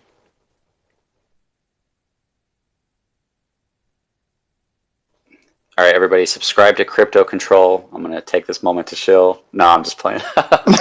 Hey, let me shill for you. Guys, if you don't know who Crypto Control is, please give him a follow. Check out his YouTube channel. The guy puts out a lot of great content out there for Safemoon. And he is definitely a free thinker. So we want to make sure we support our people, support him, support his channel, subscribe, and follow. Okay, if you can do that for him, I would definitely appreciate that. So Thanks, Jeremiah. Yeah, I was just joking, but I do appreciate that. So yeah, if there's anybody in the audience that wants to come up, I find it hard to believe that nobody's popping up for me. But yeah, if anybody wants to come up and say how they feel, if not, then I can let this come to a close. Go ahead, Jeremiah. I got a question for you. So so what do you see in the future of Safemoon, and why did you get in it? Why did you get in? What was it about? Because to me, Safemoon was a very first of all, people say it's a in the beginning used to say it's a meme token, crap token, whatever. It's a technology token. And I remember someone in here mentioned that it's a technology token. The project seems solid to me, even as they continue to grow and move forward. So to compare it to anything else out there, it's so hard because it's reaching out so many different factions of the world and DeFi and real life situations and applications. But what is it about Safemoon? What was it about Safemoon that caused you to get into it, and what is your hope for the future that you see that it has that no other project has at the moment? Thanks, Jeremiah. I appreciate that. So for me, it's not the most entertaining story, but what I think it does make a really good point to say that a lot of investors I've heard about Safemoon are new to this space, and I think Safemoon, for some reason, was a door to open up a lot of people to want to try to get into DeFi. So for me, the selling points at Safemoon at the time were I thought it had huge potential, it had reflections, it seemed like a very hype project that hadn't taken off yet, and it was hard to buy. That was actually a really good selling point for me. It was hard to buy. I meant, getting BNB switching to smart chain, doing this slippage, all that stuff. I'm like, if I can figure this out before they make it easy to buy, then I'm beating all those people to the punch. And I still think that might hold true. So yeah, for me, I was doing YouTube because I lost my job to COVID, so it gave me this window of time to try to pursue my goals a little bit, and I'll be putting out a high quality video on that soon to try to encourage other people to do the same thing.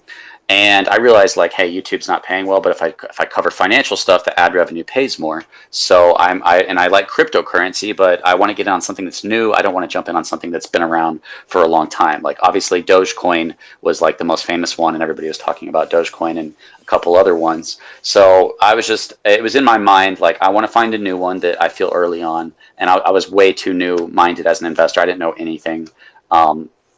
When I found Safemoon and I got into it and I started talking about it, my first videos were just really stupid.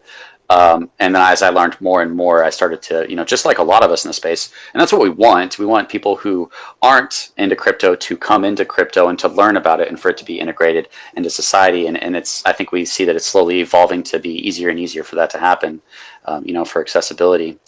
And why I think that it could be big in the future was really kind of on Ryan, because, Ryan had talked about his obsession was to look at where needs in the space are being met, and like that's an obvious thing.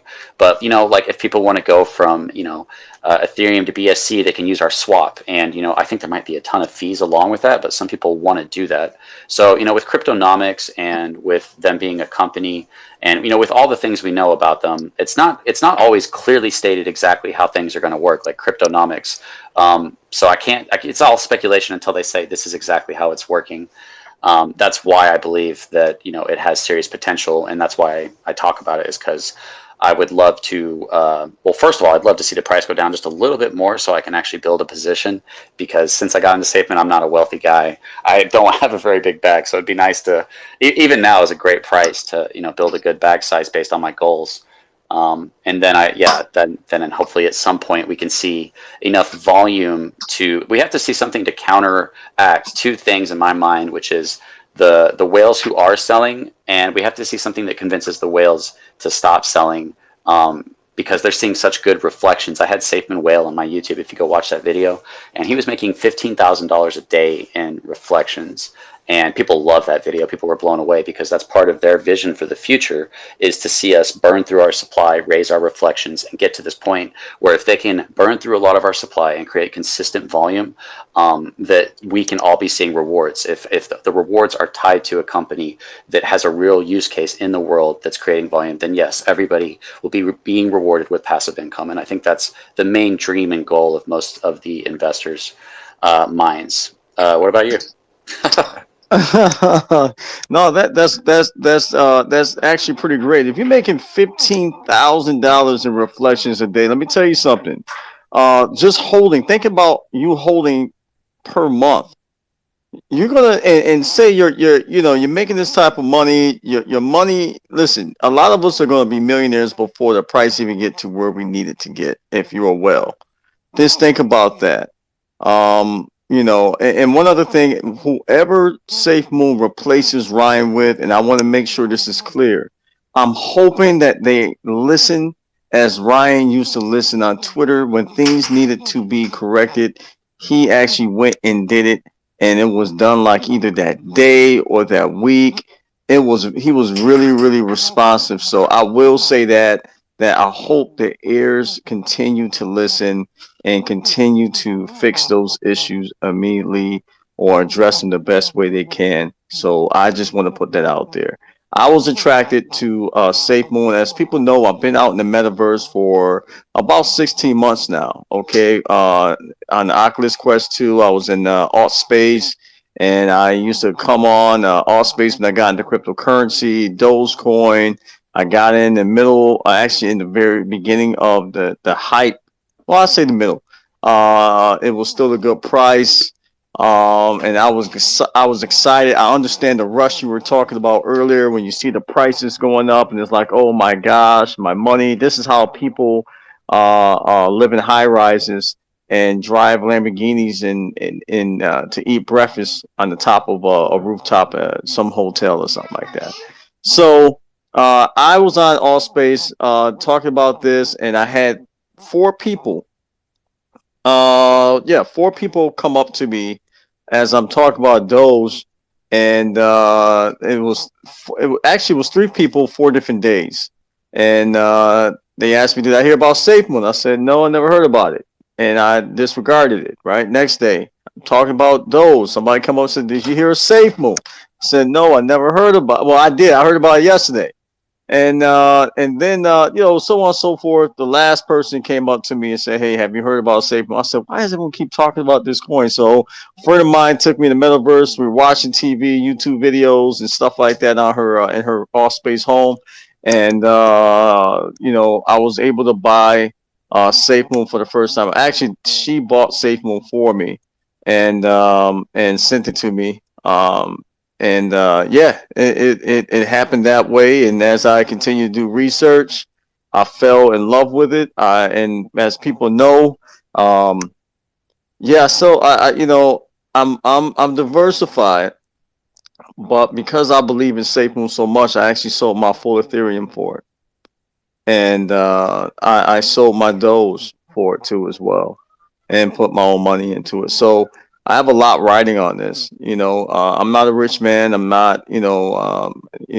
This is either make it or break it for me.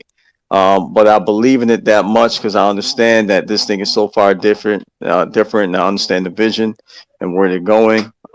Even though sometimes I may not explain it the best, but I understand it. So I'm excited. I'm bullish. Hey, whatever you guys decide to do is, obviously it's on you. It's not financial advice, but this is how I got into Safemoon. And I'll be honest with you, the community has changed my life. It absolutely changed my life. So that brings up something that I kind of wanted to get off my chest too. To you might have guys, you're in the blockchain a little bit. blockchain again. Yep. I'm here waiting for you, bro. You good? All right, I'll be right back.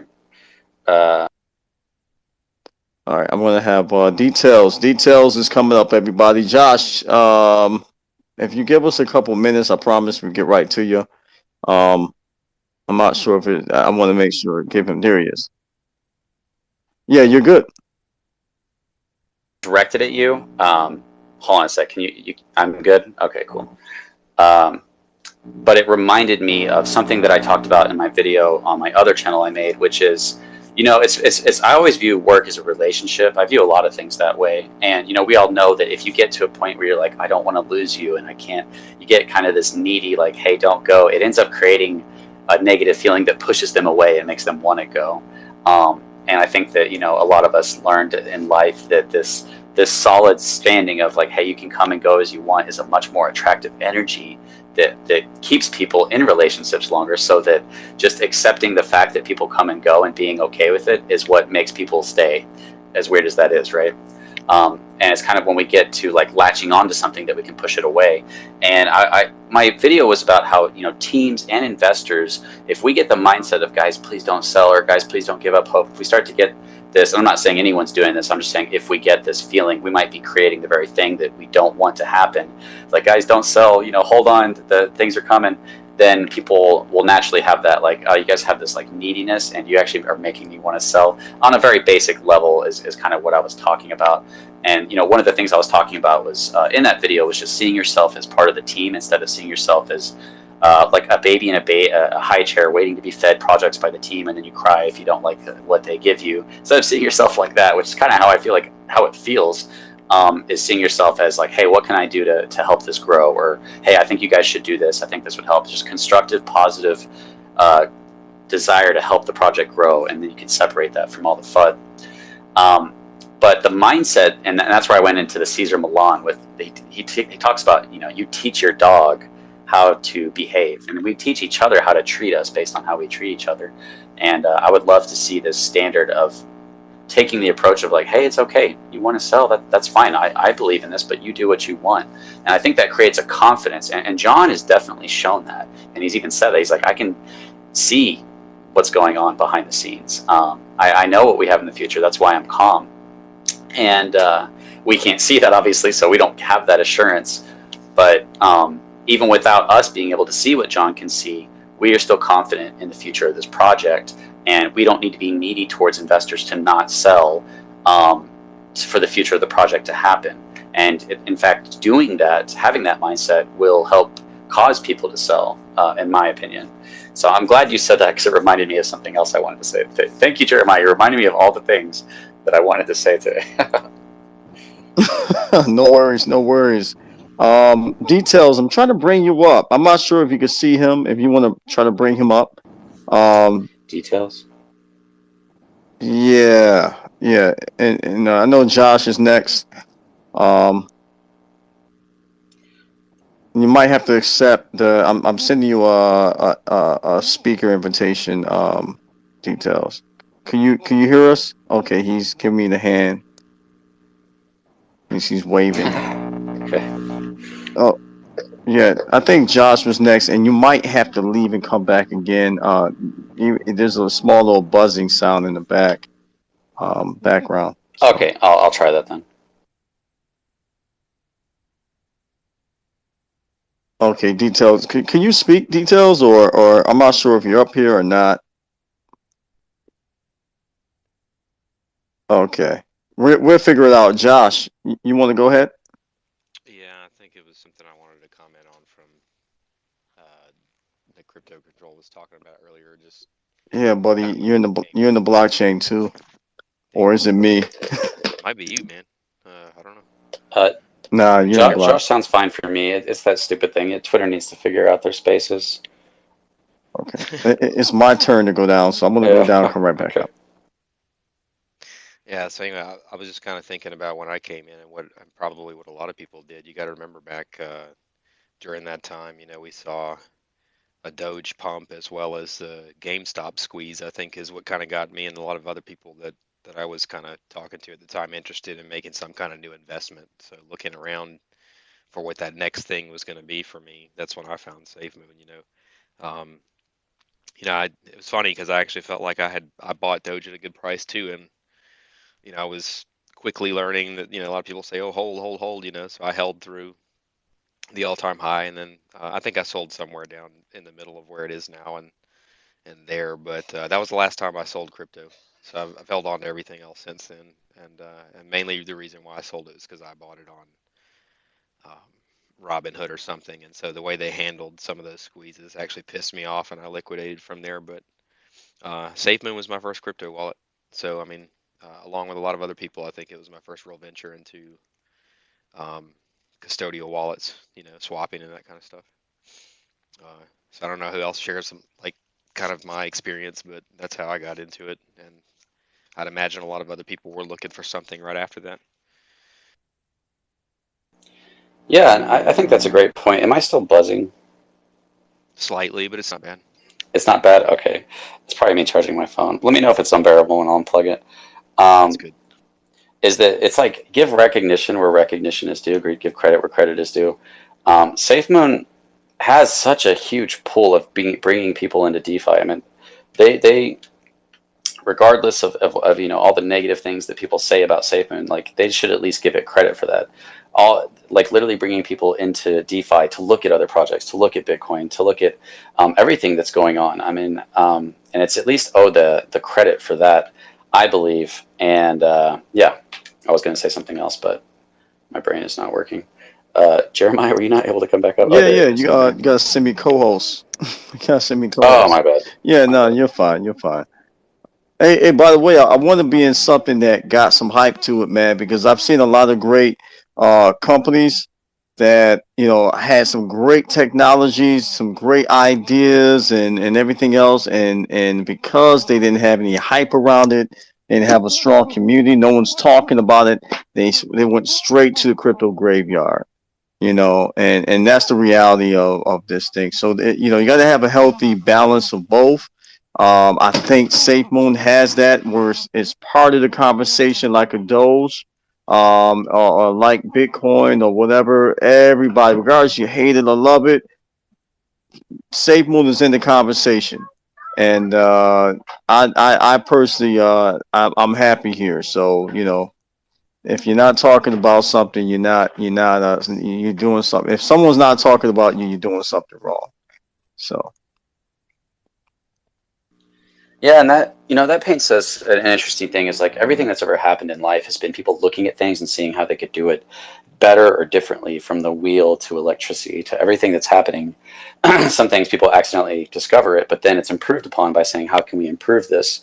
And Bitcoin is the first one to set that standard. And since then, everybody's been taking it different directions. Safemoon took it the direction. I don't know if somebody else took it this direction before Safemoon, but I think Safemoon made it popular in the space, which was a reward token, a reflection token, and people are pushing that to its boundaries. What if you get rewarded in a token that's tied to a stable coin, so that your value never goes down? And then you can take it even further beyond that. And that's where I'm just going to take this moment to shill, since there's nobody up here anyways, and it's not even like anything in the works, but that's where I personally have come up with ideas and looked at the space of like, what can deal with the problem of every single launch we're seeing, which is a big spike and then the whales dominate, and then everybody's trying to come up with something that can get the price to go back up. But we have too many normal people who have a big bag, who happen to get in on the right project, that are taking their profits on the way down, and you have to balance that greed by meeting it with a need that can outweigh it. And honestly, I think that entire structure of how that operates needs to be challenged, and I think I've thought of a really unique way to do that. So it's just an idea at this point, but I hope it comes to fruition, and that it could possibly even set a new standard of what tokens should look like in the space. And I could it's not just like, oh, this is a token I can launch to get myself rich off the Safemoon army. That's what people say whenever I even talked about it. It's like, no, like I want to do well on YouTube and in the crypto, but I'm going to do it the right way, and that's going to be through helping people as to the best that I can. I can't say that I might not believe in a project one day that doesn't do great and we lose money. Like, that would suck. But I'm trying my best to avoid that. Like every other YouTuber says, we are constantly being approached by new projects who want us to talk about their project, and being offered whitelist spots and tokens and money. And I respect to most YouTubers. For one, Safemoon Joe made the point that if we just start covering everything and start leading people in the dumps, we're going to be hurting our channel and not making that much money. So there's incentive to not just be a douchebag and cover everything. And you lose your value if you do that. Less people are going to want to come to you because you're not going to be getting as many views, because you're not as trusted as a source. So it's kind of a valuable thing to give away videos or streams or coverage of tokens. But with my idea, it basically looks at the main problems. And I'll at least say this: I've told a couple people what my ideas are combined, and it's like, why whales have dominance? How do we fix that? People have gone their ways about trying to fix that, but I think that I have a solution for that. So I really hope that comes to fruition one day, because the entire idea of it would be portrayed to everybody who gets in on it and would be understood by it. And I'll do my best to try to make that happen, because I think that everybody would believe in that project, and it would possibly set a new standard for how cryptos work, because right now there's a real bad look going on in DeFi, and it's pump and dump, pump and dump, pump and dump, rug pull, people selling at a loss. I don't know about you guys, but I'm always looking to do pre-sales. I'm trying to make money, not by doing videos or anything, but just by getting in on them. And people are literally, they'll sell a tax at the beginning of the launch of a project, and they'll say, if you sell within this amount of time, then you're hitting a heavy tax. And I'm just watching people tank the charts, selling at a loss. I'm like, dude, you guys have taken your greed to like a whole new level of stupid, where you're literally selling at a loss, not allowing for the chart to go up. And maybe it's somebody's bad bots or something, but I've watched this on a couple launches of a couple projects recently, and that's just a huge thing we're seeing in the space. And I think that because we're seeing this problem so persistently, that now everybody's starting to look at that and say, how can we do things differently? And there's a need. Everybody wants to invest in cryptos, but they don't want to just get dumped on by whales. So there's a need to create something real that meets that desire. People want to invest in real projects that aren't going to screw them over.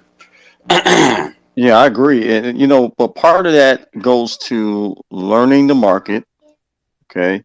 Also learning to read charts and when to sell and when to buy.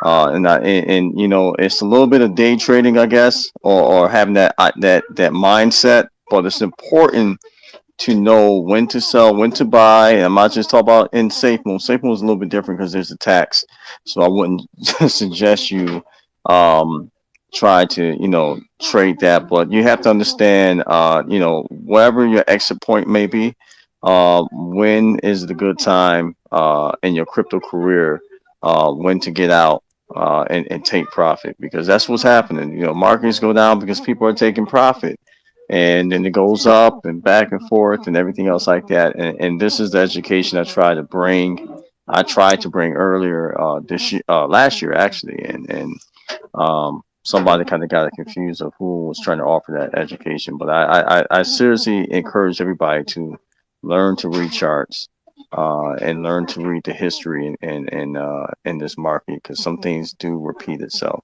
And it's going to be certain seasons to this where there's going to be, there's bull market. It's like a bull market season.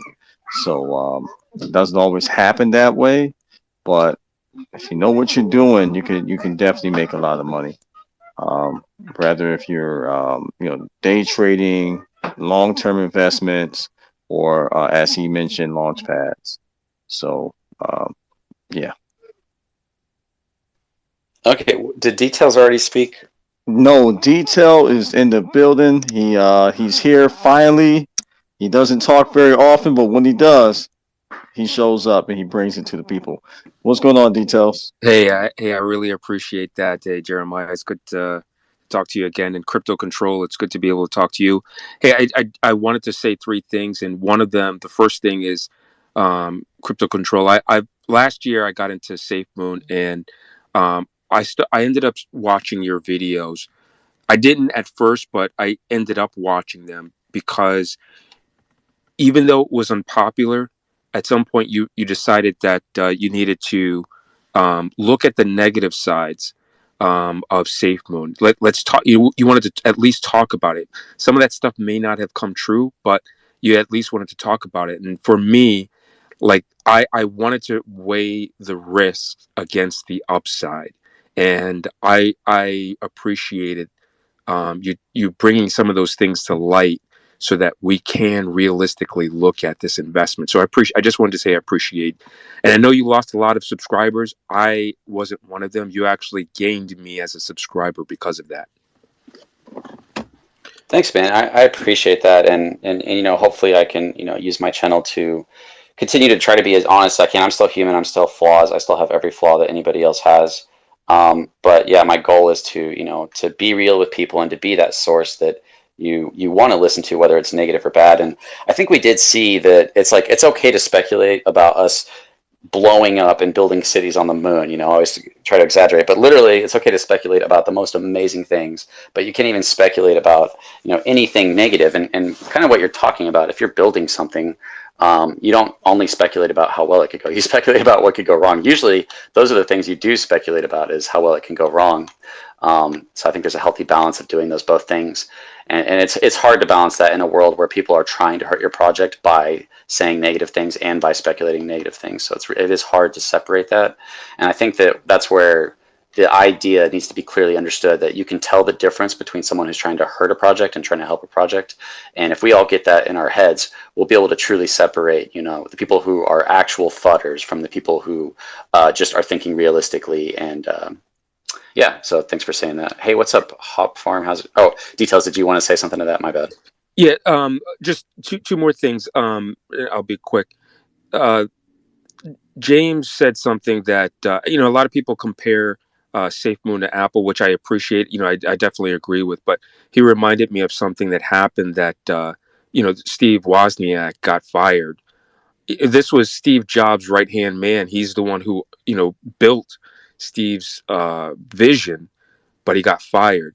And look at where Apple is today. And I know that Woz, if you hear him talk, I think he wanted to build something that people expected, what they were used to. And Steve Jobs had a different vision. And, if they had went with Woz's vision, they probably would have ended up like Gateway Computers. Who remembers Gateway Computers from the 90s? They were just as big as Dell, but where are they today? They're nowhere the size of Dell computers.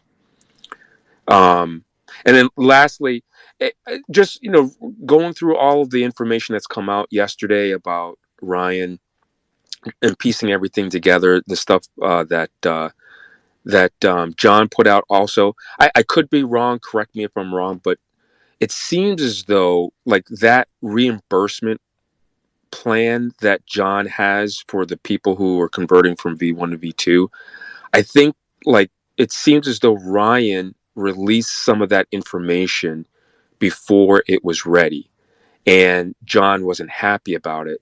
And because of that, they had a difference of opinion that I think it seems, according to John, they were trying to handle internally, and Ryan, I don't know, wasn't accepting it or whatever. And it just like festered and blew up, and they decided to go their separate ways. Am I wrong in that? It seems like that was the catalyst. I don't From my know. perspective, it kind of seemed like and this totally speculative. It kind of seemed like that was maybe the problem, was that Ryan kept talking about things. And there was one other thing that Ryan talked about. I talked about this in my snow video for anybody who watched that, which is that Ryan said load up. And that, I took that as like load up, everybody, it's kind of hard to not take that as like, hey, fill your bags of Safemoon. And then he came on later and clarified that it's like load up on information. And from what I can see, it seemed like they would have been fine if Ryan possibly could have, maybe stuck with John's vision and been okay with his position and not kept taking things, especially possibly NDA stuff, and taking it to the spaces and putting the information out there. That might have been where the real problem came from, combined with the different visions they have and the fact that Ryan is probably meant to be a leader more so than a follower, just his personality. So all that combined kind of led to what happened yesterday. It could have been a load up. Look, I understand people could have took it as like load up your bag, but I could also took it as like like Smoke said one time.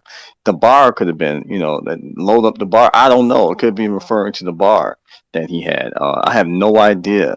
Well, the thing about that is that Ryan's smart enough to know how most people are going to take. If I said load up, everybody would say you're saying load up on Safemoon.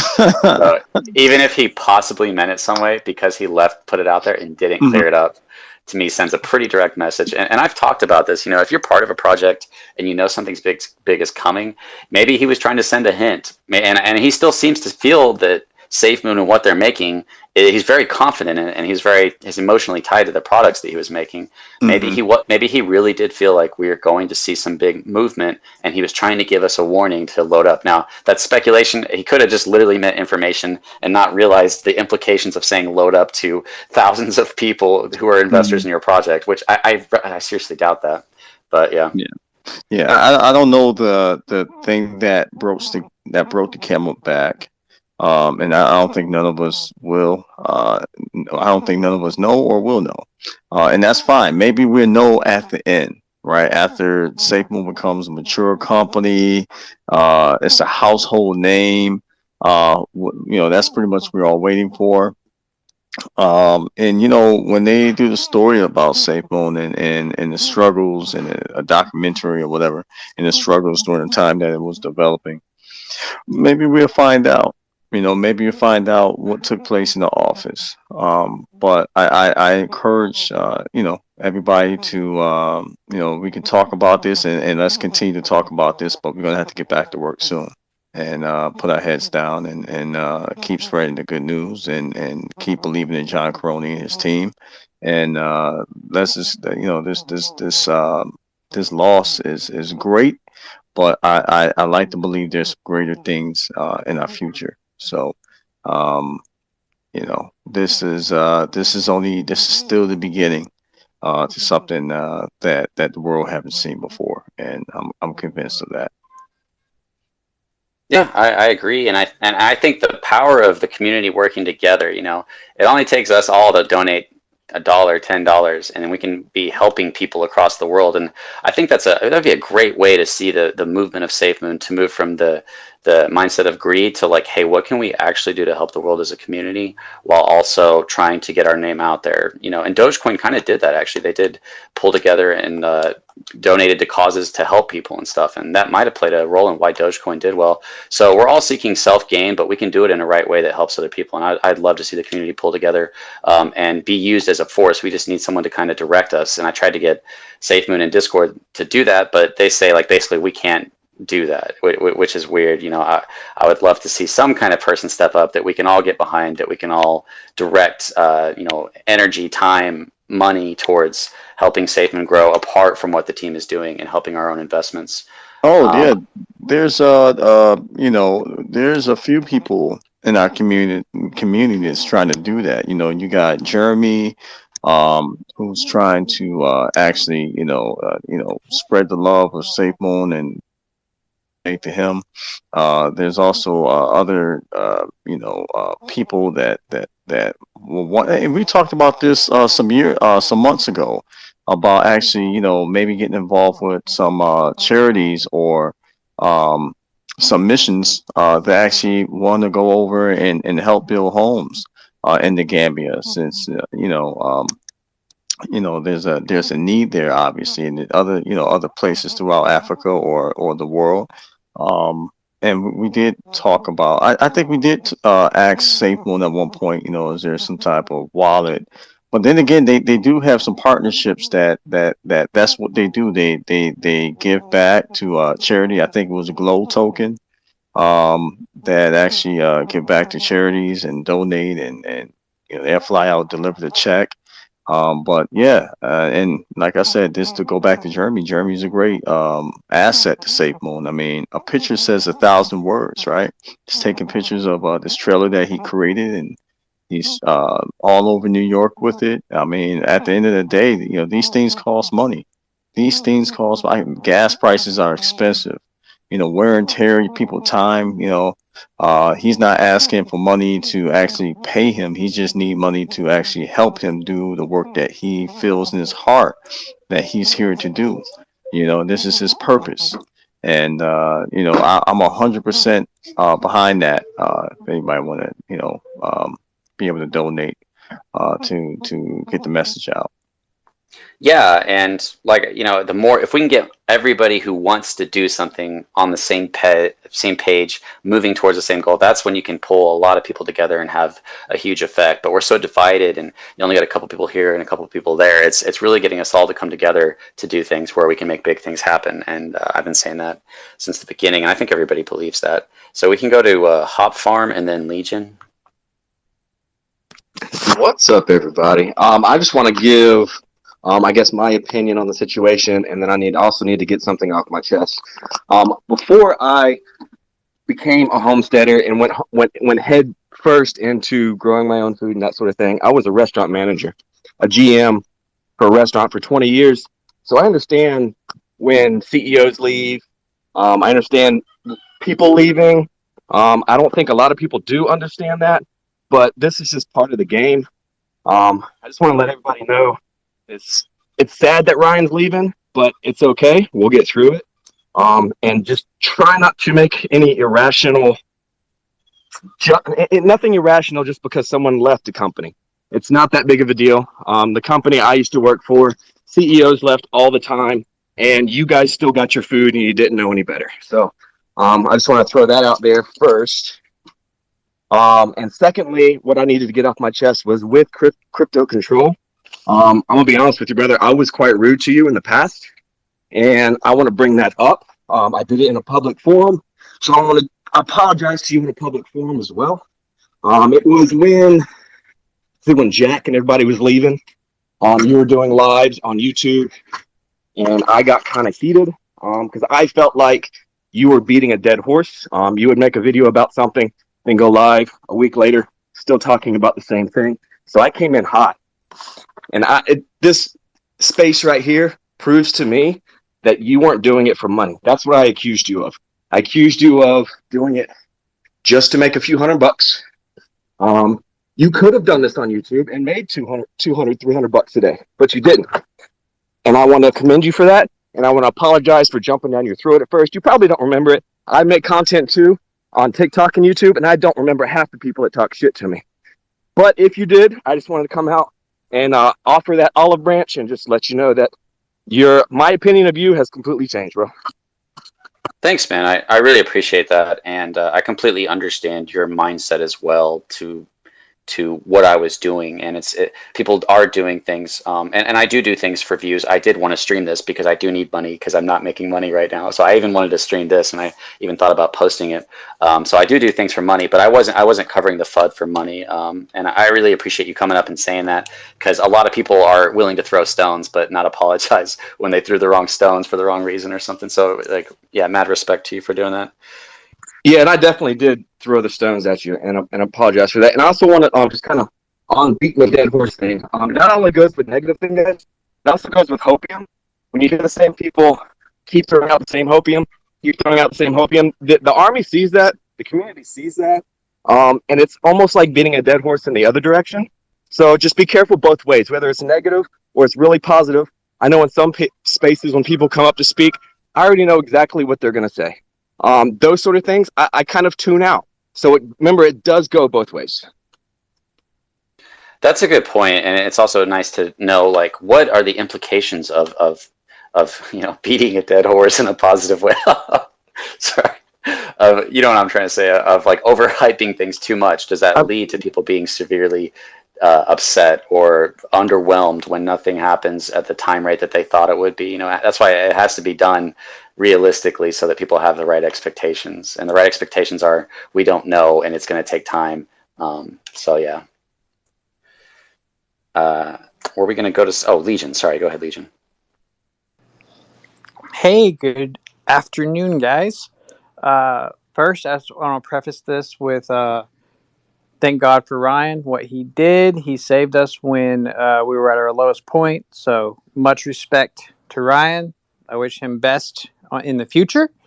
Now that part's done, have you guys looked critically at the new team members yet? I personally have not, because probably because the emotions I was going through. I usually don't get emotional, but I was getting emotional yesterday, and I was to me it felt like, like it's a good thing, and when I hear people come up here and talk about it, it was making me bullish hearing about it. But I was like, guys, let's not make the same mistake we just did with Ryan. Just immediately switch that delusion to how we perceive a project to new people. And I don't like the just everything's positive mindset. I do like a realistic way of looking at it. But after hearing more about these guys, yeah, it does sound like there is a lot of only positive things to take away from it.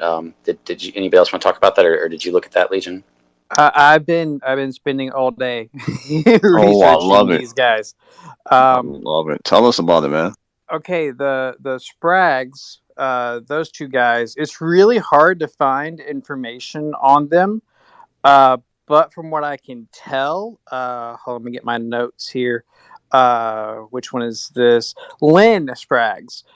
He looks like he's a much more mature person, because he was getting a PhD at Stanford between 1968 and 1974. So this is and he was a partner at AC Code for 10 years.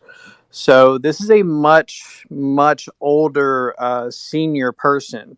So I do not and I cannot find him on Twitter. I can't find really social media. So I don't think this is going to be a person that we're going to be seeing or hearing. This, I think this is going to be a person that's just going to do the job, do the work.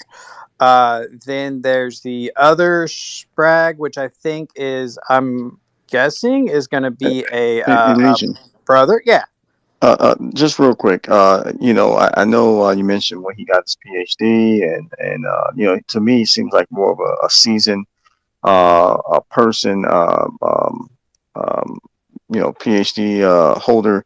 I hate to say holder, but he's more seasoned, so he's been around the block for a long time, and it seemed like he worked for some really, really good companies. However, I will say people will like I've heard someone say, oh man, I could imagine someone saying, oh man, this guy got his PhD, this, but you gotta understand, when you have a PhD, you're constantly doing research.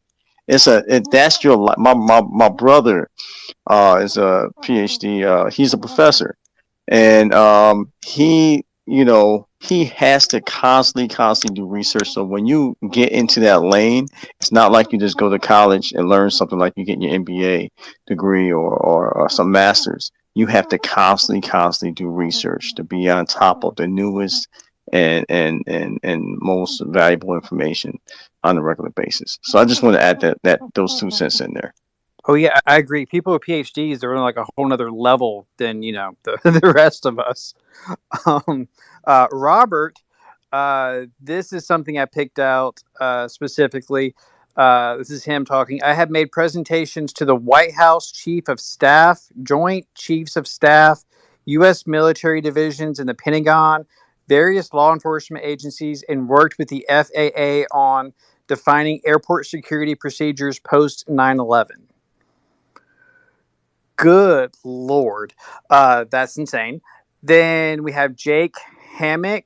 I posted live information about all these guys if you look at my tweets, but I found interviews with Jake Hammock. I really seriously get Scott Paul vibes from this guy. Like I really am interested. I've been trying to find a link between the two of them, but this guy, goodness gracious, he already has his LinkedIn as vice president of development. He has so much. He has been CEO of so many companies. The one of the big things that piqued my interest: U.S. Army, 8 years. U.S. Army Military Intelligence Cyber Warfare Officer, Mission Lead, Offensive Cyber Space Operations, Senior Capability Development Officer. Senior Capability Officer, Cyber Combat Support Team Lead. This guy is just insane. U.S. Department of Defense for a year, Chief Operations Officer of Weapons Technology and Space. These people are a whole nother level than I think any other crypto project has. Like this is crazy. And then if you put that, but it makes sense. Think about that last video that Safemoon put out, the one where Mr. Adult was talking and the rebranding and everything. I think we're starting to see where Safemoon is going. All that crazy windmills and Gambia and all this. This looks like us stepping into that phase. We're going in a whole.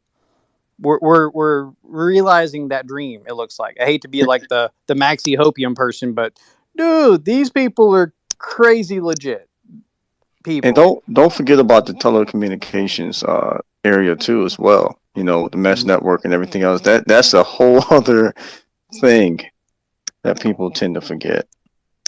And these are the people that can seriously get us there. Because what is his name? Oh my God, I have so much in my head right now. It's hurting me.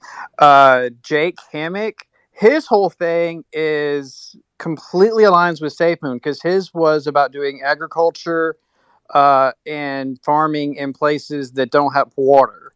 And renewable energy, renewable water, renewable crops. Like his whole deal is that. And then the Aegis company that the other two guys are from, that's all about telecom and security. Like the AK code company that they founded it sounds very Web3. It's very much about like one, you just have a username. You don't have a username and password because everything is like saved off site. It was kind of above my head, but all of it totally makes sense. If you think of everything John's been saying, that last video, Web3, mesh networks, telecommunication, renewable energy. Yeah, he's aligning himself with the people that PhDs that absolutely can do this. And it's all, again, a lot of military, a lot of Department of Defense people. So just another nail in that coffin of rug pull and scam. Like these are not people that are going to get in line with scams and rug pulls. These are some serious players that he's aligning himself with. So Love you, That's Ryan. But really dude, good information to have. Thanks for bringing that up. and look, if you want to look at any of my tweets, I've been trying tweeting stuff about it like all day, just trying to. I'm trying to get ahead of Dark Moon Tim, because he's gonna like put out this amazing video, and I want to have like one tweet like, haha, I found it. So, but anyway, yeah, That's what it's all about, is just beating Tim. Yeah. it's all about getting there first. Dang it, getting that. Yeah, man. Good luck. Good luck with that. Dude, I can't wait for his video. I know it's going to be insane. He's going to find like 100 things that I missed, so I can't wait. But yeah, I just wanted to give y'all something else to think about and look at because, yeah, it sucks that Ryan left and he did some good stuff, but these guys are a whole nother level. We got us some Michael Jordan, some LeBron James on the team here, so yeah, very very cool. Yeah, thanks for bringing that up. I'll definitely check it out, and I'll try to beat Tim to the video too. Yeah, I mean, we could be going. It could be another transition from one team to another, just another level up. And I don't mean that in any disrespect to Ryan and his quality. He could have been part of this team. I think it just, whatever happened with him happened. But either way, regardless of Ryan or not Ryan, it does seem like a possibly huge upgrade to the team and the connections that they have for sure.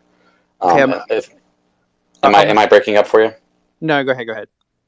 Oh, go ahead, Legion. There you go. I was just gonna say, I'm gonna say this in my crypto control voice.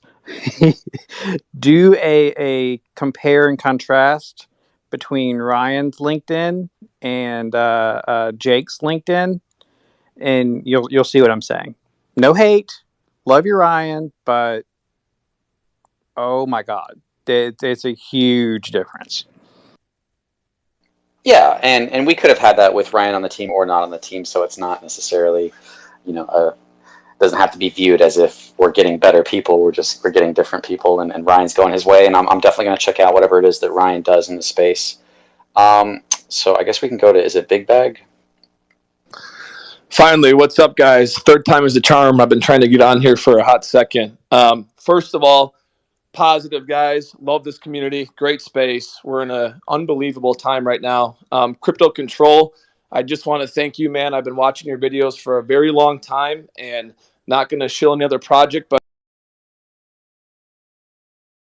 you made that first video of Evergrow. Phenomenal. I unloaded on that baby. What a cool project. But I just want to piggyback off here of what Legion kind of went off of and give you guys a little story and some of my expertise of what I've personally gone through when it comes to business development and also what Safemoon is doing, obviously at a much larger scale.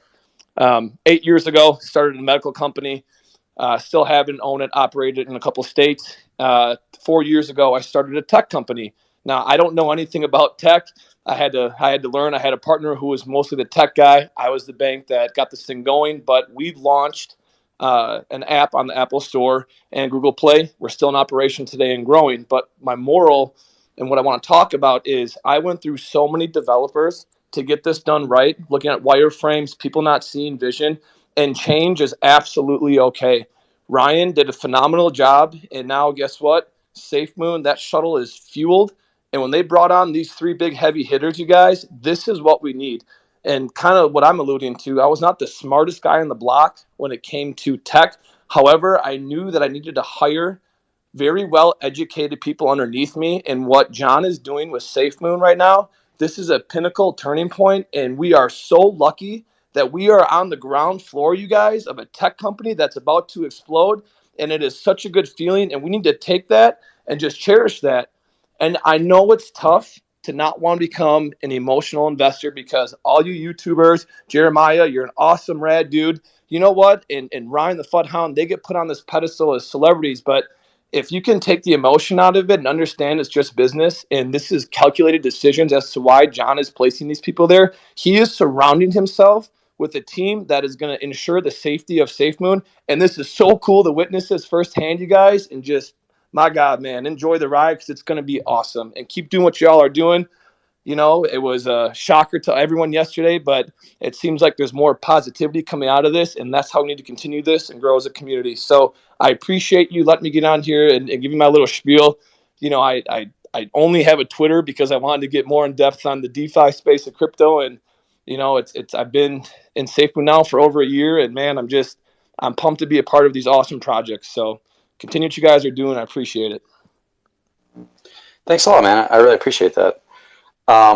Did anybody want to respond to that? Oh yeah, I think he hits the right tone. He understands how business work, and I appreciate him coming up and saying what he just said. And yeah, I can't agree with him more than that. I mean, you literally just hit the right tone, and I believe in what Safemoon is doing, and believe where John is taking it.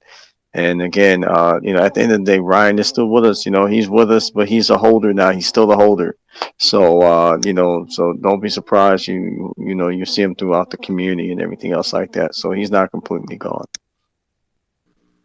That's a great point because I think part of what I thought about, and I think a lot of us thought about, is like, hey, when we make it, I think we all think about these things. For those of us that have these thoughts, right?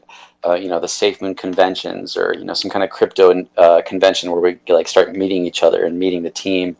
I think a lot of us wanted to meet Thomas, and a lot of us wanted to meet Ryan, and to think of it like, oh, because they're gone, especially if there was like drama, then we are not going to see them. But like you just said, they're still investors. And I think that, over time, Thomas could still show up to a Safemoon convention or crypto convention that had a lot of Safemoon holders. And I think that, generally speaking, most people would probably be excited to see him. And same thing with Ryan. And yeah, it'd be really cool to see them in the future at a crypto convention, even if it's not for Safemoon, if they're just there for their own projects they're working on. Yeah, I mean, I agree with you. However, I wouldn't put them in the same boat, but I understand where you're going with this. I definitely understand. Yeah, they have similarities and differences for sure. Obviously, different.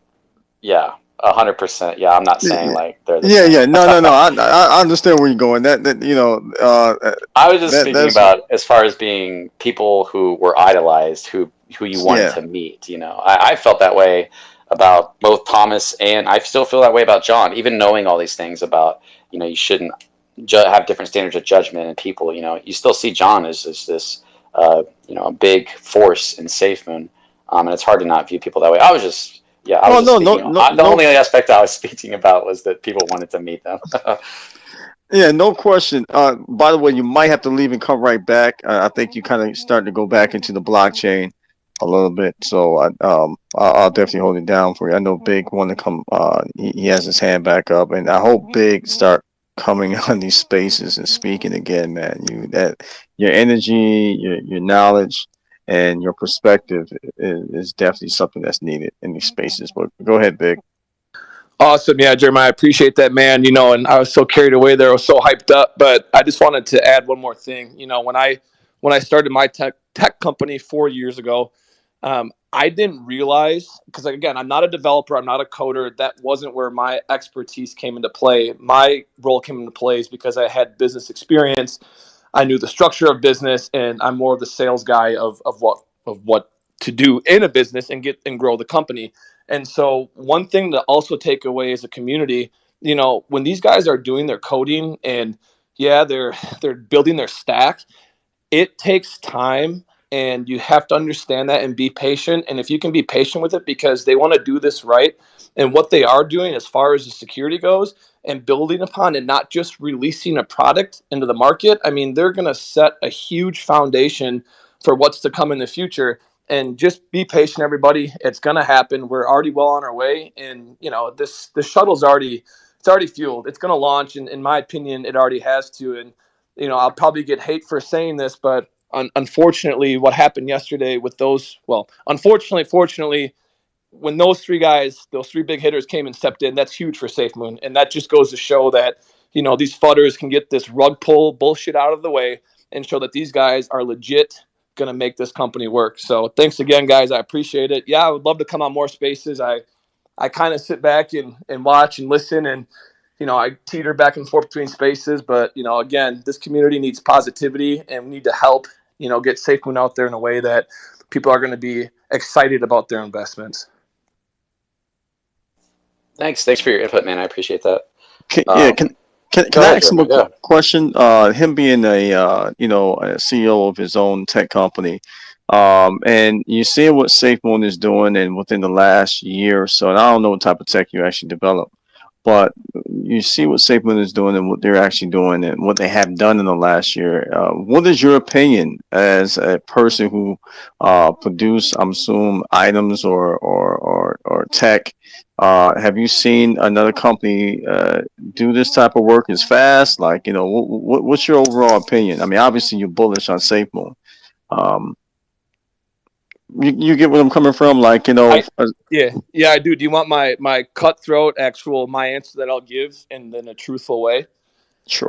So the tech that I have, and I'm not here to promote my company because it doesn't matter. You can't buy it or anything like that. But I work in stadiums and ballparks, and we interact with POS systems.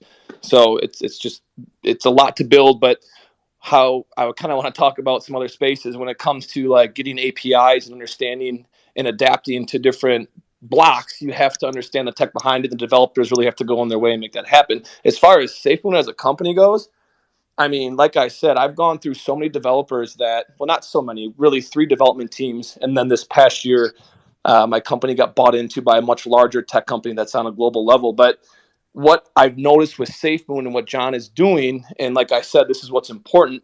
He is, I don't want to use the term cleaned house, but there were baby steps to get to where they are now, and everyone has played a part, even from the very first developers of Safemoon through Ryan to now. And you know, not to say this is going to happen again, but don't be alarmed if all of a sudden they keep adding more people or if people leave and go. And what they're doing, they have accelerated the process. And the fact that they were able to launch products out as quick as they did is amazing, because I've gone through the trials and tribulations of Apple. Apple is a son of a bitch. And so, you know, Google Play, we've been able to launch our app and do updates immediately. There's never an issue with that. The problem is Apple and going into their regulations and following everything. And the fact that Safemoon was able to get products out that fast is just amazing to me. And I hope they continue that.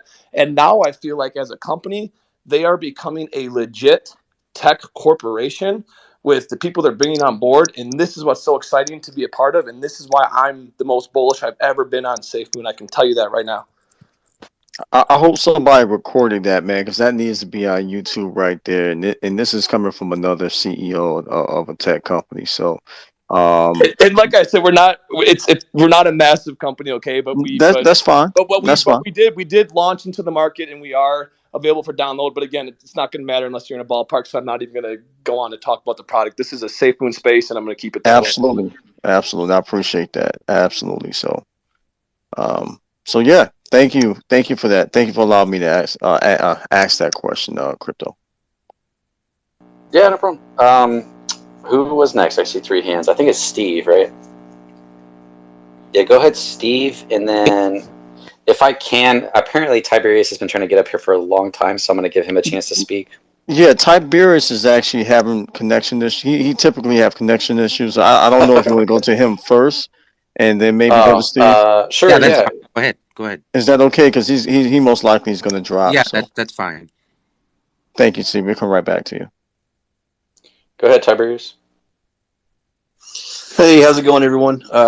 So thanks for bringing me up. I was in earlier, and apparently you couldn't see me or something. I still see him as a listener on my screen. Maybe giving him an invite, maybe. Yeah, he's talking. He's here and talking, but it must not be working for you. So we'll just let him say what he's going to say, I guess. Yeah, we're going to try to fill you in. So I've listened a lot. This whole thing with Ryan, I've stayed away from everything for a minute because he just got so toxic in all the environments. But you know, I heard about Ryan, and now there's a back and forth between him and John, and they're bringing in new people. I looked at some of the tweets and the information about these new players out of Canada, I think British Columbia, and all things aside, you know, did Ryan do a good job? Did he not do a good job? Did he commit any phallus with leaks? Did he not? I don't care. What I have looked at over the last 6 months and before is from an absolute software development point of view, and everything. So I've been doing this for 25 years. I'm no CEO. I'm no senior management, nothing like that. But I do build software, and I listen to what they have said over the last 9-10 months, and then looked at the actions, and the words and the actions did not match up. They haven't matched up back since around July of last year was the last time I saw a parallel between their boast and their do. What I see today is bringing in players that have got experience. Now, I'm not saying that John's a bad guy or anything like that, because I really don't know him. But what I do know is he's 25 years old, 26 years old, and 25 and 26-year-olds do not make prestigious CEOs. They don't walk into the door without making mistakes. John, in my opinion, has made mistakes. He has recognized that he's made mistakes, and now he's trying to correct them. I really see this as an absolute positive, net positive for Safemoon moving forward.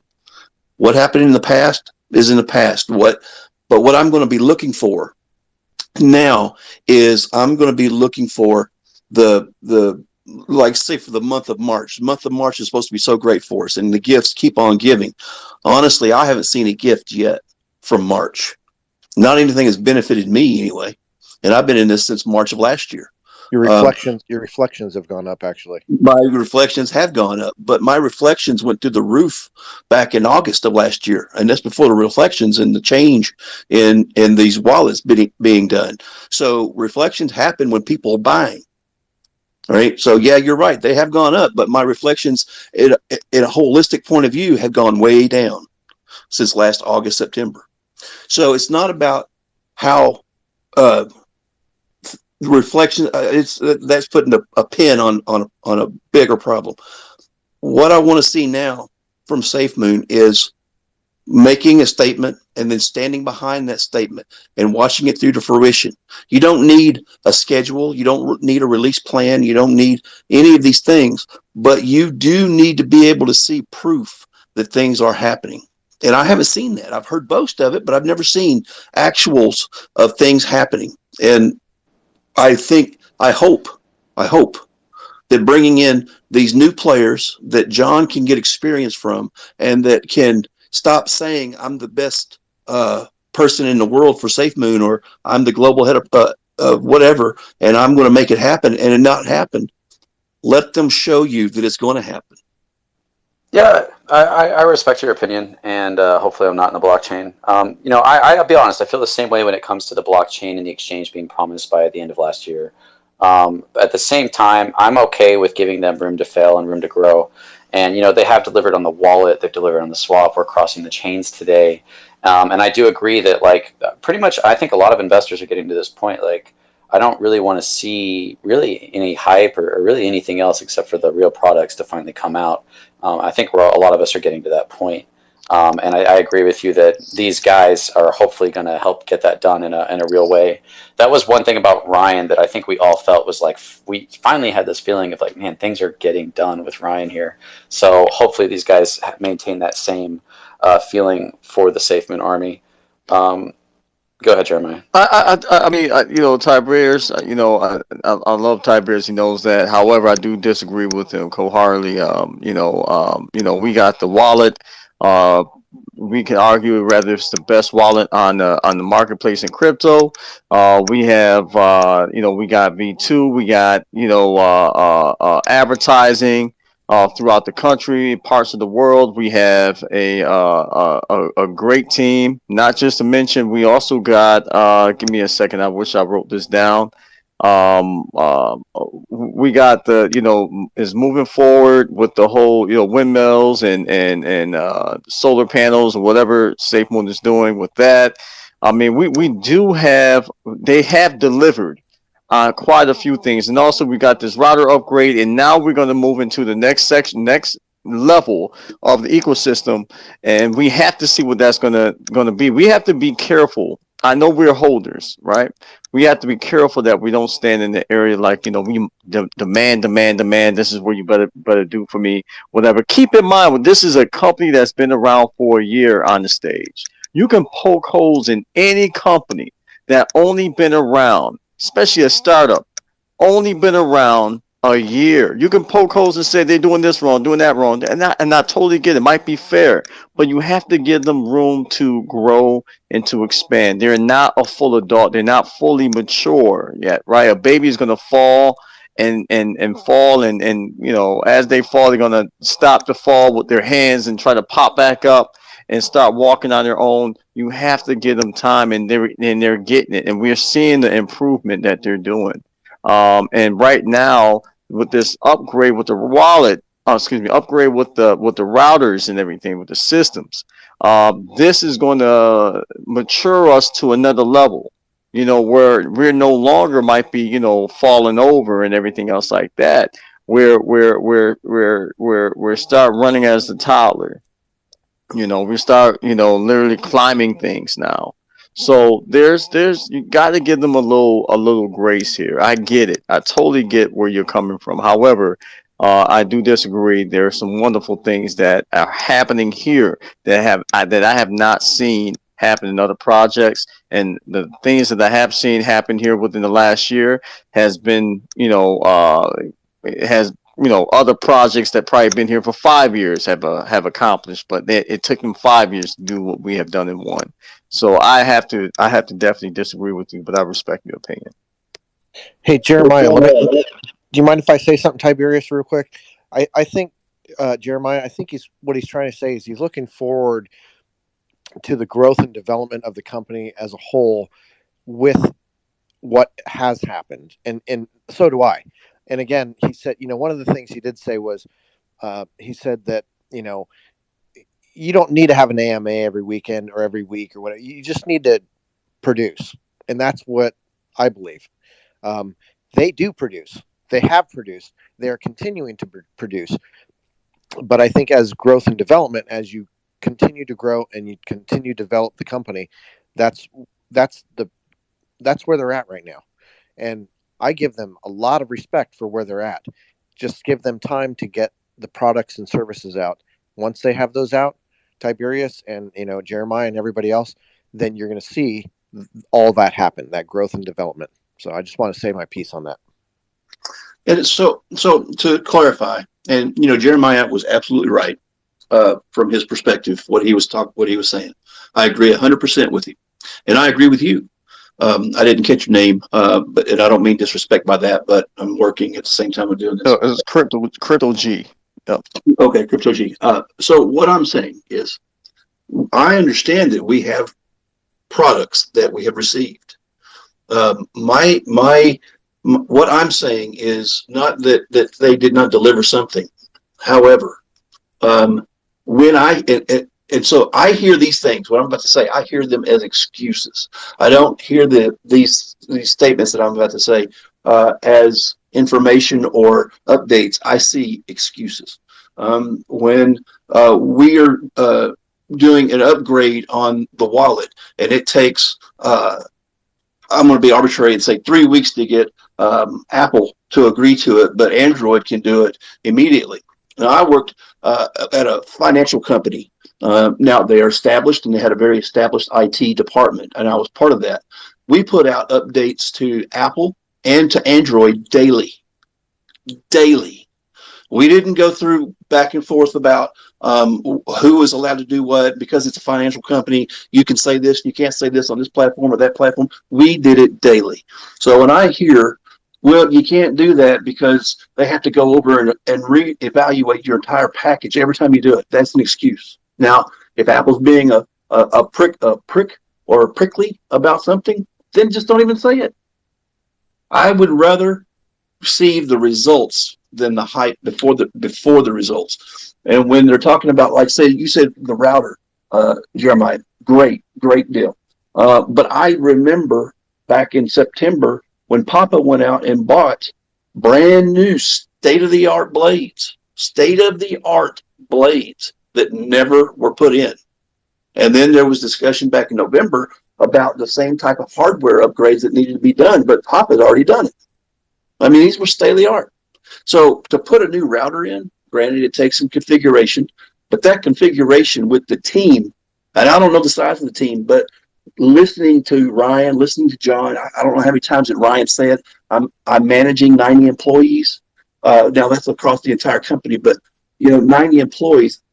My God, whoever Big G, I bet you if he had 90 employees, he could move the earth in a very short amount of time. My point is, if you're going to do a job like that, do it in the amount of time it really takes, instead of building up that it takes 6 weeks to do a 1 week job.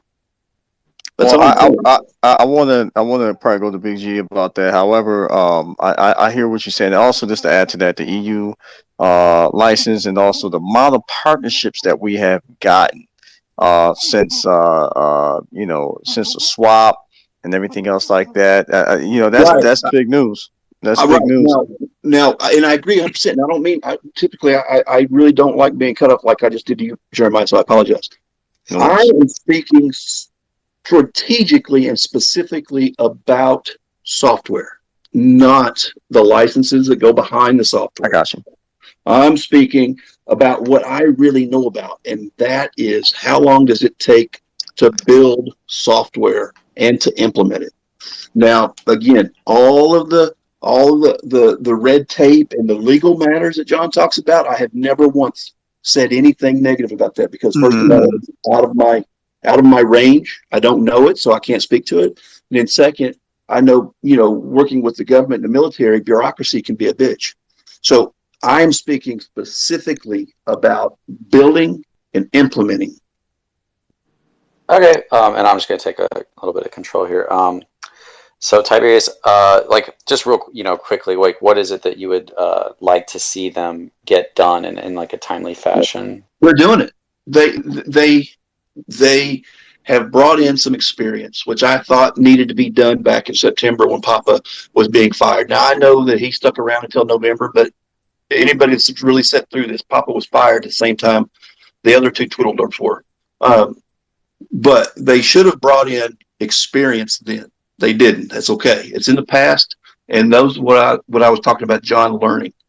I think that the players that he's bringing in now, these couple out of Canada, they seem to have a lot of experience in building and implementing on a global level. I think that is a right move. I said John was making mistakes, but anybody into a new job, any new job that you've never done before, you're going to make mistakes. I'm okay with those mistakes. I think John's learning from those mistakes. So what I want to see moving forward is put down a plan. You don't have to tell me dates, but put down a plan and stand to that plan and not give me excuses. That's what I'm looking for. Okay, and that's fair, and I respect that. I'm definitely open to people, expressing how they feel. Okay, so Steve, you go ahead, man. Yeah, thank you for having me again. I'm at work and I've been coming in and out, listening to all you guys, and everybody brought up some good things. Jeremiah, you hit it perfectly. Big bag, everything that I would try to say earlier, he nailed it. And to reiterate on what Big Bag was saying earlier, when I said that they were working for Department of Defense in the back, when they do the background checks for crypto, because there is a security clearance for crypto, they go real deep. So you have to be very dependable and on your stuff in order to get that clearance. And then to follow up with the other gentleman that was up, that he was saying that they're not coming out with stuff fast enough. I also worked with 2 startup companies in the medical device and in electronics. And it does take some time to do all these things. And even in the software where people think that, oh, this is easy. What John said, where 90% of the work is up front, he's absolutely correct before they start programming. Because if you don't have the compliance issues completed or know that you can, which direction you can go, why are you going to start building something and you won't be able to implement it? And then the next thing, Legion was talking about their background and where they came from. I checked them out. They had a A+ Better Business Bureau rating, and it looks like they were doing about $5 million a year. And that's it. It's kind of weird talking in this space because I feel like I'm talking to the wall. I can't hear nothing else. But that's all I got to say. I'll just keep listening. I'll come down. You're good, man. We hear you. All right. Go ahead. It's all yours. No, that was a good point. I just wanted to say that. Yeah, go for it. Oh yeah. Okay, so yeah, definitely good points. Was it Big Bag or was it Crypto G that wanted to go next? You can take big bags real quick, and then I'll come up. Awesome. No, I just wanted to agree with Tiberius. You know what, man? You're 100% correct. Sometimes you can push an update through within 24 hours, but sometimes, depending on what the update is, I mean, from my own experience, it's taken up to a few weeks based upon Apple. Google, we kind of joke like they're just a free for all. You can put an app out there and then they'll launch it and let it go, and that's absolutely correct. Whereas Apple, I mean, we had some issues where we just had to change our font on some stuff, and that took 3 days to even get updated after we had done the back end work. Well, my developers did, and then submitted it. It just depends on what you're gonna get, because I've been in this scenario when instead of being when Lambo, I'm like, when is my own update going to happen in my company? And this just all depends on what it is. I mean, let's take a look at right now what's happening in front of us this past week. I mean, Trust Wallet, who knows why Apple shut them down, but guess what? It happens. And you know what? Trust Wallet might already have updated what they need to do to get back active again, and Apple might wait for it and really fine tune them with a fine fork, because at the end of the day, you guys, this is such a new industry and new time with DeFi.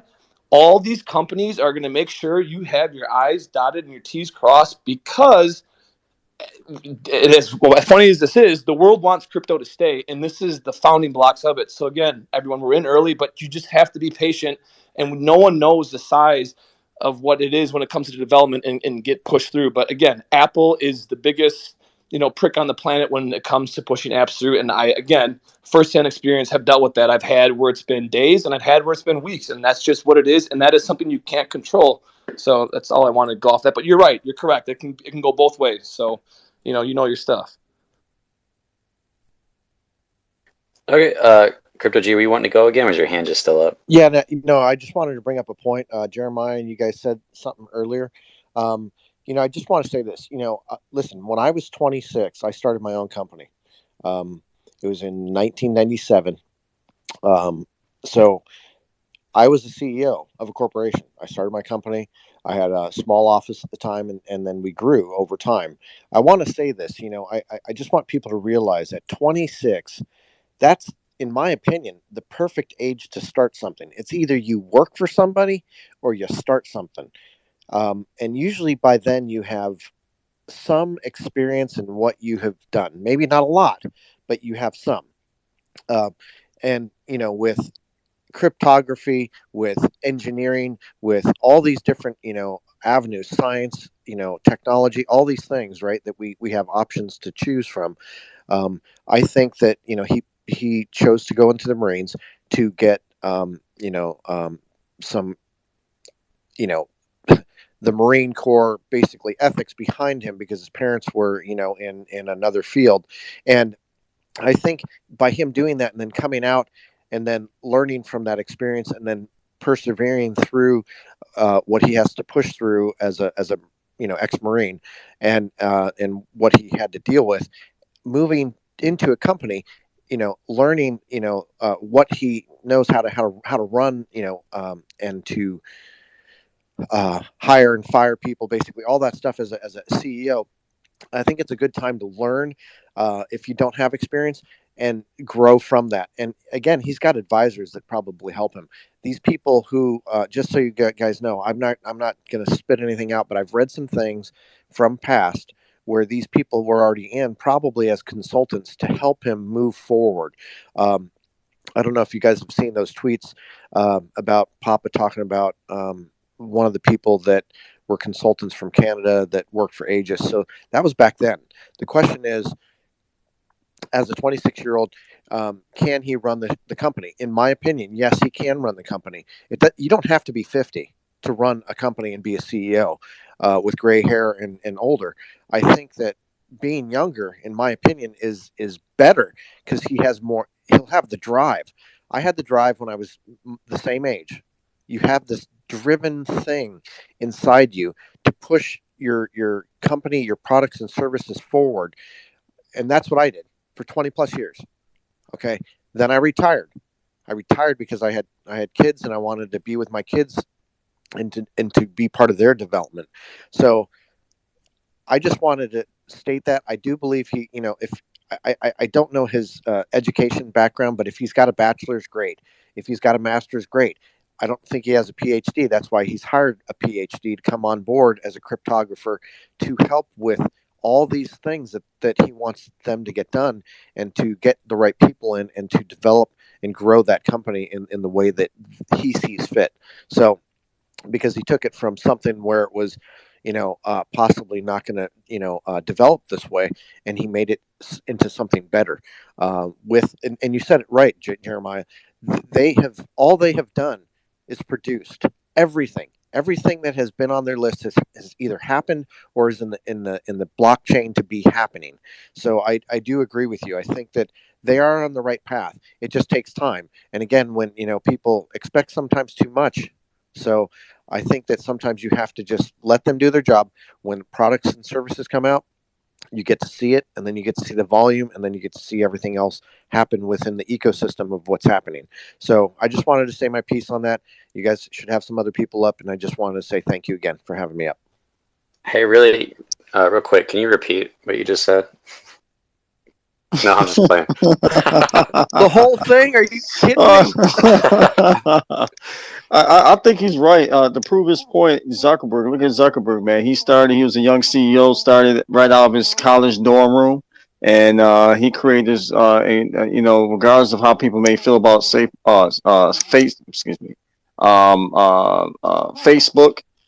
he created this social media tech company, and that's exactly what he did. And he's here for the long run. So even though we're in a different space, I'm just simply pointing out that a young CEO can make a big difference. So it's all about vision and getting the right people around you to accomplish that vision. A lot of people, just because a person may have a PhD, right? They may not be a good CEO. They just, they might feel better working for someone. I know people like that. We had some great people that worked at Kodak when I worked there, right? But man, smart people, but they weren't, good CEOs. They like to develop, and that's the only responsibility they wanted to have. So I agree with you 100% on that, man.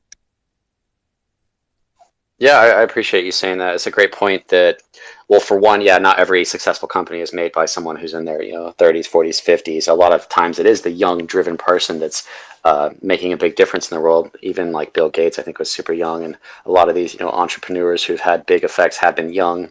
So it's not really a great point to make against John, as he's young. Like that's a good thing. I like what you said. It's a positive thing as long as he's learning and growing and has that drive. So I'll probably let Steve go, and then I'll probably go get some food and end this space. Amen. Amen. Yeah, just to add, John has been growing. You can tell from the beginning when they did their first AMAs, he has been growing. And here's one thing to think about, Crypto Control, because you're pretty good at this stuff. These people that came in, you got that gentleman that did his stint in Stanford back in 1960 to 74, and they do own their own company. They might not be here for years to come. They might be here for this next step to take Safemoon to the next level. But I don't foresee them being here real long. So everybody has to keep that in mind because it's baby steps, and Safemoon is growing, and these guys will get us to the next step. And as far as John, he has been growing. He probably made a mistake with Ryan because Ryan did have a lot to offer. You got two young guys. They probably got a little heated. Like I said earlier, the egos probably got in the way, and it came out ugly. It was a little unprofessional on Ryan's part toward the end. Even though if he did everything good, I'm not saying no FUD. He did a great job because he filled that void when we needed it. But at the end, they could have worked this out. And if Ryan and John would have compromised, they could have put Ryan in another spot and we would have just continued to grow. But since everything came out kind of ugly, John had to do what he had to do, cut his losses and move on. And I hope I'm not talking to air because, again, this feels kind of weird. No, we hear you, man. We hear you. but crypto control. Did you want to make any comments on that? I was interested to get Yeah, I had something I wanted to say, but the air comment threw me off. Told you, man. Old age, man. Old age. It's happening. It's a real thing. Yeah, I think you made a really great point that we need to get it into our heads that people are going to be coming and going, and don't just put all your faith in the project on these new people and how amazing they are. Like, put it on what they can accomplish while they're here. Like, let's go ahead and set the standard so that when they do move on, we're like, yeah, we anticipated that's part of the process. Like, be amazing to see us mature into that.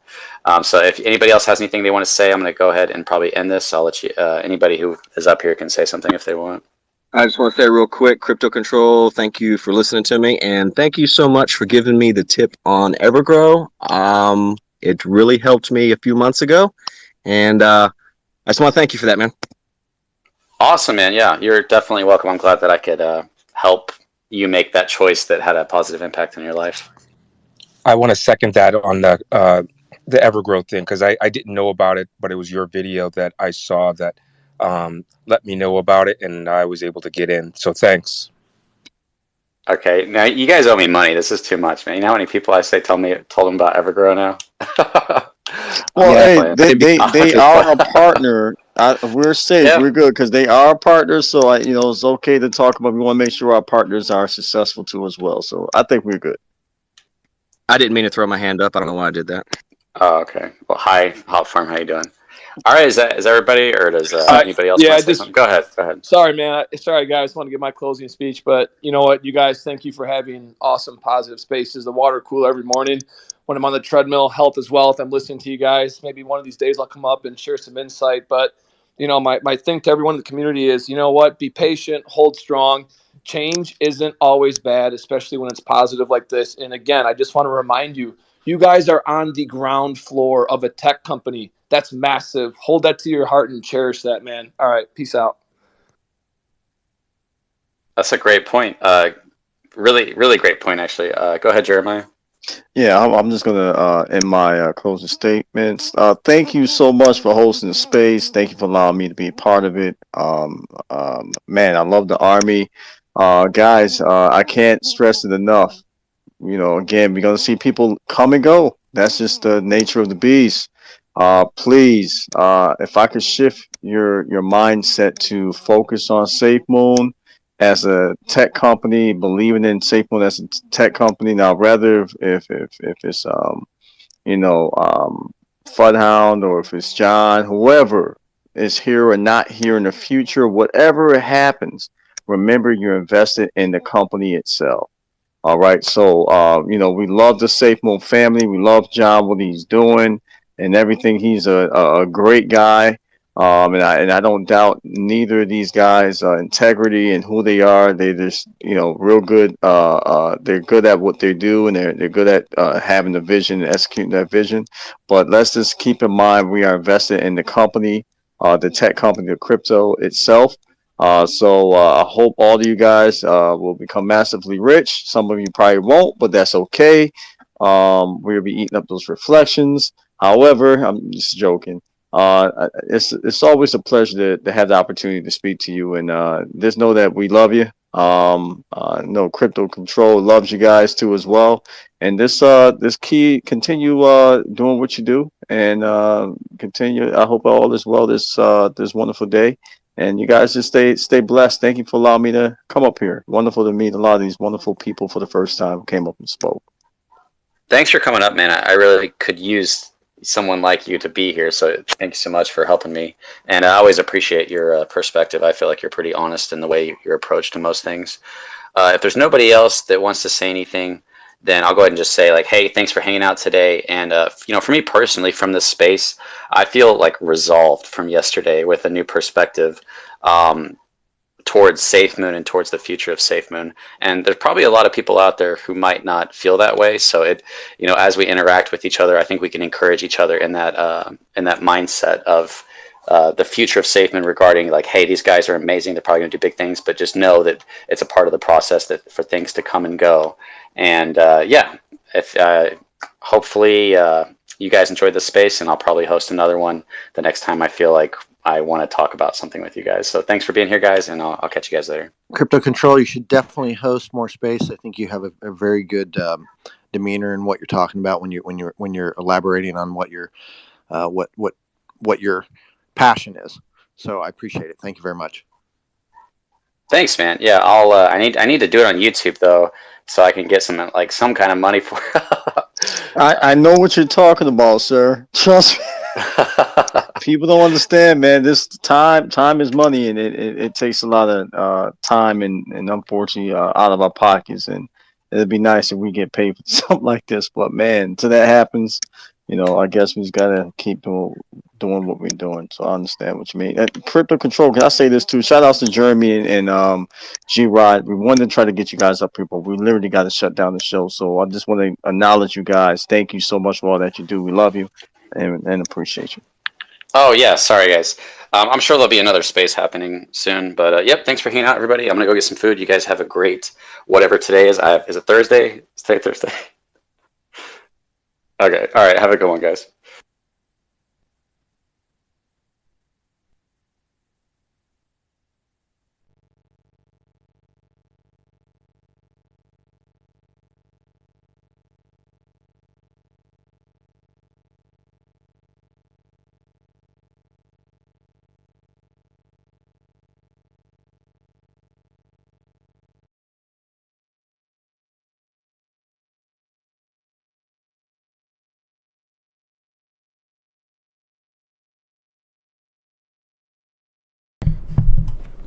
All right, guys. Thanks for watching. That was the end of that. Hey, what's up, guys? If you guys want to come up and just share how you're feeling, that's fine. I will. I'm not very good at these spaces, but is it restarting? Okay. I will. From now on, I'll be live streaming these as they're happening. I just wanted to upload that one because I felt like there was good enough information that even if only a couple people saw it, it might help their perspective and they might appreciate that information. I wish my hair would forever grow. Yeah, me too, man. Z Dundee, CC is always hungry. You calling me fat, man? So yeah, thanks so much for watching. I'm going to end it here, and the next one will actually be live, so you guys will be able to join the Twitter space if you want to, or you'll be able to hang out on YouTube and watch it. But thanks for watching, everybody. Thanks for the likes. Shout out to Z Dundee, End of the World, David Wellen, Maddie, what's up, man? And I'll catch you guys later.